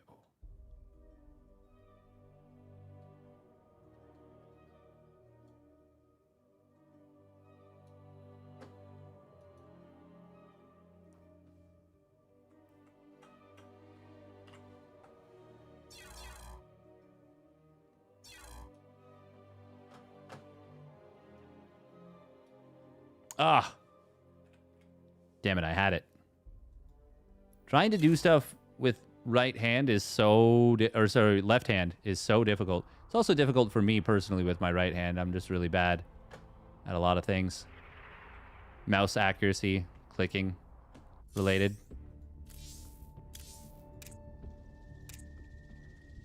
All right, Submarine. Oh, wow. Oh, man, what a meme of a map this is. God, incredible meme. Incredible memical.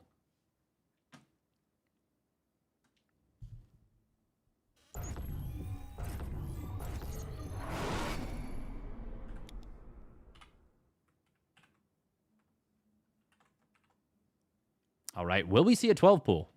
Is my biggest question, honestly. So I think the answer... I mean, it's decent on here. It's decent on here. This is a small map. And look at that. Nope. He just started a drone late. Okay. Spawning down in the bottom right. It is Streamer Zone's Nightmare. Send out an instant probe across the map well before even building a pylon. Spawning up the top left. It is Iba. In the red. I think this is fast enough to stop an Extractor Trick 15 hatch. Oh, yeah. Comfortably. Comfortably. Maybe not comfortably. He would. He would.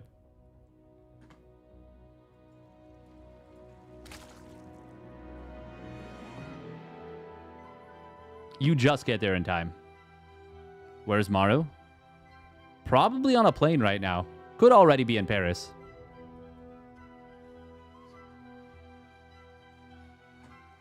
If you mean like his headspace, though, I don't know. Hopefully good.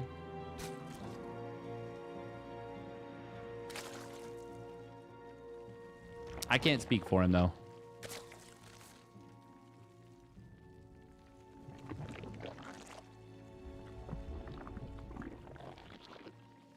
I'm not like the Lorax, but for Terran players. Former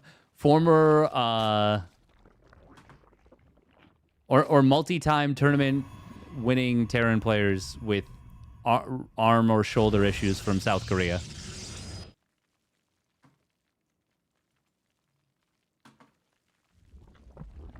I still really enjoyed casting with Beyond at Stellarfest 1. That was so much fun.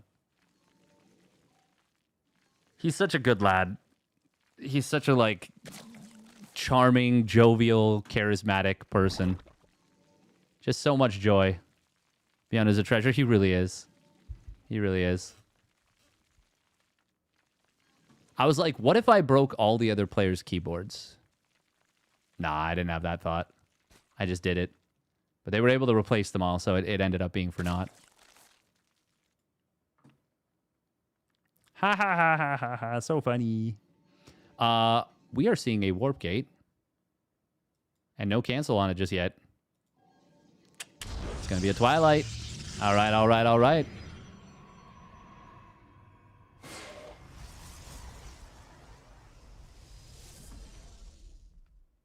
Break more keyboards as a handicap. Exactly. But unfortunately, the 6G V2 by SteelSeries is just too robust to survive. A hammer directly to its shell. Oh, did he cancel it? Oh, he will get this up. Okay, good job. Good job from Iba. Nightmare with a solid attempt. There's a lot of lings. He gets 4 lings. Wow, not bad. Big speedling flood coming in from the Ibster. Nightmare. Ooh, he does lose that one adept. He's going to try and wall it home behind this.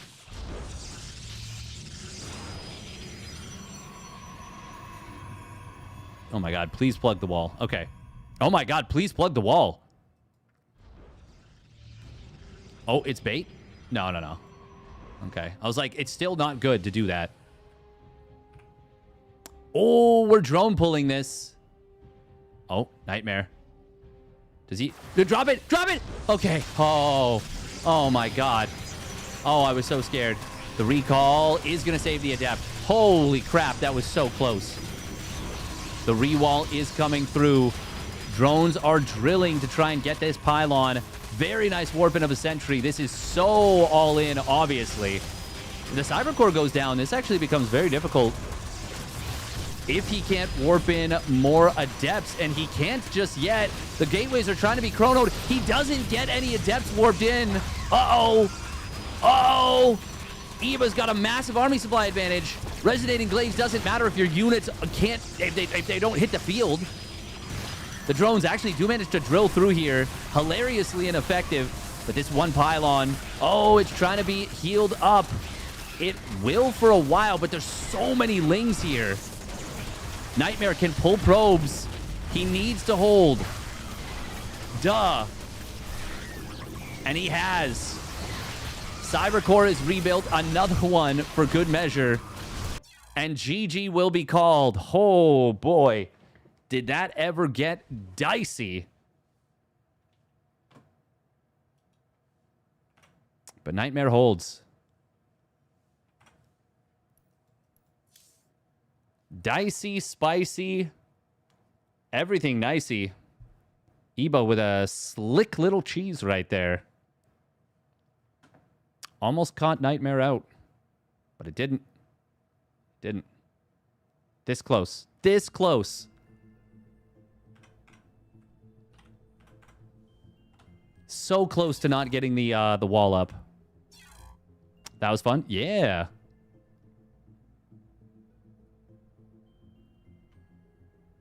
Not enough drones to drill.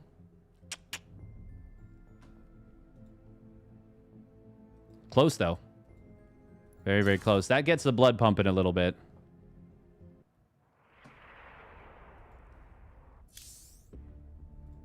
I sounded so bored when I said that, but it's just that my energy levels are not super high.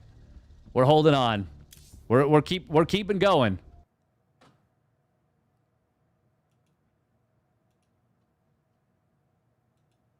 Flashbang.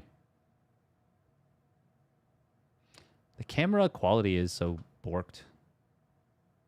It's so fuzzy. Fuzzy.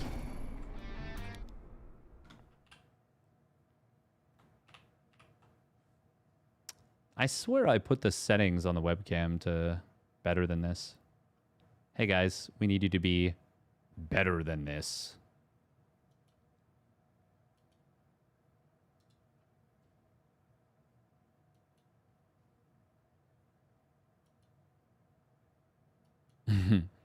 Me when I put on chroma key.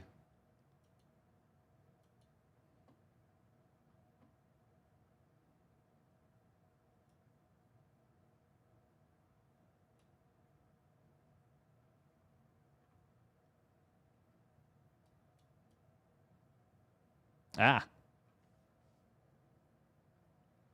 Undo? Oh, shoot.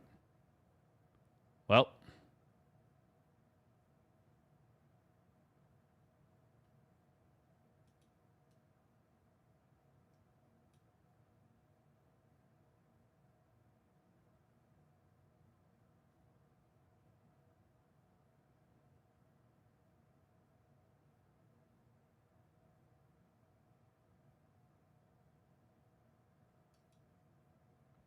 Close enough.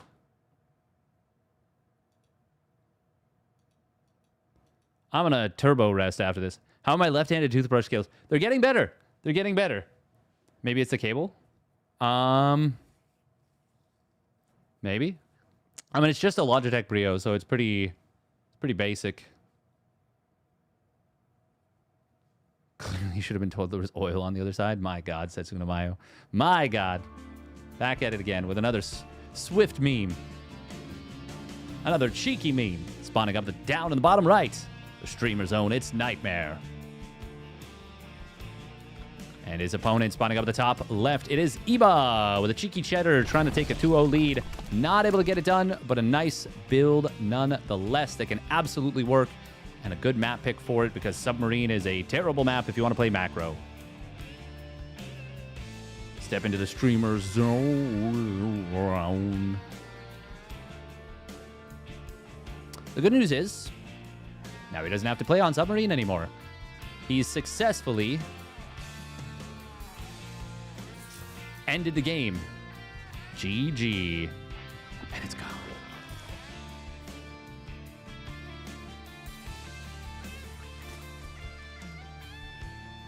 The highway to the streamer zone.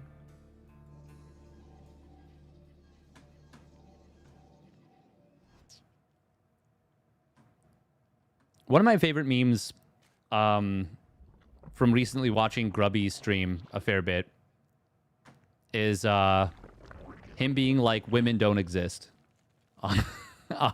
He's like, women don't watch my stream. When in reality, I feel like he's probably one of the more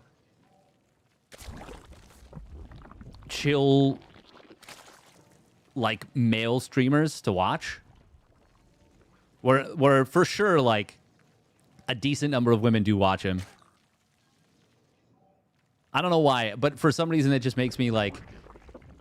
That particular meme makes me chuckle in a way that I don't even know how to describe or why I think it's funny. But just like Grubby implying that like he wouldn't be like a pleasant experience for women for some reason. Even though he's just like super chill and is just like a great vibe for anyone, like super family friendly, very, very entertaining. Really funny guy.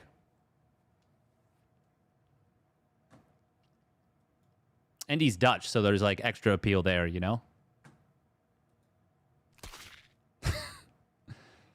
I don't know why, but Dutch content creators seem disproportionately more successful than like any other nationality. Like by a surprising amount. Which is interesting. StarCraft, too, they're, like, dominant. Euthermal, Roddy, Loco, then the other one.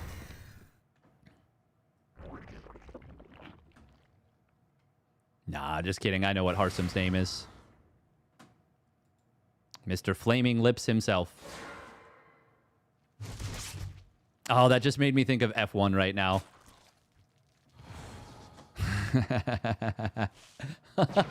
George Russell. Oh my God.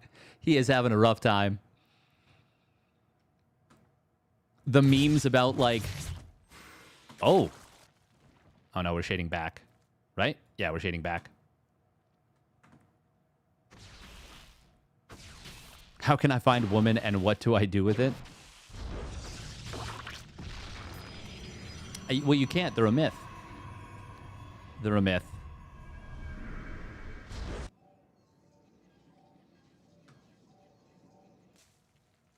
Actually, that's another funny thing from media, is Tolkien describing Ents and the Entwives. And the thing is, like, the Entwives didn't die or anything. They just left because the Ents were just so busy yapping nonstop that they just left. Oh, that was so nice for Nightmare, and then it very suddenly wasn't. Oopsie. He got 3 drones immediately and then went too deep. He delved too greedily and too deeply.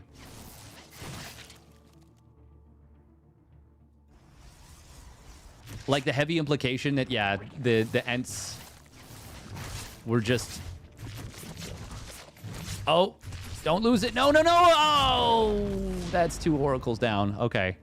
Well, he killed 7 drones. That is not even close to worth it for losing 2 oracles. It is going to be Star Glaives, though. Resonating Glaives after, in this case, double oracle. Oh, is that a Robo? No, that's a Forge. Okay. Iba is building a Roach Warren. I always figured Entwives leaving is Tolkien's warning to us nerds. Oh, 100%. Even trade, question mark? No, terrible trade for Nightmare. Absolutely disastrous trade. I mean, the Oracle just gathers so much value over time in the game. And now he has nothing to, like, protect Stalkers or prevent masses of Lings from being a problem. But it is important to note that these Adepts are going to be potentially a big problem. Oh, wall coming in from Iba. He's ready for it. Nightmare, the best thing he can hope for right now is to cancel the 4th. Or for Iba to make a gigantic blunder. If it was me, you could definitely rely on that to happen. But Iba's quite a bit better than I am. He's faster. He's younger. He's got a better accent. And... well, that's mostly it. That's a lot of things, right? Oh, Adept Shade forward. Okay. Not sure if I like that. Spire starts up here for Iba. Nightmare is adding on Blink, +1 weapons, a Robo, and it looks like he wants to take a 4th. Oh, Iba, no, cancel, cancel, cancel. Oh, that was very, very close to being just a little bit too late. Adepts do shade forward this time, and they will actually start to snipe down some drones. Iba is taking a bit of damage from this. Nightmare finding some nice value.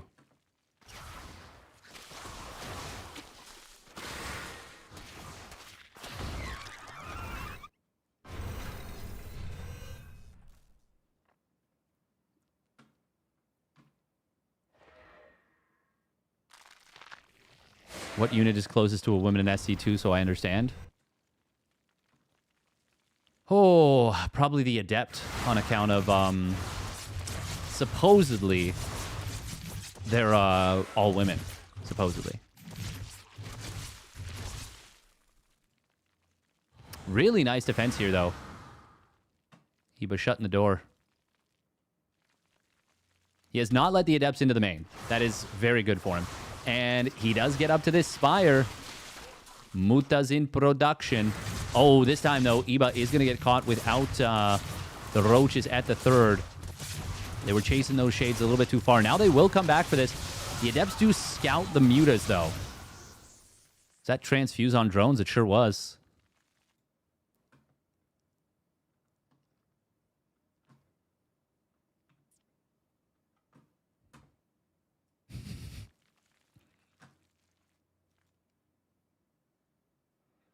This is like the website birdsaren'treal.com. That one always makes me chuckle.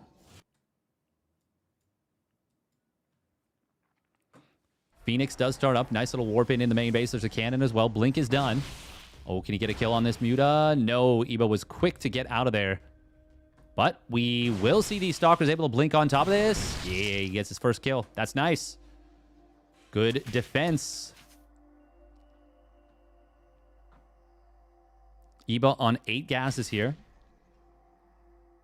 Adding a few more drones. Also getting up to +1 melee. A Baneling Nest now. And +1 flyer carapace, or +1 flyer attacks.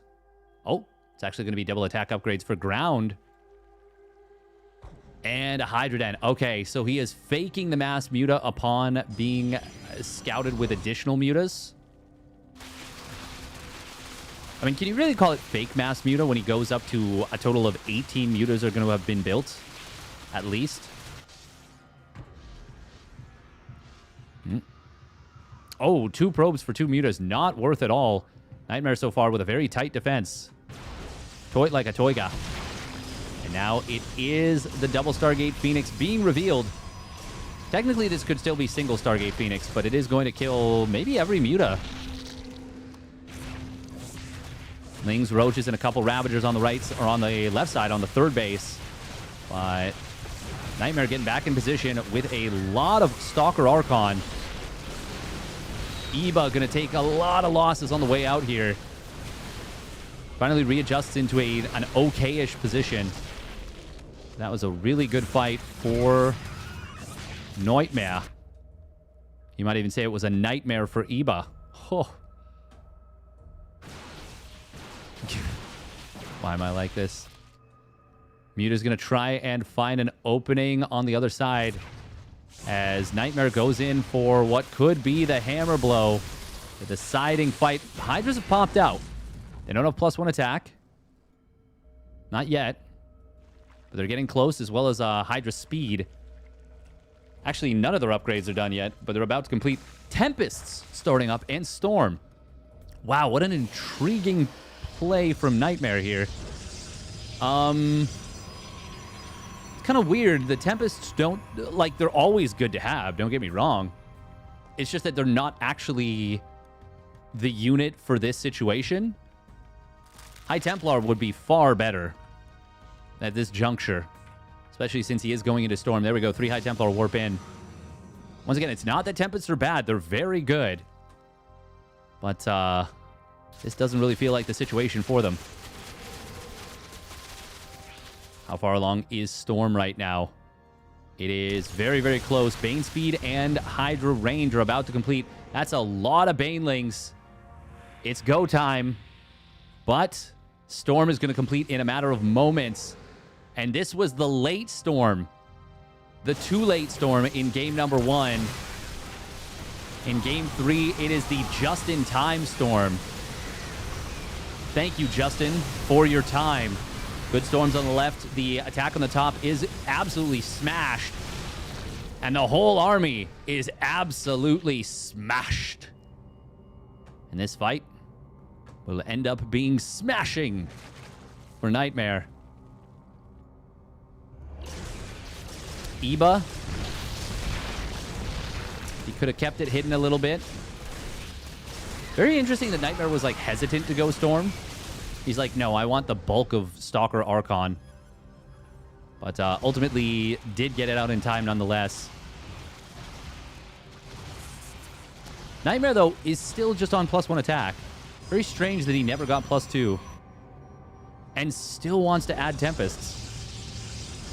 This is super strange that he's going Tempests here.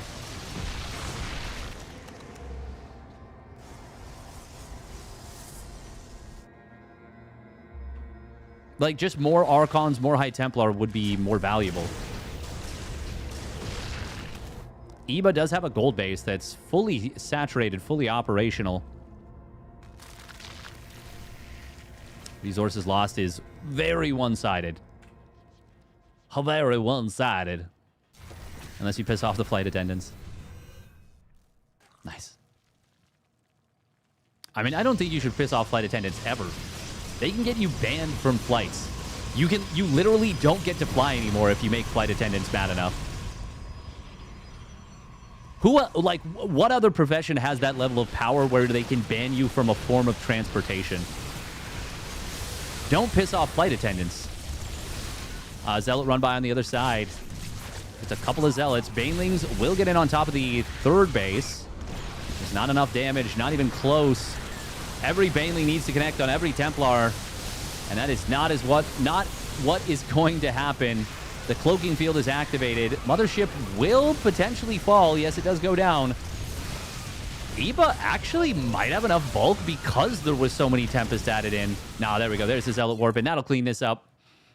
I was like, this fight is not supposed to go this way. I guess that's what happens when you commit to like 6 or something Tempests that you just really don't need. But obviously Nightmare was very much far enough ahead. Yeah, there's a lot of professions that you just shouldn't piss off. Yeah,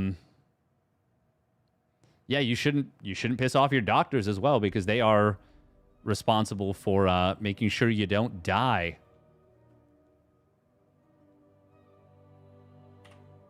I also think you shouldn't piss off your nurses, because while the doctors make sure you don't die, the nurses are the ones that, like, take care of you for the majority of whatever you're dealing with.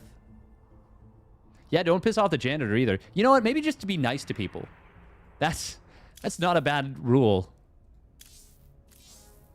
Actually, yeah, that's a good rule of thumb. Treat every employee that's like every support staff employee like they can just ruin your life. You know?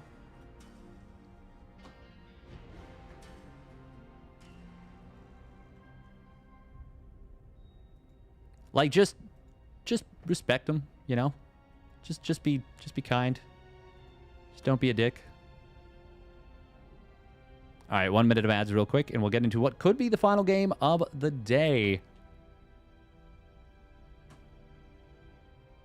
Why piss off the people you pay to make stuff happen? Yeah? Yeah.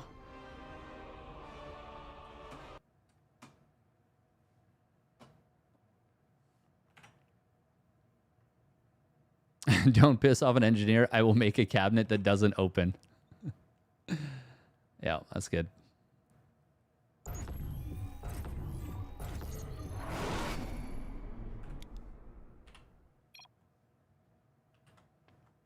Good advice. Perhaps even great advice.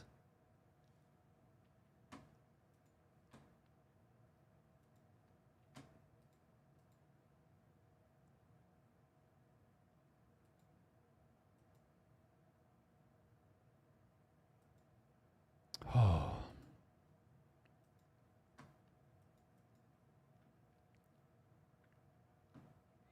Now, Twitch chat streamers should piss off their viewers for engagement, according to YouTube. Well, yeah, yes, that's true. That's true. Actually, that's in the contract of every streamer, intrinsically. Even if it's not in there, it's in there, in invisible ink. This has been a relatively long day of stream of games. Apparently engagement gets eyeballs or something. No publicity is bad publicity.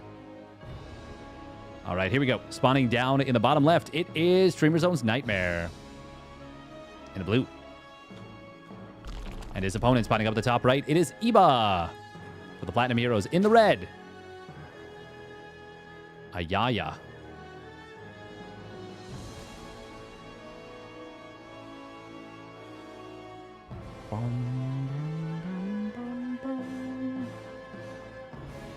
Protoss that man. Protosterone.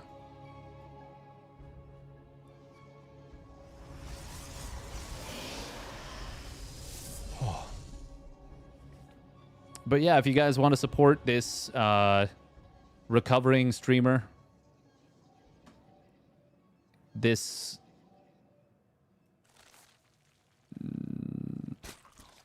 somewhat delirious streamer, make sure to use those Prime subbies. You got a Twitch Prime? Yeah. Send it my way. I'll put it in good hands. Mine. I'll make sure it gets to the right place. To the right people. It's me. I'm people. All right, what are we thinking here? What are we thinking? What's Iba going to try and do here to get back into this series? The Hydralink Bane timing was certainly looked strong, but Nightmare did a good job of holding. He got his Side Storm out. Roach all in? Okay, okay. All right. Makes sense, makes sense. Iba's second Overlord went so far onto the map. But ultimately that's fine because Nightmare scouted super, super freaking late. Right? This is him just now scouting. Yeah.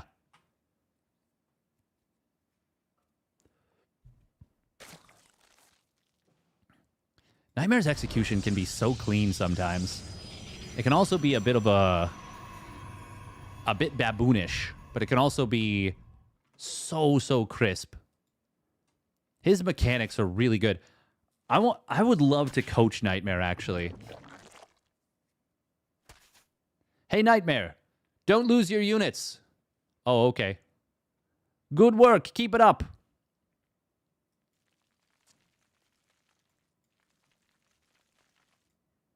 It's like being John Malkovich. I mean, Nightmare's very freaking good. He's very, very freaking good. He doesn't need me at the helm. Didn't kill her proxy hatch in time? I cannot remember that one. Did I cast that game? That's a really good question. Oh, it's DTs. Wow, okay, so we opened up Twilight now twice in this series. Very intriguing. Quite intriguing indeed. This time, Iba, though, is not going to be running in with a whole bunch of Langs and drones. He does get away with only building one set of Lings, though. That's really nice. Means extra drone.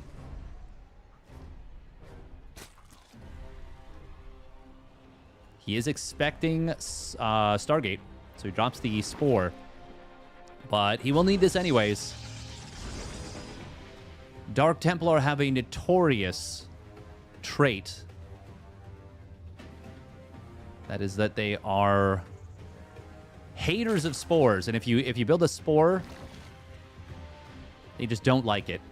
They're just really particular creatures.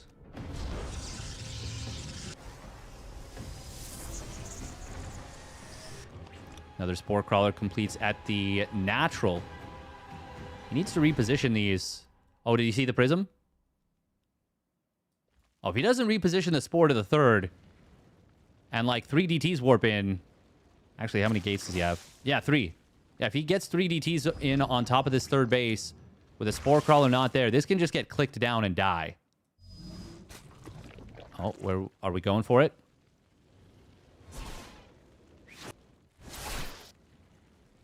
He is going to kill this one Spore. Good job canceling that. Lair is nearly done. Spore Crawler does reposition. It's going to have to continuously kind of leapfrog forward. He does see these DTs now. Just barely in range of this hatchery. Transfuse coming in. There is the, what do you call it? Overseer Cocoon morphed in. And this will get defended. Very good last second pickup there on this one Dizzle Tizzle. Gotta be super, super careful with the DTs because their shields are 2/3 of their HP. 80 shields, 40 health. So you might be looking at it, you're like, I've still got shields, I've still got shields. And then very suddenly the shields are gone and your DT is like a Zergling now. Hit. Playing with fire is Nightmare. Ultimately, Iba holds the third. Drones up very nicely behind this. Now starts up a Spire. We're not going to see an Archon morph, which is very surprising, honestly. DTs are just kind of running around here. Wow, they just did fake attacks. They just did like 3 fake attacks right there. 4 fake attacks. That's so weird. Blink is now done. 6 gates are ready for Nightmare. That's a really nice pickoff on this Observer. Nightmare going to try and a multi-prong to get these DTs into the natural. Oh, and it will work to a certain extent. Oh, he wants to kill on this 4. Once that goes down, you need an Overseer. Nightmare able to focus at the front line. Roaches they don't have detection, so they're just kind of running away. Herb derpily. Oh, Iba, it looked like for a second he lost track of that DT, but good job. Gets back on top of it. The one in the main base was taken out, it looks like. Iba does have a lot of supply, but it's not all out, nor is it at the front line. However, he is going to hold for the moment. Resources lost within 1 resource of one another.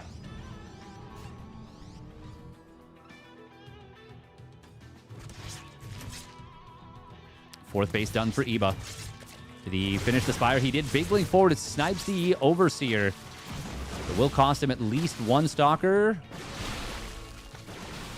Just 1. A lot of damage on a couple more. Good kiting from Nightmare. He is very sharp with that Blink Stalker control. Meanwhile, it's a 4 Stalker hit squad now on the right side. Gonna be able to snipe down 1 drone, maybe more, perhaps. Disruptors coming in behind this as well. There it is. There's the 8 Muta in production. Despite what a lot of people think on this version of the patch, the Disruptor is still it's a real unit. May not be amazing, but against Layer Tech Zerg, it can certainly be decent. Oh, insta recall upon seeing the Muta. Very nice move there. We got shield batteries coming up. There was already cannon battery at the front. Now there's cannon in the main. Double Stargate. There we go, getting queued up.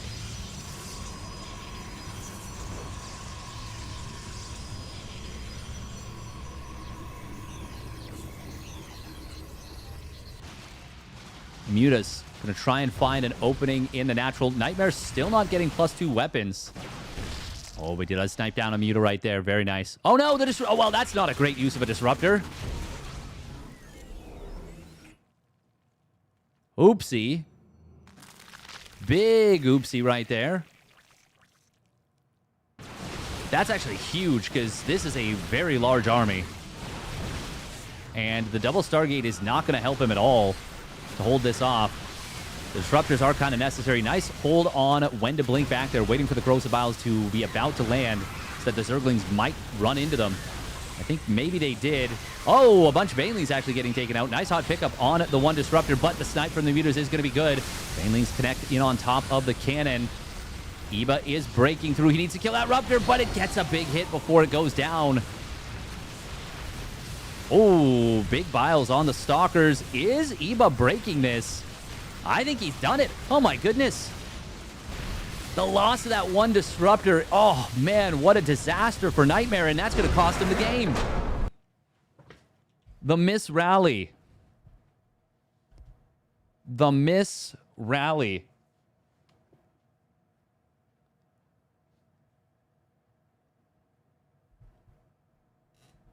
Apparently the best Zero Space player, and this is not even close. She's that good, is a woman who uses the handle Claire. Very cool.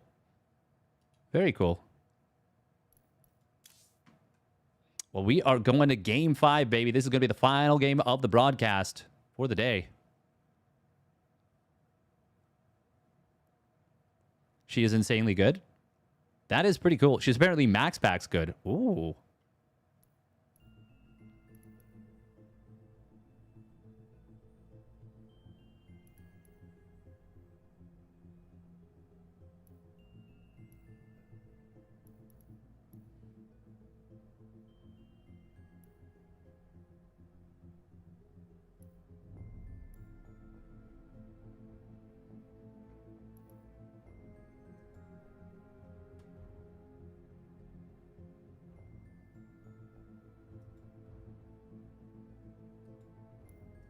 Scarlet is Canadian.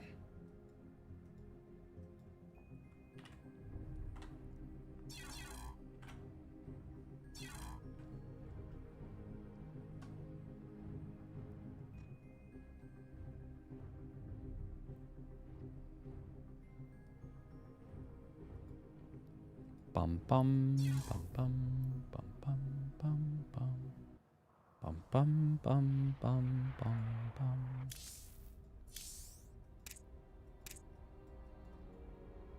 There we go.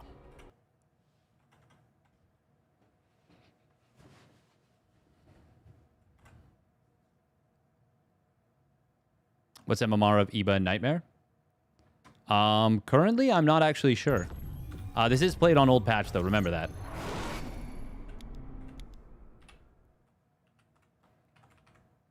So this is still when Protoss was overpowered.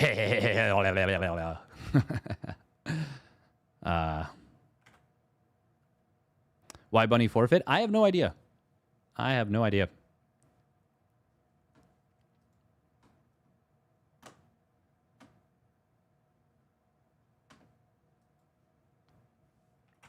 Maybe it just wasn't available.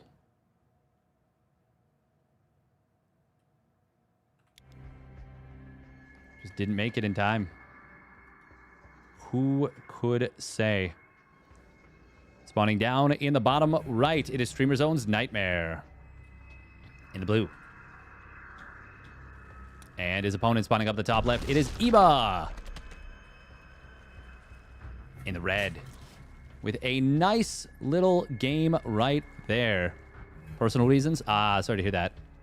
I hope everything is okay with Bunny. Thank you for the update, Eddie. I appreciate it. We don't like Canadians? It's too bad. I mean, the thing about Canadians is that some of them are French Canadians. And so...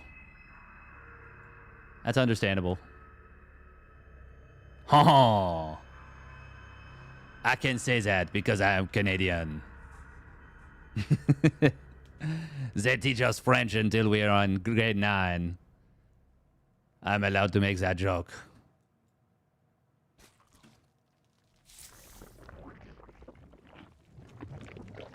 Oh, that's funny. The GG that's like peeking out underneath the spawning pool, but will slowly get eclipsed. I love dropping the spray before you drop the building. I think that's just cute. It's something that the younger players, Zoomers, if I may.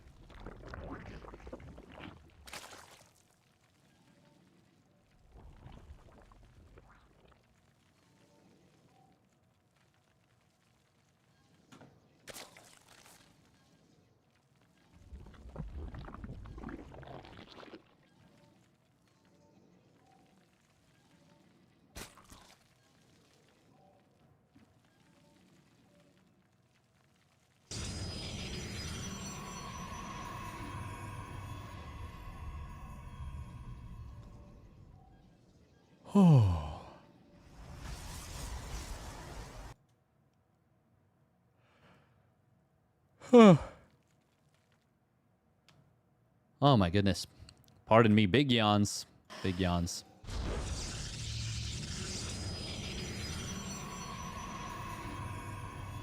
Howdy, howdy.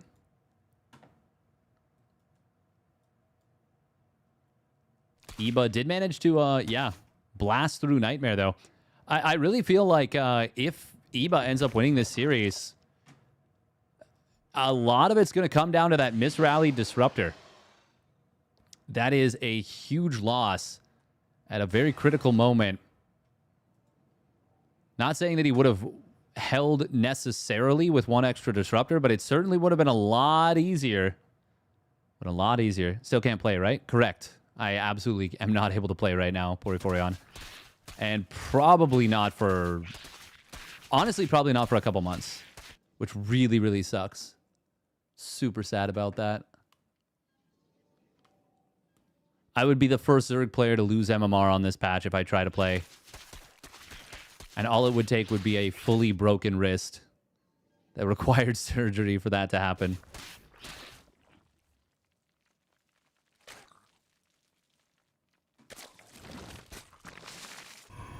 Nightmare going back to the Stargate, the tried and tested, true. Is Zerg the new Protoss? It might be.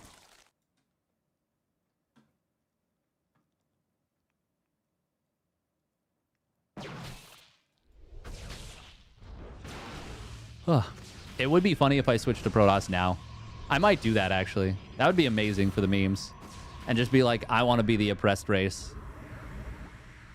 People are like, why? You've played Zerg for 16 years. It's like, yeah, but now they're clearly busted, so I can't do this anymore. Oh, you would most definitely beat me with my mouse only. There's no chance. You could make like one Cyclone and I would lose. Exactly, it's left-hand mouse only. Oh no, Nightmare! No, oh god, not again with the Oracle losses. 3 drones is disastrously bad for losing an Oracle. Especially since there was no Adept pressure earlier, so Iba already had a pretty good drone count.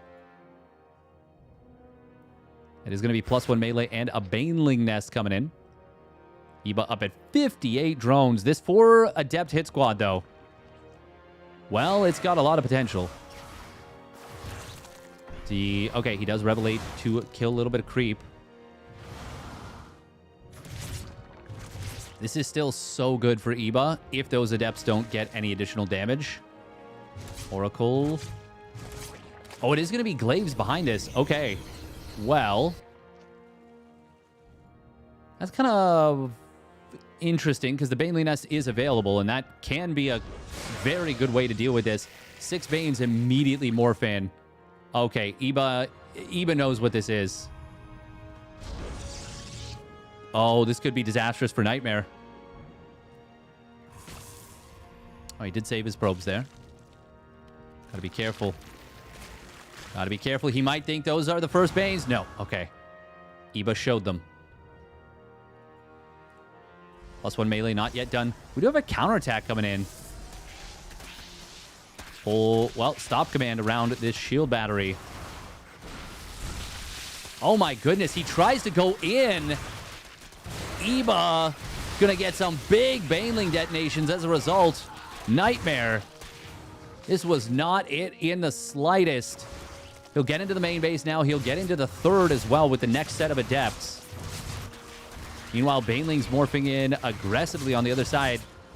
This started out so handled, but is now starting to get a lot of damage, actually.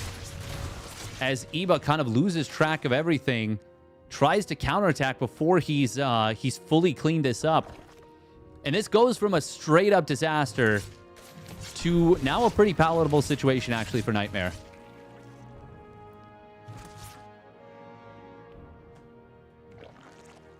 Oh, that's so unfortunate for Iba. He didn't have a layer. He didn't have a layer. Oh, no. Oh, now his tech is so delayed. I mean, he does have +1 melee. He can start +1 missile or carapace. He should be able to clear these Adepts up before they can shade out. Easily, in fact, yeah. There's a +1 missile. He can still hit a Hydraling Bane timing. It'll be off-kilter because he'll need to wait for the Hydralisk Den to finish and both upgrades to complete. Oh, Nightmare. Okay. I was going to say he's a little late on the warp in, potentially, but he was ready with it. Main reason to not to switch, Cyril would be disappointed in you? Oh, damn. Well, that's actually enough. That's enough. I can't disappoint the great Yuna Sutala. Blink is very late for this move out. Like, it is not done yet. And I really don't think you want to be... I mean, the Oracle's not even overhead. Like, if Iba jumped this army, this would actually be just a ton of dead Stalkers. But it's not going to happen. Blink will get a chance to complete. Nightmare is kiting very nicely. Now Blink finally completes, but Iba... Well, he'll give up on that one. Oh, Banelings on the other side of the map getting caught by a stasis trappy. Nightmare's going to have to pull probes. Storm is on the way.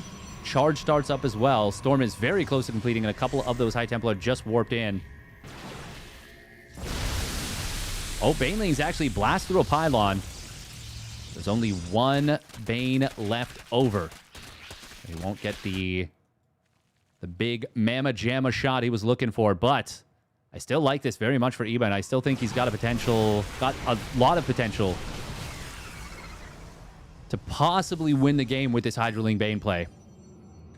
However, the lateness of the layer really, really undercut this. He could be hitting basically right now, but unfortunately, he's not able to just yet.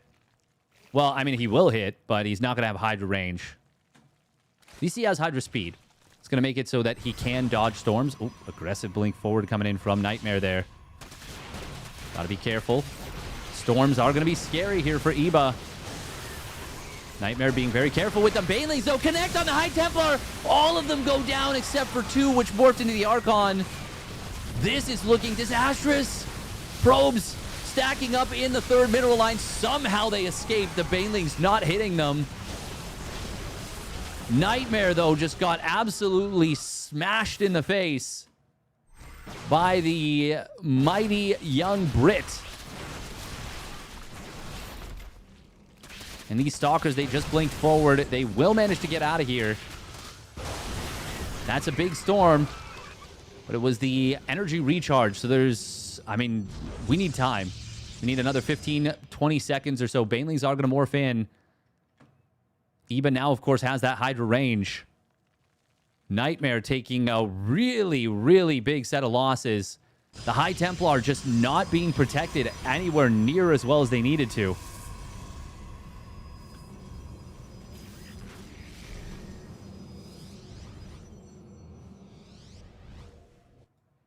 These games are indeed on the old patch.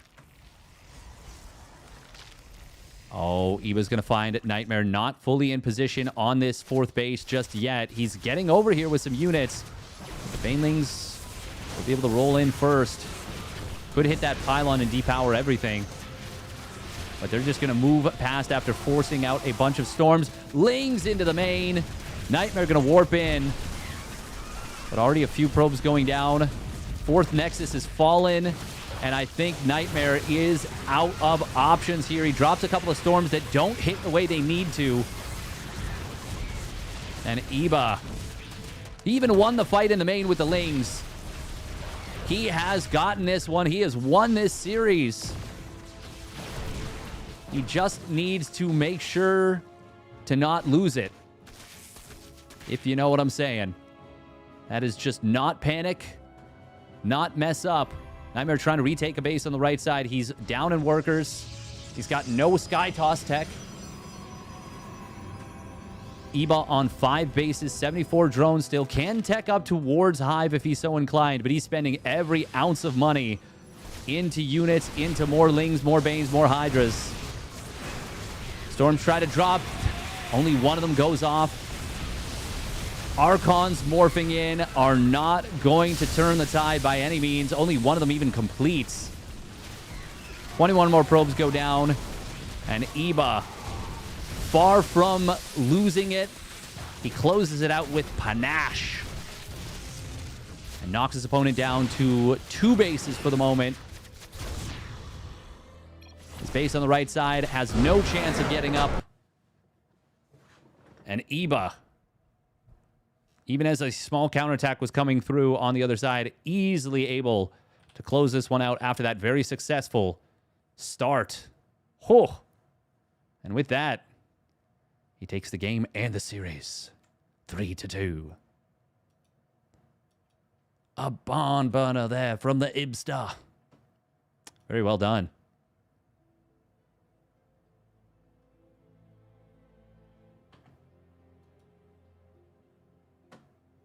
Nice set of games today.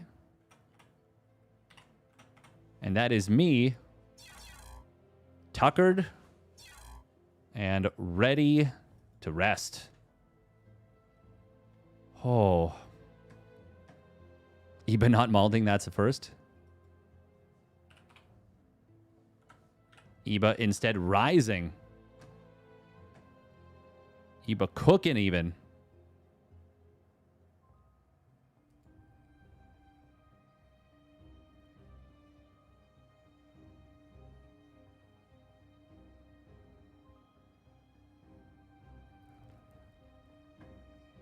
Oh.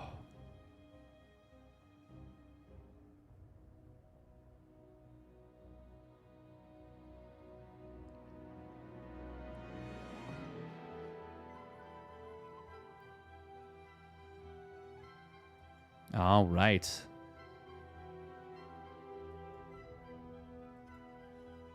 Who should we raid, chat? Well done by Iba there. Once again, thank you to EddieSC2 for putting this one on. Very much appreciated. Oh. Tuckered out. We should raid a fist. All right, all right. I don't see a fist streaming, but...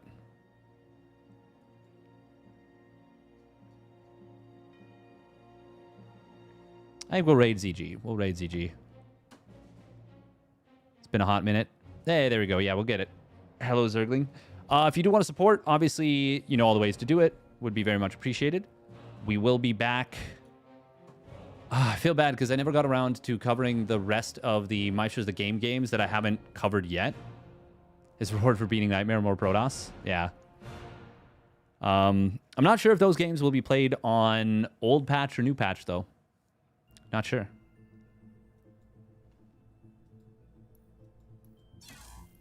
Eddie may be deciding that himself, so may not have made up his mind just yet.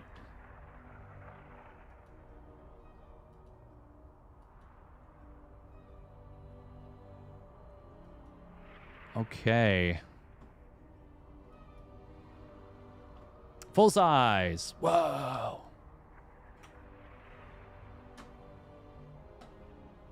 Double Archon drop to be specific. Yep.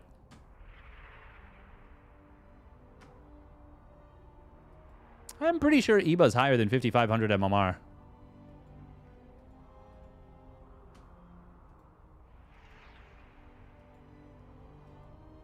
I think the series really comes down to that moment with the Disruptor in game number 4. It was looking very decent for Nightmare until that point, I feel. But good job from Iba. He battled. He battled, and he got it done. All right. Yeah, what was I going to say? For sure, we'll be back for Meister's the Game on Saturday. Maybe we cover the rest of the Meister's the Game stuff tomorrow and Friday. I really want to. I genuinely do really want to. I'm just like, God, I'm so tired. And this is not even that long of a stream. We'll see how I'm feeling after getting, like, the stitches out and stuff tomorrow. That's for me. That's 10:30. I'm actually counting it down. It's so dumb because I know that I'm, like this arm is going to be covered again with a cast. And it's a fiberglass cast, so it's far more, like, permanent. But I'm like, oh, man, I'm so excited to, like, get air on this skin again. Like, to just have, like, be able to move it a little bit for a little while. All right. I am donezo. Enjoy Zombie Grub.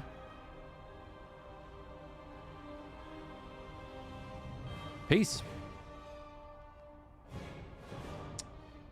Yeah, if we do stream tomorrow, it would be like 1 p.m. again, probably.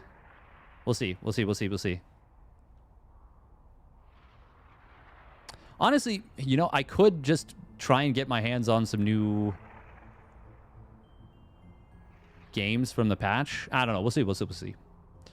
Bye-bye.